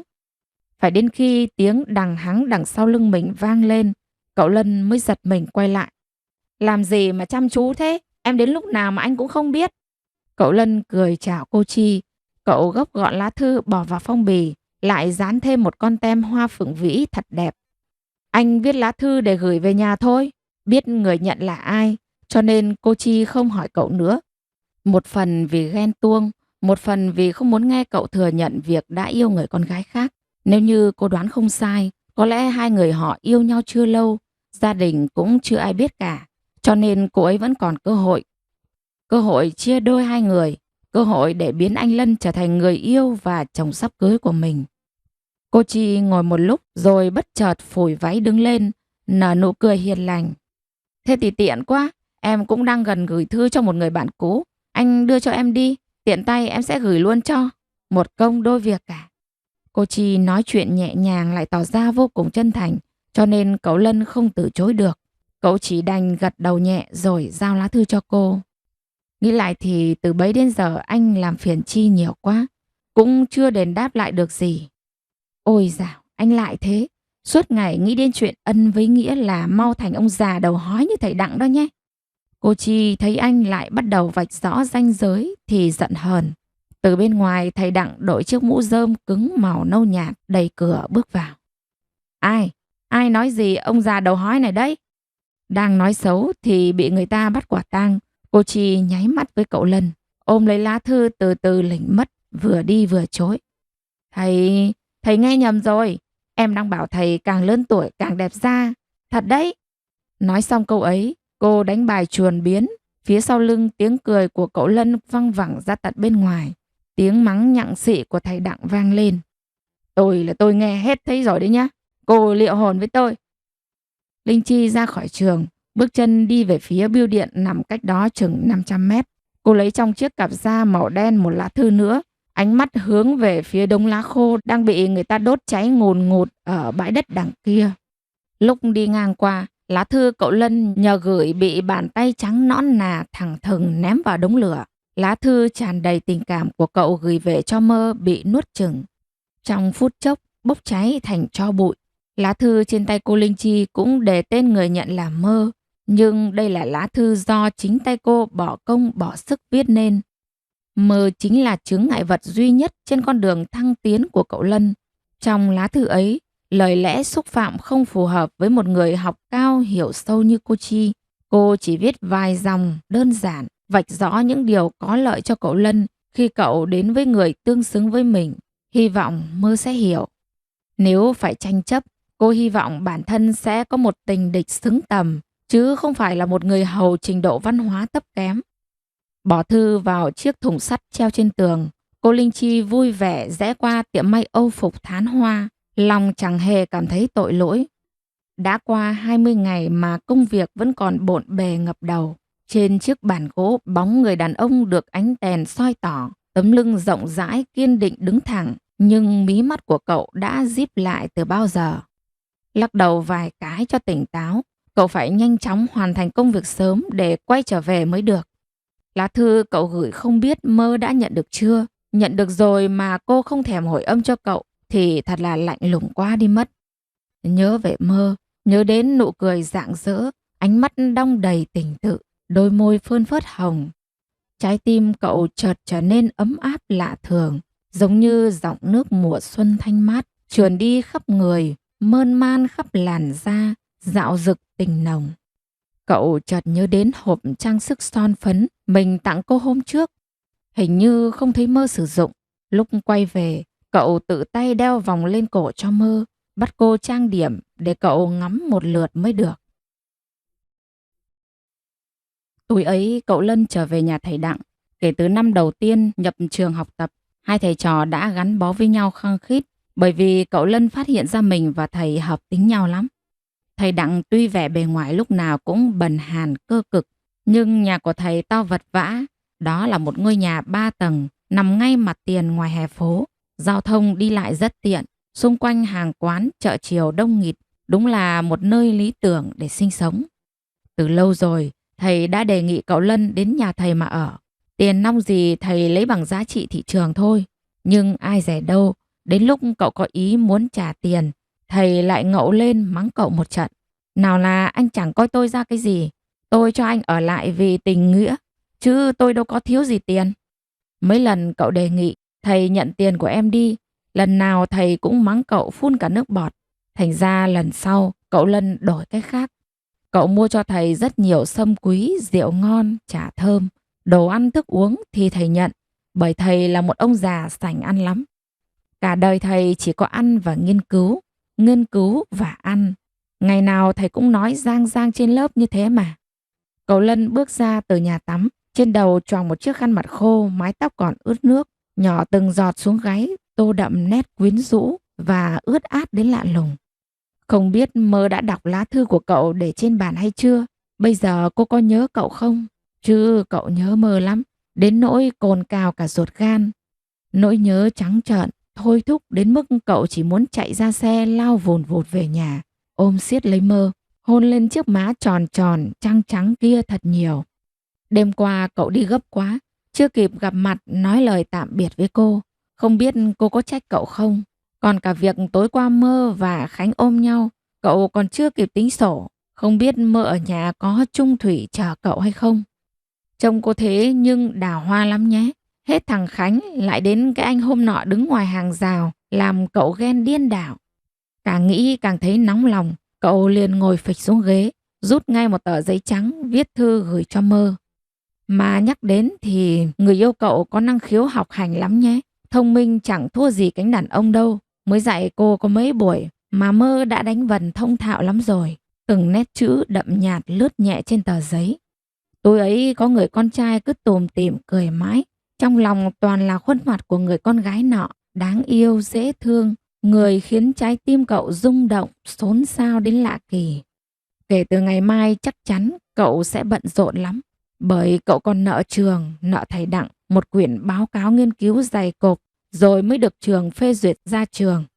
Lẽ ra việc trên này cậu đã dự tính xong xuôi cả rồi. Chính vì thế mà cho đến mấy ngày hôm nay, chuyện ở xưởng đồng hồ cậu đẩy mạnh giải quyết. Sau đó bàn giao cho chú Tường trông nom, rồi ấn định tuần sau khăn gói lên đường. Nhưng ai ngờ lại có giấy cảnh cáo gửi về nhà, nên đành ra vỡ kế hoạch. Nếu nhanh chóng làm ngày làm đêm, có lẽ chưa đến 1 tháng cậu sẽ quay được về nhà với gia đình, với người yêu của cậu. Thở dài một hơi, bàn tay to lớn gấp gọn lá thư lại cho vào phong bì, dán một con tem thật đẹp. Ngày mai lúc đi qua bưu điện ở gần trường, cậu sẽ gửi bức thư này đi. Thành phố ồn ào và vồn vã, tiếng giao bán xôi, bánh đúc, kem hút thi thoảng lại văng vẳng qua cánh cửa ngoài ban công. Đường xá lúc nào cũng tấp nập người qua kẻ lại, bất kể ngày đêm. Nhiều khi người ta muốn yên tĩnh cho thư thả đầu óc một lúc cũng khó khăn vô cùng. Dưới tầng thầy Đặng vẫn trong đèn đọc sách, chiếc kính dày cồm cộp giống như chiếc cân khó khăn giữ thăng bằng trên sống mũi của thầy. Nhiều lúc đọc đến đoạn hay, thầy vỗ đùi đôm đốp, lại còn cười khằng khặc, nghe rất ghê.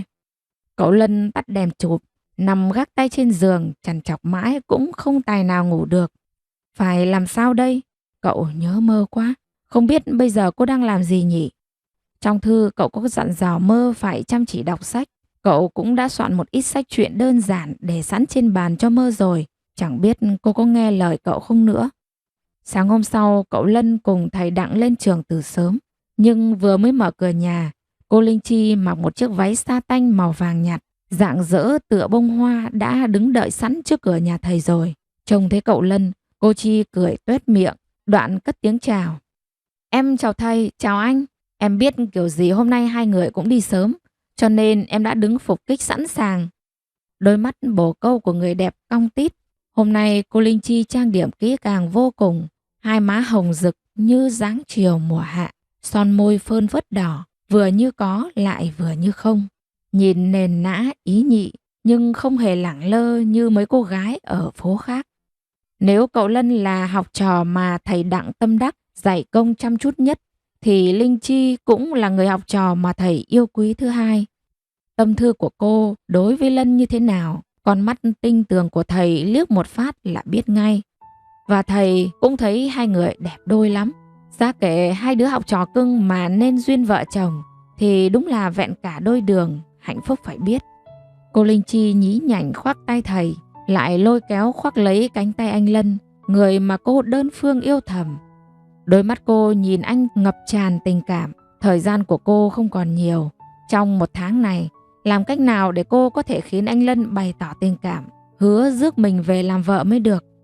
Vì yêu anh, cho nên tháng trước Linh Chi đã sống chết từ chối việc mai mối cô cho một anh tiến sĩ Tây học của gia đình. Bố mẹ ưng người ta lắm, dọa nạt mắng mỏ cô đủ kiểu, còn suýt nữa cả từ mặt nhau. Hôm ấy cô đã kể về anh Lân cho bố mẹ nghe. Bố cô không tin tưởng, gọi điện thoại cho cả thầy Đặng hỏi rõ ràng. Sau khi nghe được những lời đảm bảo từ thầy, bố cô Chi mới tạm thời tin. Nhưng khi biết nhà anh Lân ở dưới huyện, mẹ cô chỉ đồng ý cho cô cưới anh với một điều kiện, đó là anh phải lên thành phố ở. Tri thức mà sống ở dưới quê thì còn gì là tương lai tươi sáng. Để vớt được con rể ông bà, vừa phải có gia thế hiển hách, lại phải có tham vọng lớn, chức quyền cao mới được. Cho nên cô Chi đành phải đảm bảo thề thốt như thế, cho phải ý ông bà, chứ biết làm sao. Thầy cho mình vào quán cô Lâm ăn cháo nhé. Được không thầy? Được không anh? Cô chỉ tay vào quán cháo quen thuộc ven đường đến trường, lắc lắc tay thầy Đặng và cậu Lân. Thầy Đặng thì khỏi phải nói rồi, mới sáng ngày ra, phải đá nhẹ bát cháo mới chắc bụng, mới có sức khỏe để làm việc được. Được, chỉ có Linh Chi là hiểu thầy nhất. Đi đi. Thầy híp mắt cười ha hà nói. Nhưng ngược lại với thầy, cậu Lân nhẹ nhàng từ chối. Cậu đã quyết tâm tận dụng mọi phút giây để làm cho xong báo cáo, nhanh chóng trở về nhà.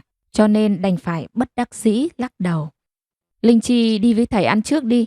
Em đến phòng nghiên cứu trước. Khi nào thấy đói thì ăn tạm thứ gì đó cũng được ạ. Ôi dào, sao cho phải vội vàng như thế? Cứ thong thả, thong thả. Có Linh Chi đây làm thư ký, kiểu gì cũng xong sớm. Thầy Đặng thấy vậy thì cứ trách cứ. Sao Linh Chi lại trở thành thư ký ạ? Không cần thiết đâu thầy. Cô Linh Chi nghe cậu Lân nói như vậy thì sụ mặt. Cả người cũng ỉu xìu, trông đến là tội nghiệp. Thầy Đặng không nỡ nhìn con bé bị từ chối, bèn nhăn nhó nạt. Không cần là không cần thế nào. Con bé này xin lại ở trường trợ giảng cũng là giúp con đấy. Không hiểu tấm lòng của con bé gì cả. Đáng trách nhờ. Vâng, tiện ở trường học cho nên em muốn giúp đỡ anh như nhóm chúng mình ngày trước thôi. Anh đừng có lo lắng. Cũng chưa chắc em giúp được gì nhiều mà, thầy nhỉ. Thầy Đặng vừa đi vừa cười khà khà, khoác tay ra hiệu vào quán ngồi. Nhưng cậu Lân hình như quyết tâm đến phòng nghiên cứu trước, không cần ăn uống gì cả. Thôi, cho em xin nợ vậy. Thầy với Chi cứ đi trước đi, em phải qua bưu điện sớm chút. Giờ này người ta chắc gì đã mở cửa. Anh cần gửi thư về nhà hả? Hay anh viết cho em địa chỉ, để một lúc nữa em gửi thay anh nhé. Cô Chi tỏ ra vô cùng sốt sắng, lại chân thành muốn giúp, nên cậu Lân chỉ có thể đưa lá thư cho cô, viết một dãy địa chỉ vào tờ giấy nhỏ gửi cô. Vậy đành nhờ em nhé, lần sau anh sẽ mời em một bữa đàng hoàng. Vâng, anh đừng khách sáo, không là em giận đấy. Đến giờ, thầy Đặng và cậu Lân vừa trao đổi vừa đi đến trường. Cô Linh Chi ở lại quán cháo, Lân không đi theo, bởi lát nữa cô sẽ đến bưu điện giúp anh gửi thư. Nhìn địa chỉ nhà trên tờ giấy, nghĩ ngợi thế nào, cô nhẹ nhàng bóc bì thư, vừa cười tủm tỉm vừa xem qua nội dung. Viết thư về cho bà Thi đây mà, cô xem một chút cũng không sao đâu nhỉ. Nếu tiện cô cũng viết một bức hỏi thăm sức khỏe mẹ chồng tương lai chứ. Nhưng nào ngờ càng đọc, nụ cười trên môi của cô càng méo sạch đi, rồi dần dần tắt ngúm. Khuôn mặt xinh đẹp như nàng tiên, giờ lại tràn ngập vẻ xấu xí, vặn vẹo, nhăn nhúm. Con bé Mơ đấy, giờ đã trở thành người yêu của anh Lân rồi cơ đấy. Thế còn cô là gì của anh? Người sẵn sàng bỏ cả gia đình để đến với anh, thân gái lặn lội đường xá xa xôi đến nhà anh, còn ra sức khiến mẹ anh vui vẻ. Hóa ra tất cả những điều ấy chẳng có ý nghĩa gì với người ta cả. Cô cứ tưởng anh đã nhận ra tình cảm của cô rồi, nhưng không phải. Bàn tay trắng ngần vò nát bức thư, ánh mắt trong trẻo lúc trước giờ vằn lên những sợi gân đỏ. Cô căm thù, cô hận con bé đấy. Chỉ là một con hầu dốt nát, ấy thế mà ghê gớm thật, dám quyến rũ cả cậu chủ. Cô đã coi thường con bé Mơ đấy rồi, cảm giác bị phản bội choán đầy cả tâm trí. Trong một góc của quán cháo nhỏ, cô gái xinh đẹp vừa xé nát bức thư vừa khóc lóc nỉ non, nước mắt rửa trôi cả lớp son phấn đã được trang điểm tỉ mỉ. Người vào quán thi thoảng lại tò mò liếc nhìn, không hiểu chuyện gì đã xảy ra. Chẳng hiểu sao mấy ngày hôm nay Lòng Mơ cứ bồn chồn lo lắng lạ thường. Đã mấy hôm kể từ ngày cậu Lân lên thành phố, cô nhớ cậu quá mà chẳng biết phải làm sao. Sáng nào Mơ cũng viện cớ lên phòng cậu dọn dẹp, thậm chí có ngày cô còn dọn hẳn 2-3 lần. Mơ lau đến mức cái chân bàn của cậu cũng sáng choang, không một hạt bụi nào dám bám vào. Có hôm Phú Hến còn gàn, Vũ bảo phòng cậu có ai chi đâu mà lau với dọn lắm thế hả con? Vũ không biết đó thôi, từ lúc căn nhà này vắng cậu, lòng Mơ quạnh quẽ, chán nản khác thường. Chỉ có đến phòng cậu mới làm nỗi buồn trong cô vơi bớt phần nào. Hôm trước Mơ chỉ chăm chăm canh lúc cậu Khánh tỉnh rượu để hỏi số điện thoại nơi ở của cậu Lân trên thành phố. Lúc cô hỏi, cậu Khánh còn nghi ngờ một lúc lâu. Mơ phải nghĩ đủ mọi lý do để đánh trống lảng, cậu mới thôi không thăm dò nữa. Đến là khổ. Có được số điện thoại của cậu Lân rồi. Trưa hôm ấy, Mơ vội lấy mấy đồng tiền dắt trong người. Không ngại trưa nắng hè cháy da cháy thịt, chạy tót lên huyện cho kịp giờ. Ai ngờ lúc đến nơi, người ta thông báo đường dây điện thoại bị gió đánh đứt rồi. Có tiền cũng không dùng được, phải đợi phía bên phê duyệt cho sửa. Chắc cũng phải mất vài tuần. Câu nói ấy của người mậu dịch khiến Mơ bần thần cả người. Hai mắt cứ hoa lên như trong chóng. Cô đội chiếc nón lá đã cũ, ngồi bệt xuống gốc cây ven đường cái một lúc lâu. Cả quãng đường về nhà, Mơ như con cá chết vì thiếu nước. Cô lê bước chân mỏi mệt, xiên xẹo, đi mãi mới về được đến nơi. Lúc bước vào thềm nhà, Mơ say nắng đến mức say sẩm mặt mày, ngã sấp mặt xuống bậc thềm. May mà có cậu Khánh đi chơi về trông thấy. Cậu bế thốc Mơ lên đưa vào trong giường. Vú Hến phải lấy dầu gió xoa bóp người mãi cô mới tỉnh. Hôm ấy Mơ khiến cả nhà được một phen thót cả tim. Hôm trước cậu Khánh đã nhận được giấy báo trúng tuyển đại học. Hẳn thầy giáo cũ của cậu chính tay đi nhận rồi trao cho cậu luôn. Bà Thi mừng lắm, định bụng làm vài mâm cơm, mời cả mấy người hàng xóm đến chia vui nữa. Nhưng vì cậu Lân không có ở nhà nên đành thôi. Chỉ làm một mâm cơm ấm cúng, cả nhà ăn uống với nhau là được rồi. Tính ra thì cậu Khánh tự tin cũng không thừa đâu. Đêm hôm qua Mơ ngồi ngoài hè trông trăng đến tận khuya. Mơ nhớ cậu Lân quá, cô chẳng biết phải làm sao nữa. Ngày trước đơn phương yêu thầm cậu thì không sao, đợi cậu vò võ cả tháng, cả năm cũng được. Nhưng giờ mọi thứ khác xưa rồi, cậu Lân cũng thích Mơ lắm đấy chứ. Ở cùng cậu cả tháng trời, nếm được hơi cậu, lại đâm ra nghiện. Bây giờ xa cách, cô không chịu nổi. Mơ ở nhà mong cậu như thế nào thì trên phố, cậu Lân cũng ra sức làm việc để rút ngắn thời gian, nhanh chóng được trở về thế ấy. Mấy ngày hôm nay, cậu chỉ quanh quẩn ở trường liên miên, đúng kiểu bế quan tòa cảng. Cậu ra khỏi nhà từ sáng sớm đến tối mịt mới lọ mọ quay trở về. Trông cậu Lân bây giờ lôi thôi chẳng khác gì thầy Đặng rồi. Hôm trước cô Linh Chi gặp còn phải thốt lên. Đúng là thầy nào trò nấy mà. Cậu chỉ biết cười xòa rồi lại chúi mũi vào giấy giấy tờ tờ. Cô Chi cũng chăm ở trường lắm nhé. Ngoài những buổi theo thầy làm trợ giảng, khoảng thời gian còn lại cô lúc nào cũng kề cạnh cậu Lân. Có hôm nhìn thấy cô Chi khoanh tay gật gù trên ghế, cậu chỉ biết thở dài áy náy. Cầm chiếc áo của mình khoác lên vai để cô ngủ cho ngon. Cậu có nói với Linh Chi rằng việc ở đây không nhiều đến mức như thế. Cô không phải khổ sở cùng cậu làm gì. Nhưng nào ngờ Linh Chi lại rưng rưng nước mắt sụt sịt bảo: anh chẳng coi em là bạn bè thân thiết gì cả. Anh giúp em còn ít chắc. Bây giờ em lo lắng thì anh lại thấy nhiều. Cô nói như thế thì cậu cũng đành cam chịu. Nhưng trong lòng vẫn mang ơn cô rất nhiều. Chính vì thế cho nên hôm nào cậu cũng đưa Linh Chi về tận nhà. Lắm hôm cô thấy trời tối, muốn mời cậu vào nhà cùng gia đình ăn bữa cơm. Nhưng cậu nhất quyết lắc đầu. Có lẽ cậu Lân không để ý. Trong trường học mọi người đồn thổi dầm việc cậu với cô Linh Chi là một đôi. Họ khẳng định chắc chắn cô Linh Chi cũng hưởng thụ tin đồn thất thiệt đó lắm. Nghe thấy mồn một nhưng chẳng bao giờ cô giải thích cả. Linh Chi cứ coi việc được ở cạnh cậu, lo lắng cho cậu là lẽ đương nhiên, là trách nhiệm của người yêu với nhau vậy.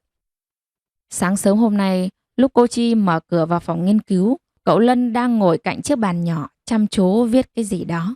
Cậu nhập tâm đến mức có người vào phòng đi đến bên cạnh mấy hồi mà cũng không biết. Cô Chi đi vào từ phía sau, trên tay cầm theo một ít hoa quả. Dạo này viền mắt của anh Lân nhà cô hơi thâm, có lẽ do thức đêm đọc sách nhiều. Cô nàng lặng lẽ đứng phía sau, chăm chú nhìn vào sườn mặt tuấn tú của anh. Mái tóc được cắt gọn gàng, càng làm nổi bật vẻ lạnh lùng, da trắng, sống mũi cao và thẳng. Tất cả những thứ của anh Lân lúc nào cũng chứa đựng một sức cuốn hút kỳ lạ. Cô Chi để tay sau lưng, cúi người ngó vào trang giấy xem anh Lân đang viết gì. Mái tóc cô buông thả dài đến tận thắt lưng, chiếc váy màu hoa đậu biếc tỏa ra một mùi thơm nồng nàn, quyến rũ. Nhưng vừa nhìn thấy những dòng chữ ngay ngắn nằm trên trang giấy, mặt của cô biến sắc, đôi mắt trong trẻo, lúc nào cũng cười tươi nhí nhảnh hàng ngày trở nên đục ngầu. Đôi môi mím lại thật chặt, bàn tay vặn xoắn lại, có vẻ ghen ghét, xấu xí hiện rõ trên khuôn mặt. Nhưng chỉ chớp mắt sau đó, cô Chi quay lại về với vẻ sang trọng thường ngày. Cô làm như không nhìn thấy, khẽ hắng giọng một tiếng. Phải đến khi tiếng đằng hắng đằng sau lưng mình vang lên, cậu Lân mới giật mình quay lại. Làm gì mà chăm chú thế? Em đến lúc nào mà anh cũng không biết. Cậu Lân cười chào cô Chi. Cậu gấp gọn lá thư bỏ vào phong bì, lại dán thêm một con tem hoa phượng vĩ thật đẹp. Anh viết lá thư để gửi về nhà thôi. Biết người nhận là ai, cho nên cô Chi không hỏi cậu nữa. Một phần vì ghen tuông, một phần vì không muốn nghe cậu thừa nhận việc đã yêu người con gái khác. Nếu như cô đoán không sai, có lẽ hai người họ yêu nhau chưa lâu, gia đình cũng chưa ai biết cả. Cho nên cô ấy vẫn còn cơ hội. Cơ hội chia đôi hai người, cơ hội để biến anh Lân trở thành người yêu và chồng sắp cưới của mình. Cô Chi ngồi một lúc rồi bất chợt phủi váy đứng lên, nở nụ cười hiền lành. Thế thì tiện quá, em cũng đang gần gửi thư cho một người bạn cũ. Anh đưa cho em đi, tiện tay em sẽ gửi luôn cho. Một công đôi việc cả. Cô Chi nói chuyện nhẹ nhàng lại tỏ ra vô cùng chân thành, cho nên cậu Lân không từ chối được. Cậu chỉ đành gật đầu nhẹ rồi giao lá thư cho cô. Nghĩ lại thì từ bấy đến giờ anh làm phiền Chi nhiều quá, cũng chưa đền đáp lại được gì. Ôi dào, anh lại thế. Suốt ngày nghĩ đến chuyện ân với nghĩa là mau thành ông già đầu hói như thầy Đặng đó nhé. Cô Chi thấy anh lại bắt đầu vạch rõ ranh giới thì giận hờn. Từ bên ngoài thầy Đặng đội chiếc mũ rơm cứng màu nâu nhạt đẩy cửa bước vào. Ai? Ai nói gì ông già đầu hói này đấy? Đang nói xấu thì bị người ta bắt quả tang. Cô Chi nháy mắt với cậu Lân, ôm lấy lá thư từ từ lỉnh mất, vừa đi vừa chối. Thầy nghe nhầm rồi. Em đang bảo thầy càng lớn tuổi càng đẹp da. Thật đấy. Nói xong câu ấy, cô đánh bài chuồn biến. Phía sau lưng tiếng cười của cậu Lân văng vẳng ra tận bên ngoài. Tiếng mắng nhặng xị của thầy Đặng vang lên. Tôi nghe hết thấy rồi đấy nhá. Cô liệu hồn với tôi. Linh Chi ra khỏi trường, bước chân đi về phía bưu điện nằm cách đó chừng 500 mét. Cô lấy trong chiếc cặp da màu đen một lá thư nữa, ánh mắt hướng về phía đống lá khô đang bị người ta đốt cháy ngùn ngụt ở bãi đất đằng kia. Lúc đi ngang qua, lá thư cậu Lân nhờ gửi bị bàn tay trắng nõn nà thẳng thừng ném vào đống lửa. Lá thư tràn đầy tình cảm của cậu gửi về cho Mơ bị nuốt chửng. Trong phút chốc bốc cháy thành tro bụi. Lá thư trên tay cô Linh Chi cũng để tên người nhận là Mơ. Nhưng đây là lá thư do chính tay cô bỏ công bỏ sức viết nên. Mơ chính là chướng ngại vật duy nhất trên con đường thăng tiến của cậu Lân. Trong lá thư ấy, lời lẽ xúc phạm không phù hợp với một người học cao hiểu sâu như cô Chi. Cô chỉ viết vài dòng đơn giản, vạch rõ những điều có lợi cho cậu Lân khi cậu đến với người tương xứng với mình. Hy vọng Mơ sẽ hiểu.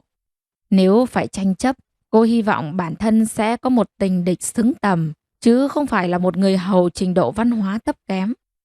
Bỏ thư vào chiếc thùng sắt treo trên tường, cô Linh Chi vui vẻ rẽ qua tiệm may Âu phục Thán Hoa, lòng chẳng hề cảm thấy tội lỗi. Đã qua 20 ngày mà công việc vẫn còn bộn bề ngập đầu. Trên chiếc bàn gỗ, bóng người đàn ông được ánh đèn soi tỏ, tấm lưng rộng rãi kiên định đứng thẳng, nhưng mí mắt của cậu đã díp lại từ bao giờ. Lắc đầu vài cái cho tỉnh táo, cậu phải nhanh chóng hoàn thành công việc sớm để quay trở về mới được.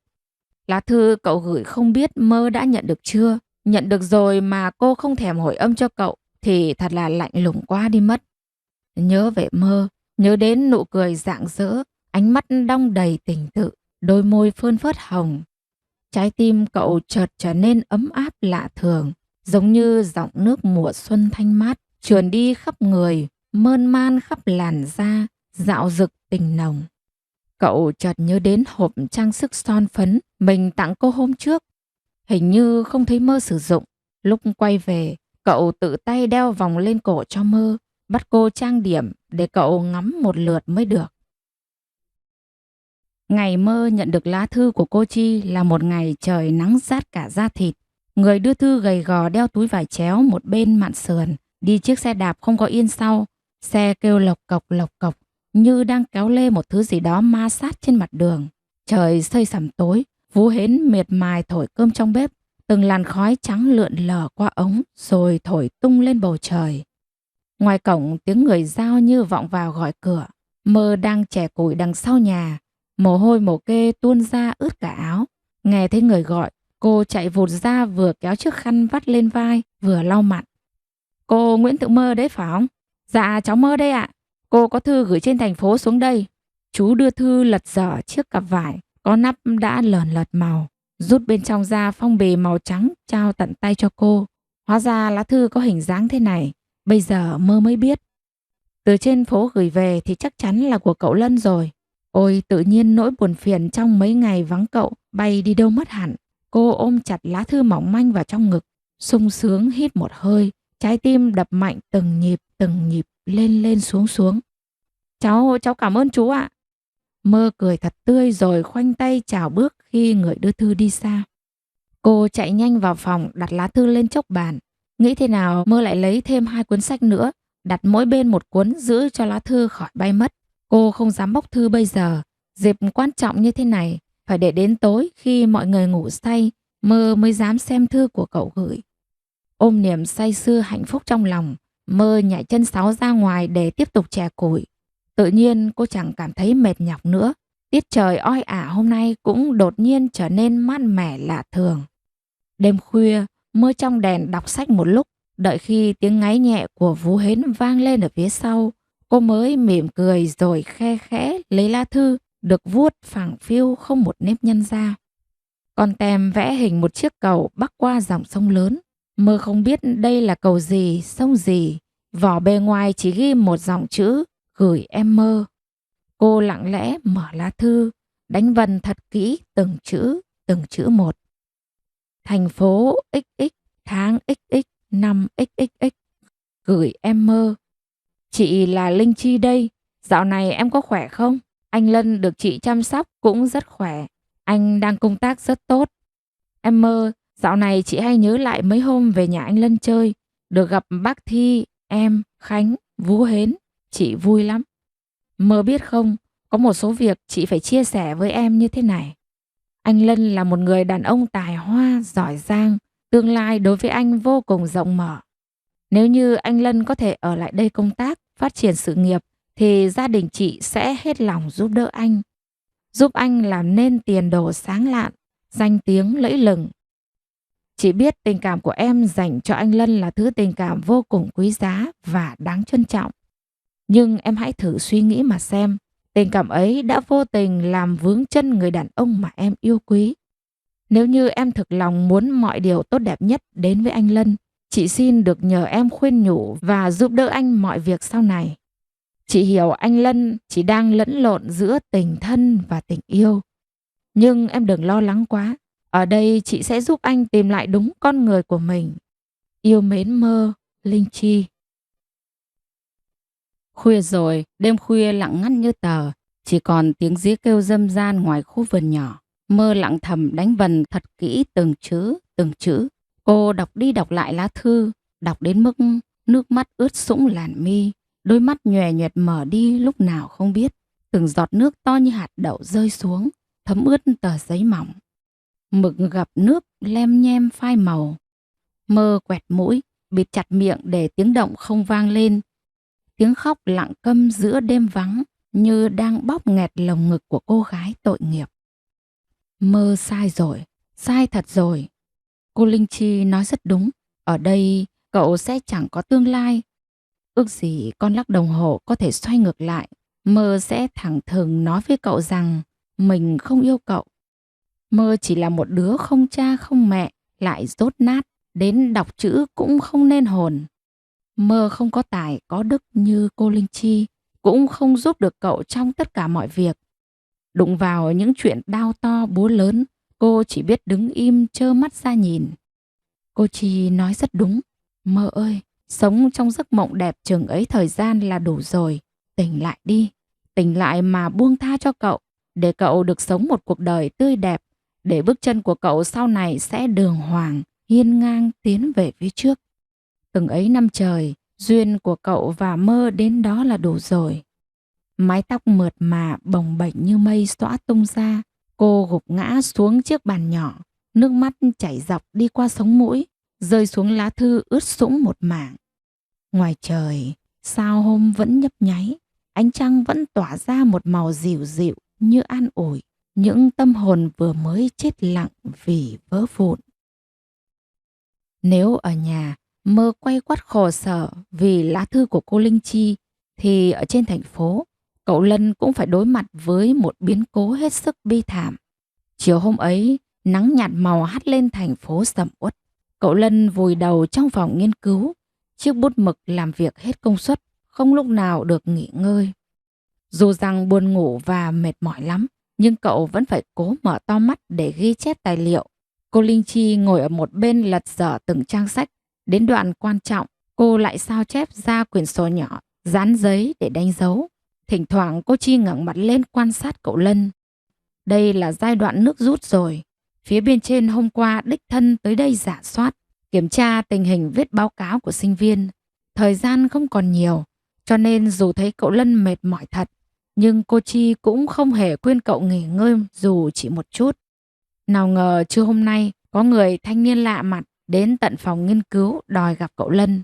Đó là một người thanh niên trẻ, tuổi chỉ xâm xấp cậu Khánh ở nhà.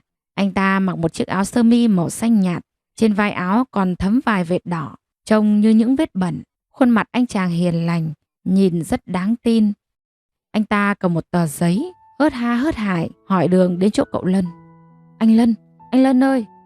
Cậu thanh niên đứng ngoài cửa phòng nghiên cứu, ngẩng cao cổ, cất to giọng gọi. Tôi là Lân, anh tìm tôi có việc gì? Nghe tiếng gọi, cậu Lân đẩy cửa mệt mỏi bước chân ra ngoài. Anh là Nguyễn Đức Lân, con trai ông Nguyễn Đức Liễn đúng không? Đã lâu lắm rồi không có người nào nhắc đến người đàn ông khốn nạn ấy trước mặt cậu Lân nữa. Cũng đã phải trải qua một thời gian rồi. Từ lâu cậu đã tưởng bản thân mình không còn cha nữa. Tự nhiên nghe người khác nhắc tới, cậu nhíu mày nghi ngờ, nhưng cũng khàn giọng đáp lời. Đúng thế, xin hỏi anh tìm tôi có việc gì? Cậu thanh niên kia xác nhận đúng danh tính người mình đang tìm, bèn gấp tờ giấy ghi địa chỉ bỏ lại vào trong túi trước ngực. Anh ta lại gần cậu Lân sốt sáng nói. Cha anh bị tai nạn, đang nằm cấp cứu trong bệnh viện trên thành phố. Anh lên ngay đi, may sao tôi còn hỏi được ông cái địa chỉ để mà tìm đến. Nghe ông Liễn bị tai nạn, khuôn mặt cậu Lân biến sắc, cậu vội vàng chạy theo bước chân của người thanh niên ấy. Hai người vẫy được một chiếc xe kéo ở ven đường, định nhanh chóng đến bệnh viện. Trái tim cậu đập thình thịch, trong lòng sốt sắng tột độ. Dù gì ông cũng là người có công sinh thành nên cậu, dù có thù hận ông cỡ nào, cậu cũng không thể trơ mắt nhìn người mất ngay trước mặt mình như thế được. Ở phía sau, cô Linh Chi hớt hải đuổi theo, thấy cậu định đi, cô nắm chặt lấy tay kéo lại. Không được đâu anh, bây giờ gấp rút lắm rồi, anh quay lại phòng nghiên cứu đi, em đi thay anh. Bao nhiêu tiền em cũng lo được, anh quay lại phòng đi, em sẽ nhờ người giúp. Bây giờ anh đi thì không quay đầu lại được đâu, sự nghiệp trong tay anh sẽ tan tành hết. Cô Chi khóc nức từng hồi, bàn tay siết chặt lấy ống tay áo của cậu Lân, sống chết kéo người lại. Đang lúc lo lắng, báo cáo gì cậu cũng chẳng thể quan tâm được nữa. Người đàn ông rút tay mình ra, giọng khàn đặc nói. Xin lỗi, anh làm phí hoài công sức của em. Nói xong xe cũng đến, cậu dứt khoát bước lên.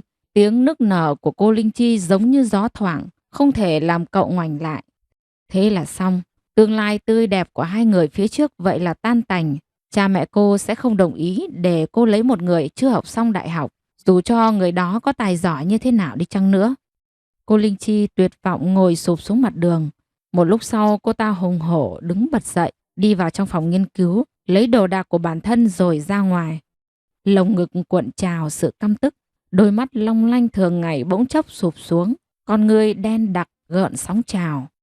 Đúng là hy sinh vô ích mà. Lúc cậu Lân tìm đến bệnh viện, ông Liễn vẫn được cấp cứu ở trong phòng bệnh đặc biệt. Bác sĩ y tá ra ra vào không ngơi nghỉ. Cánh cửa phòng bệnh đóng kín, chỉ còn tiếng dao kéo, kim loại rạch lạch cạch lạch cạch. Không khí căng thẳng khiến lòng cậu trùng xuống. Mùi thuốc khử trùng đặc quánh trong không khí khiến lồng ngực cậu quặn lại. Anh thanh niên dẫn cậu Lân đến đây, đưa cho cậu chiếc áo khoác đen thấm máu vắt trên thành băng ghế. Chiếc áo sền sệt bụi đất lợt cả màu, loang lổ những vết bẩn thỉu. Cha anh xảy ra xô xát với một đám người, hình như do nợ nần tiền bạc, không đòi được tiền. Họ đẩy bác ra đường, không may xe ô tô đi qua cán phải. Lúc tôi đưa đến bệnh viện, bác gần như mất hẳn ý thức. Tôi phải lay hết mãi mới hỏi được địa chỉ của anh đấy.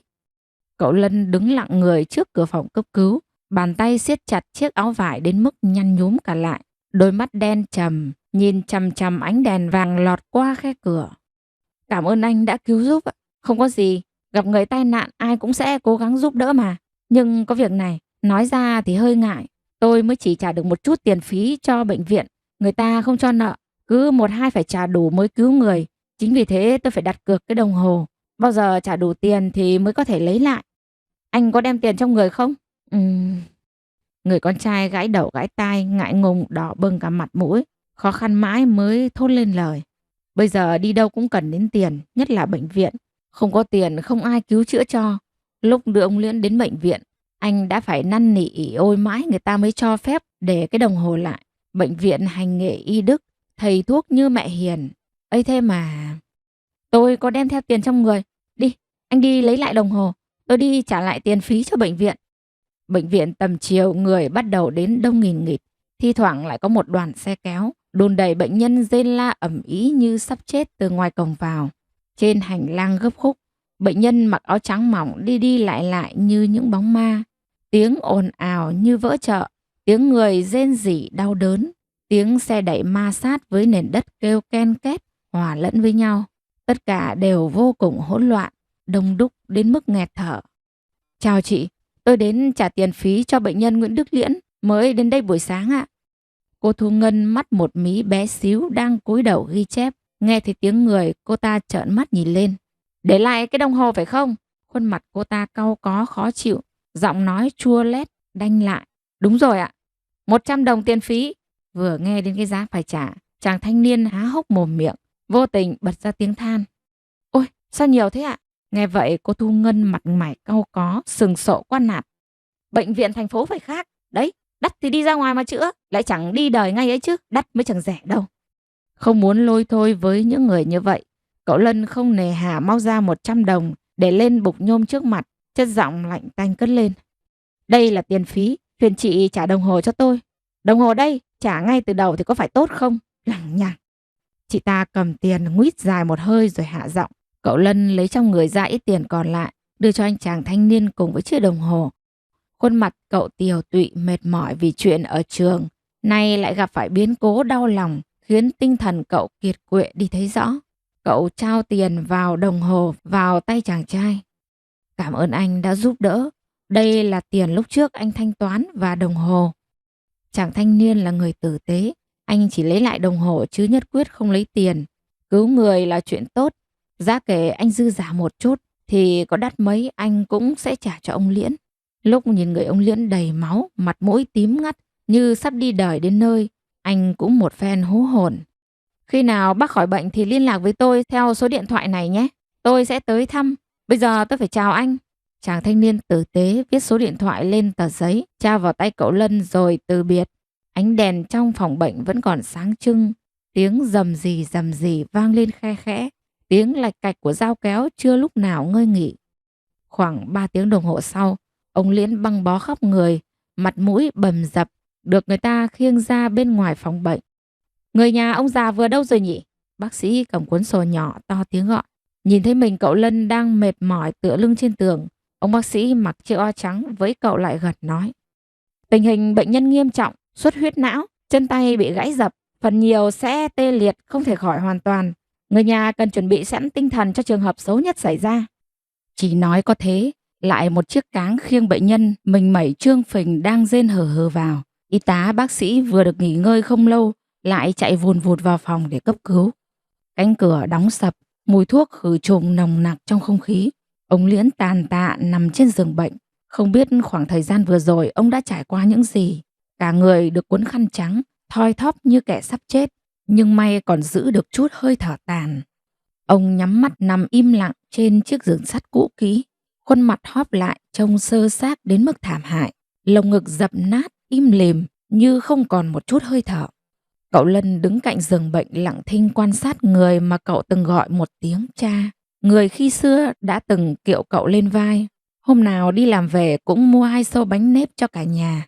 Gia đình cậu đã từng hạnh phúc, vui vẻ là thế. Ấy vậy mà chỉ vì sự thay lòng đổi dạ của người đàn ông này, người cha cậu từng kính trọng trong quá khứ, bây giờ giống như một cái xác không hồn, thở không ra hơi trên chiếc giường sắt cũ kỹ. Bệnh viện kẻ đến người đi, ông Liễn nằm chung một phòng với 3 bệnh nhân nữa. Họ đều là những người trong diện nguy kịch, lúc nào cũng cần phải theo dõi. Thi thoảng tiếng rên hừ hừ lại vang lên, văng vẳng trong không gian ngột ngạt. Phòng bệnh nhỏ hẹp, chật chội, người nhà bệnh nhân thi thoảng lại bật khóc nức nở. Bỗng chốc trời đã tối mịt mù, cậu Lân ngồi im như thế 3 tiếng đồng hồ rồi. Trong lòng cậu ngổn ngang trăm bề, con đường phía trước giống như đám tơ nhện, cứ rối tinh rối mù, bùng nhùng nhũng nhiễu. Cậu không biết bản thân phải làm sao nữa. Cậu hận thù cha mình là thật, nhưng cậu không bao giờ muốn ông ta sẽ xảy ra những chuyện như thế này. Mệt mỏi đứng dậy, trước mắt hoa lên thành một mảnh đen kìn kịt, có lẽ là hạ đường huyết. Cậu chống tay xuống khung sắt trước giường, đứng im một lúc để ổn định lại bản thân. Bốt điện thoại nằm gần bưu điện thành phố, 5 đồng một lần gọi điện. Cậu Lân đưa tiền cho người mậu dịch. Người ta hỏi cậu có cần gửi thư kèm theo không? Cậu từ chối. Số điện thoại này kết nối với Nhẫn, bạn học cấp 3 cùng cậu. Bà Thi nghe được tin chồng tai nạn thừa sống thiếu chết. Cũng ngay vào buổi tối hôm ấy, anh Nhẫn vừa dứt lời, người đàn bà yếu đuối, kiệt cùng, ngã gục xuống nền gạch lạnh lẽo. Đối với bà Thi, ông Liễn là chồng, cũng là cả cuộc đời của bà. Có lẽ con người bà đã chết từ lâu. Mỗi khi nhắc đến chồng bạc tình, đã lựa chọn cuộc sống xa hoa, hoang đàn ngoài kia. Thần trí bà đau khổ phát điên lên được. Nụ cười hiện diện trên khuôn mặt già nua đầy nếp nhăn của bà những ngày trước, đều vì nghĩ đến các con, đến Lân, đến Khánh. Phải đến rằm tháng nay, bà không dám soi bóng mình vào gương, bởi vì mỗi lần bà cười, khuôn mặt méo sạch như mếu, trông thật buồn. Mơ đứng nép trong nhà, mong mỏi trông ra bên ngoài. Thấy bà Thi bất chợt ngã khuỵu xuống, cô hốt hoảng lao vụt ra ngoài xốc bà lên ngay. Vú Hến từ trong bếp cũng vội vàng chạy ra. Ôi trời ơi, bác ơi, nhanh lên em dì ơi, đưa bác lên xe, mỗi người một tay dìu. Anh Nhẫn cũng kinh hoàng la toáng lên. Bà Thi ngất lịm đi, cổ ngoẹo sang một bên, tay chân không còn chút sức lực nào cả, cứ mê man đi như thế. Vú Hến cùng Mơ đỡ lấy bà, Mơ đỡ đằng đầu, Vú Hến đỡ đằng thân. Tiếng khóc nho nhỏ như cố gắng kìm nén, nhưng không sao bịt lại được. Lúc bình thường, Vú Hến và Mơ ai cũng nhanh nhẹn tháo vát, nhưng sao bây giờ bỗng dưng họ lại vụng về đến lạ. Bà ơi, bà làm sao thế này? Bệnh viện tỉnh mới mở hồi năm ngoái, to rộng bằng mấy sào ruộng, nhưng lại chẳng có mấy bệnh nhân. Trời vẫn còn sớm, nhưng cô Thu Ngân đã nằm ngủ gật trên chiếc bàn sắt rồi. Bà Thi được cấp cứu ngay sau đó. Lúc mới đầu bác sĩ làm công tác sơ cứu cho bà, rồi ra luôn, không có gì nghiêm trọng, chỉ là đột nhiên bị sốc nên ngất đi mà thôi. Nhưng đêm hôm đó, bác sĩ lại gọi người nhà ra ngoài thông báo rằng bà Thi có một khối u ác tính ở trong não bộ. Nếu không chạy chữa kịp thời, e là không sống được lâu. Vú Hến và Mơ cả đêm hôm ấy không dám rời bà nửa bước. Hai người phụ nữ, một già một trẻ không biết phải làm gì, làm như thế nào. Họ ôm ghì lấy nhau, nước mắt rơi lã chã suốt cả đêm. Lại khiêng ra nữa rồi kìa. Nhà bà Thi định bán bổ gỗ Lục Bình đi thật đấy à? Bán thật. Hôm qua còn bán hết cả bình sứ từ thời nhà Nguyễn với mấy cái đồng hồ Pháp cổ cơ. Nghe nói đang tìm mối mua xưởng đồng hồ nữa. Xưởng đồng hồ ăn nên làm ra, nhẽ nào họ lại bán thật? Đang khó khăn mà. Ông Liễn nghe nói bị tai nạn, không rõ sống chết, nằm thực vật trên giường bệnh. Bà Thi cũng đổ bệnh tật gì đó tôi không rõ. Đã mấy ngày nay, phố huyện nhỏ ráo rác tin tức xưởng đồng hồ Mỹ Kim đang giao bán. Gia đình chủ xưởng đồng hồ đang khó khăn, cần tiền gấp nên đành phải cắn răng bán đi. Khỏi phải nói, mấy người hàng xóm gần nhà bà Thi chứng kiến khung cảnh sa sút của gia đình mấy ngày qua ai cũng tặc lưỡi tiếc nuối thay. Đấy, đang giàu có sung túc là vậy, ngờ đâu bất chợt một ngày cũng thành ra như thế. Nghèo nàn, nợ nần, không đủ tiền bạc để trang trải cuộc sống. Căn nhà rộng rãi bỗng dưng trở nên trống trải khác thường. Từng món đồ quý giá giống như bộ mặt lịch thiệp của gia chủ, giờ đây cũng lần lượt biến mất. Căn nhà thừa ra những khoảng trống bụi bặm, càng làm tăng vẻ tĩnh mịch, thê lương lạ lùng. Cậu Khánh từ bệnh viện trở về, tay xách theo cặp lồng cháo loãng đã cạn tới đáy. Đi bộ một quãng đường xa, về đến nhà cậu không hề nghỉ ngơi, bèn đi ngay ra giếng múc nước, rửa chiếc cặp lồng cho sạch sẽ. Mơ và Vũ Hến trên bệnh viện tỉnh chăm mẹ và cha cậu từ tuần trước. Anh Lân đã thuê một chiếc ô tô riêng để chuyển cha cậu về đây. Khoảnh khắc cậu nhìn thấy ông lúc tỉnh lúc mê, miệng méo sạch không nói nổi một chữ, khuôn mặt gầy gò hóp lại, đôi mắt lồi to đỏ bừng. Cậu Khánh chợt thương xót cho người đàn ông ấy lạ lùng. Dẫu sao ông cũng là cha cậu, là người mà mẹ cậu dù biết rằng ông phản bội, nhưng vẫn vò võ cầu nguyện cho cha cậu sớm ngày trở về. Bà sẵn sàng tha thứ cho ông, chỉ mong sao một ngày nào đó, ông lại đứng trước mặt và cười với bà như lúc trước. Cậu Khánh quay về, lấy mấy chiếc áo dày dặn cho Mơ và Vũ Hến. Lúc đi ngang qua phòng anh Lân, thấy đèn vẫn còn sáng, cậu bèn gõ vài tiếng rồi mở cửa bước vào. Trên bàn sổ sách bày la liệt, vài tờ giấy bị gió thổi loạn xạ, bay bừa ra cả phòng. Cậu Khánh cúi nhặt nhạnh từng tờ, xếp thành một tập rồi để lên bàn, chèn chiếc bức đèn vào. Khánh này, cậu Lân ngẩng đầu mỉm cười gọi em. Em quay trở lại trường học đi. Cậu Khánh nghe thấy lời đề nghị của anh trai, nhíu mày rồi quả quyết lắc đầu.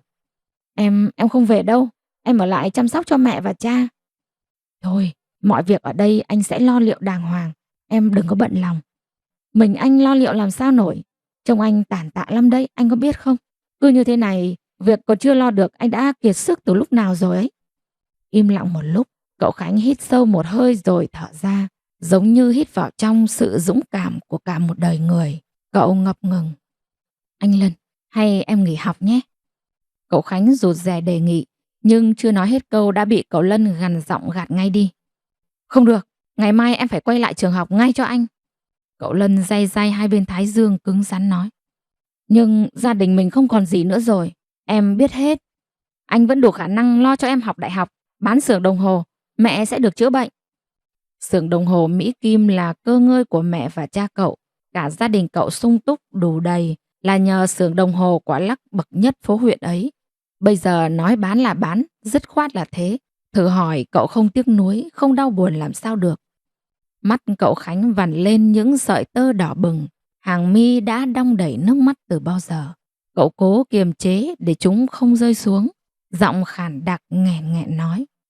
Vậy sau gia đình mình sẽ tính sao? Anh đừng bán xưởng đồng hồ, đó là mồ hôi nước mắt của cha mẹ mà. Em sẽ nghỉ học, lên thị trấn làm thuê, đỡ được phần nào hay phần đó. Khuôn mặt cậu Lân tiều tụy như thế nào thì cậu Khánh cũng thảm hại không thua kém. Có lẽ cậu đã suy nghĩ lâu lắm rồi mới đưa ra quyết định như thế. Cậu tự an ủi bản thân mình, chỉ là đại học thôi mà, học thì học mà không thì thôi. Cậu không thể suy nghĩ ích kỷ vì bản thân mình như thế được. Cả gia đình đang trong hoàn cảnh nguy khốn, khoản nợ khổng lồ của cha vừa mới trả xong. Gia đình cậu cũng rơi vào con đường khánh kiệt. Cậu nghỉ học rồi, sẽ lên thị trấn tìm một công việc để làm, đỡ đần anh cậu, được lúc nào hay lúc ấy. Nhưng nếu không bắt xưởng đồng hồ, mẹ cậu sẽ không được chữa bệnh. Khối u của bà tuy là ác tính, nhưng mới chỉ là giai đoạn đầu, hoàn toàn có thể chữa khỏi. Cho nên càng sớm càng tốt, phải xoay sở được ít nhất 50.000 đồng. Cậu Lân mệt nhọc xoa xoa trán, cơn đau đầu lại một lần nữa ập đến. Bộ não dù cho có khỏe mạnh đến mấy, cũng không thể làm việc ròng rã cả tuần không nghỉ ngơi. Cứ thế này có lẽ giống như Khánh nói, cậu sẽ kiệt sức mất. Anh lên giường nghỉ ngơi đi, em quay lại bệnh viện, Dù có chuyện gì xảy ra, chúng ta cũng phải dũng cảm đối diện. Bệnh viện tĩnh lặng ngắt như tờ. Mấy cô y tá ngáp ngắn ngáp dài uể oải đi đi lại lại. Vì bệnh nhân ở nơi này chẳng có mấy, cho nên bác sĩ cũng vô cùng ít ỏi. Nhiều khi có người lên cơn co giật giữa đêm khuya, người nhà phải chạy đôn chạy đáo tìm khắp bệnh viện mới vớt được một ông bác sĩ. Đêm ở bệnh viện lúc nào cũng dài và lạnh lẽo. Mơ và Vú Hến chốc chốc lại đứng lên ngó ông Liễn và bà Thi. Có khi chỉ là tiếng động chờ người hơi to một chút, Mơ cũng giật mình hốt hoảng bật người dậy khỏi chỗ cũ. Bệnh tình của bà Thi mấy ngày qua cũng đã đỡ đi ít nhiều. Lúc nào tỉnh táo, bà thường nhọc nhằn bò sang giường của ông Liễn, nắm lấy bàn tay gầy rộc chỉ còn da bọc xương của ông, im lặng rơi nước mắt. Nhiều khi tiếng nấc không thể kìm nén được bật thốt lên, Mơ mới phát hiện ra là bà đang khóc. Có những lúc bà khóc ròng trong câm lặng, dường như chỉ cần đối diện với người chồng đang sống dở chết dở của mình là nước mắt mặn đắng lại bất giác tuôn trào. Bà Thi hiền lành khiêm nhường mà số bà khổ quá. Cả đời không có lúc nào được sống yên ổn. Lúc bà có thể cười tươi đối diện với mọi người thì biến cố lại một lần nữa ập đến. Ghì chặt lấy bà, ăn tươi nuốt sống người đàn bà tội nghiệp. Mấy ngày qua vì mãi chăm sóc bà và ông cho nên Mơ không có thời gian để gặp cậu Lân. Mà thôi, không gặp riêng nhau cũng tốt. Mơ hổ thẹn vì mình chẳng thể giúp được gì cho cậu. Nhìn gương mặt cậu xác xơ tiều tụy, cô thương cậu quay quắt. Nhưng nhiều hơn cả là sự bất lực. Mơ xót cậu lắm nhưng lại chẳng thể nói ra. Điều cô có thể làm đó là ở cạnh bên chăm sóc ông Liễn và bà Thi thật tốt. Đỡ đần được cậu cái gì thì hay cái ấy. Nhưng Vú Hến thì không được khỏe mạnh như Mơ.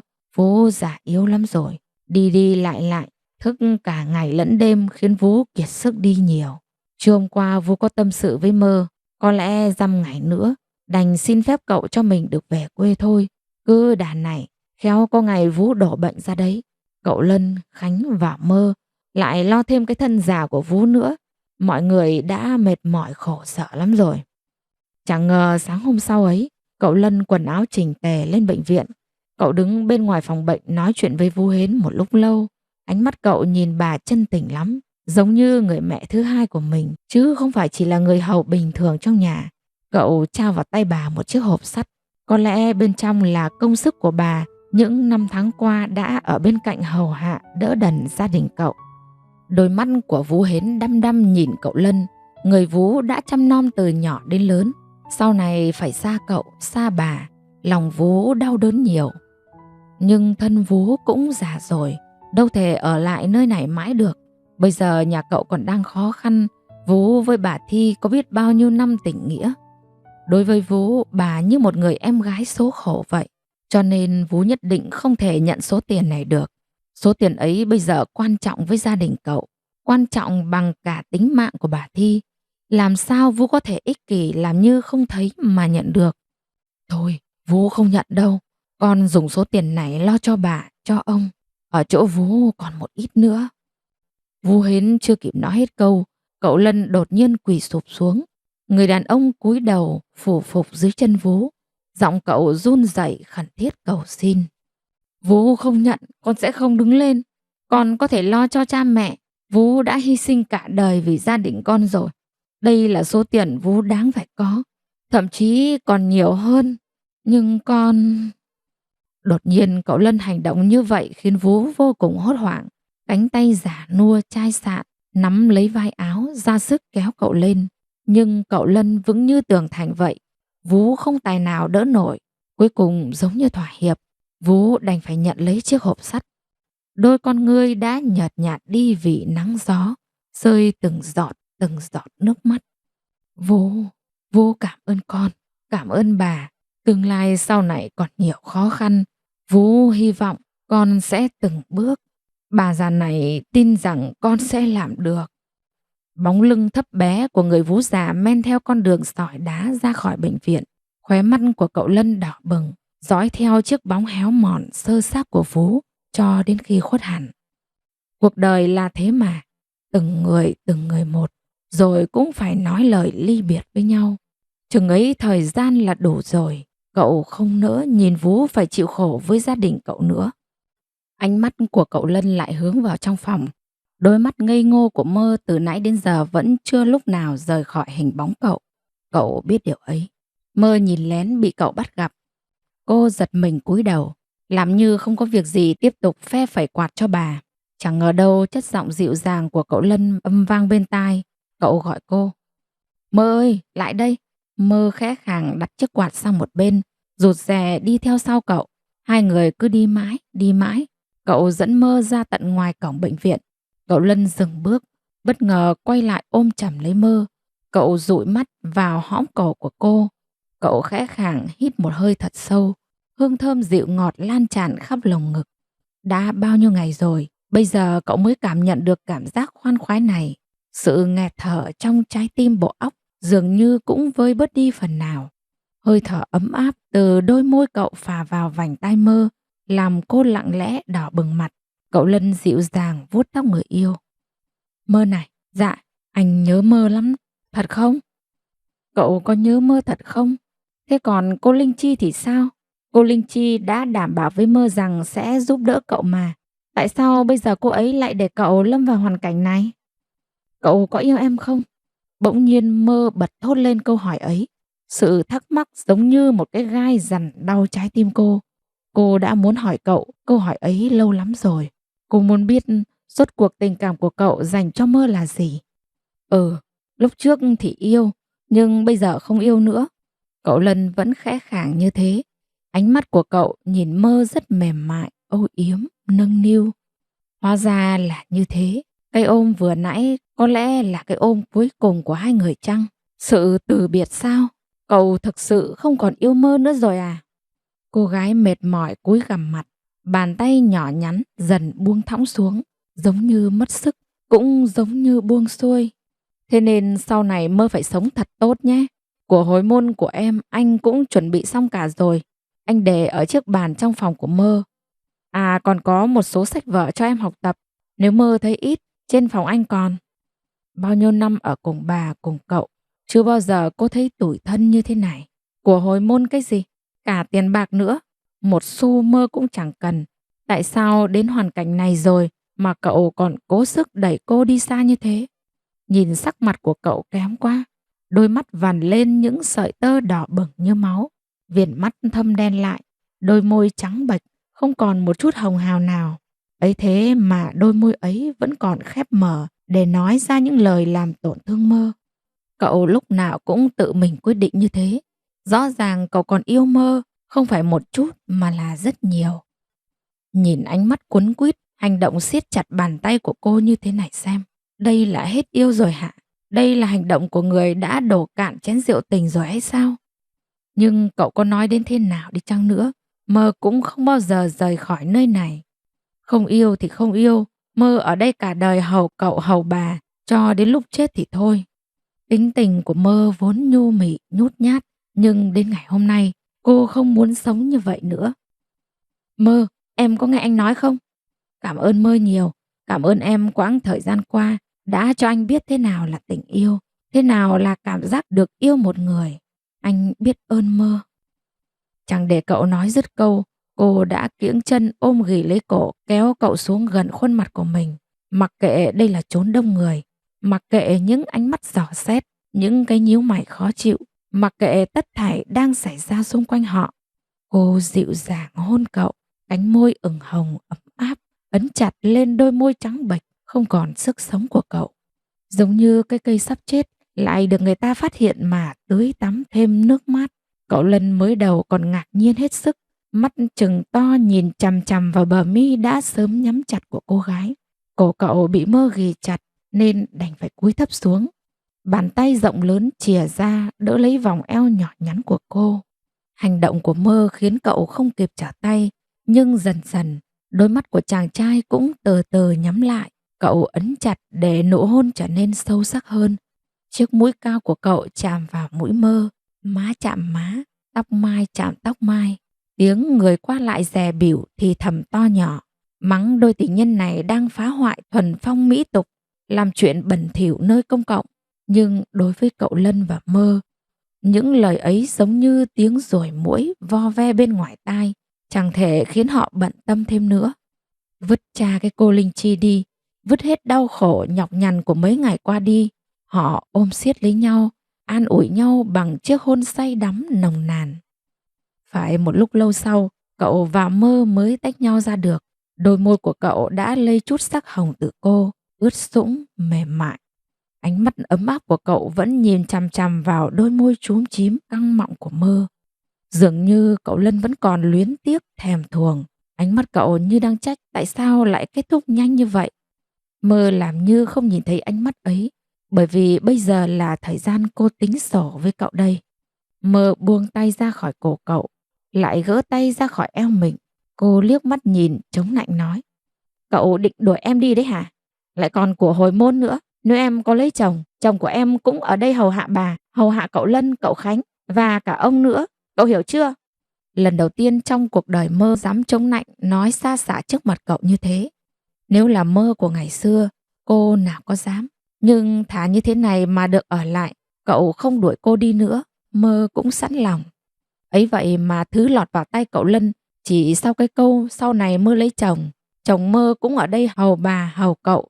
Tự nhiên máu nóng trong người dâng lên cuồn cuộn.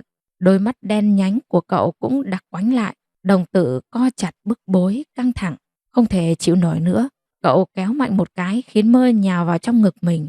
Đôi môi lạnh lẽo liên tục hôn lên má, lên môi, lên mắt cô như trả thù.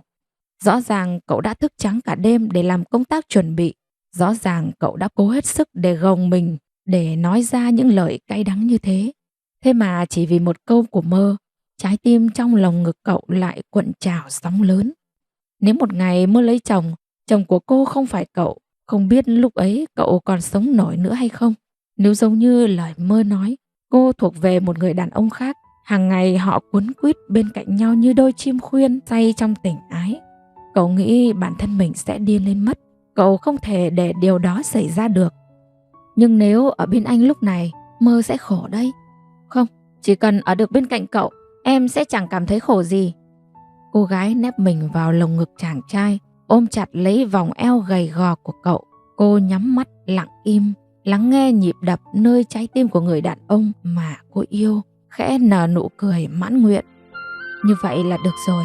Sau này dù có ra sao, Mơ sẽ mãi mãi là hậu phương vững chắc nhất của cậu, ở bên đồng cam cộng khổ cùng cậu. Đối với Mơ, dù có chuyện gì xảy ra, tương lai sau này vẫn luôn được ở bên cậu. Có cậu Lân ở bên cạnh, như thế là đủ rồi. Quý vị thân mến, quý vị vừa nghe xong bộ truyện ngắn Tương tư tình người của tác giả Hoài Thu qua diễn đọc của Thu Hà. Sau khi lắng nghe xong bộ truyện này, quý vị có cảm nhận như thế nào? Hãy để lại bình luận để cho Lúa Vàng cùng tác giả được biết nhé. Còn bây giờ xin chúc quý vị có một giấc ngủ thật ngon. Xin kính chào và hẹn gặp lại.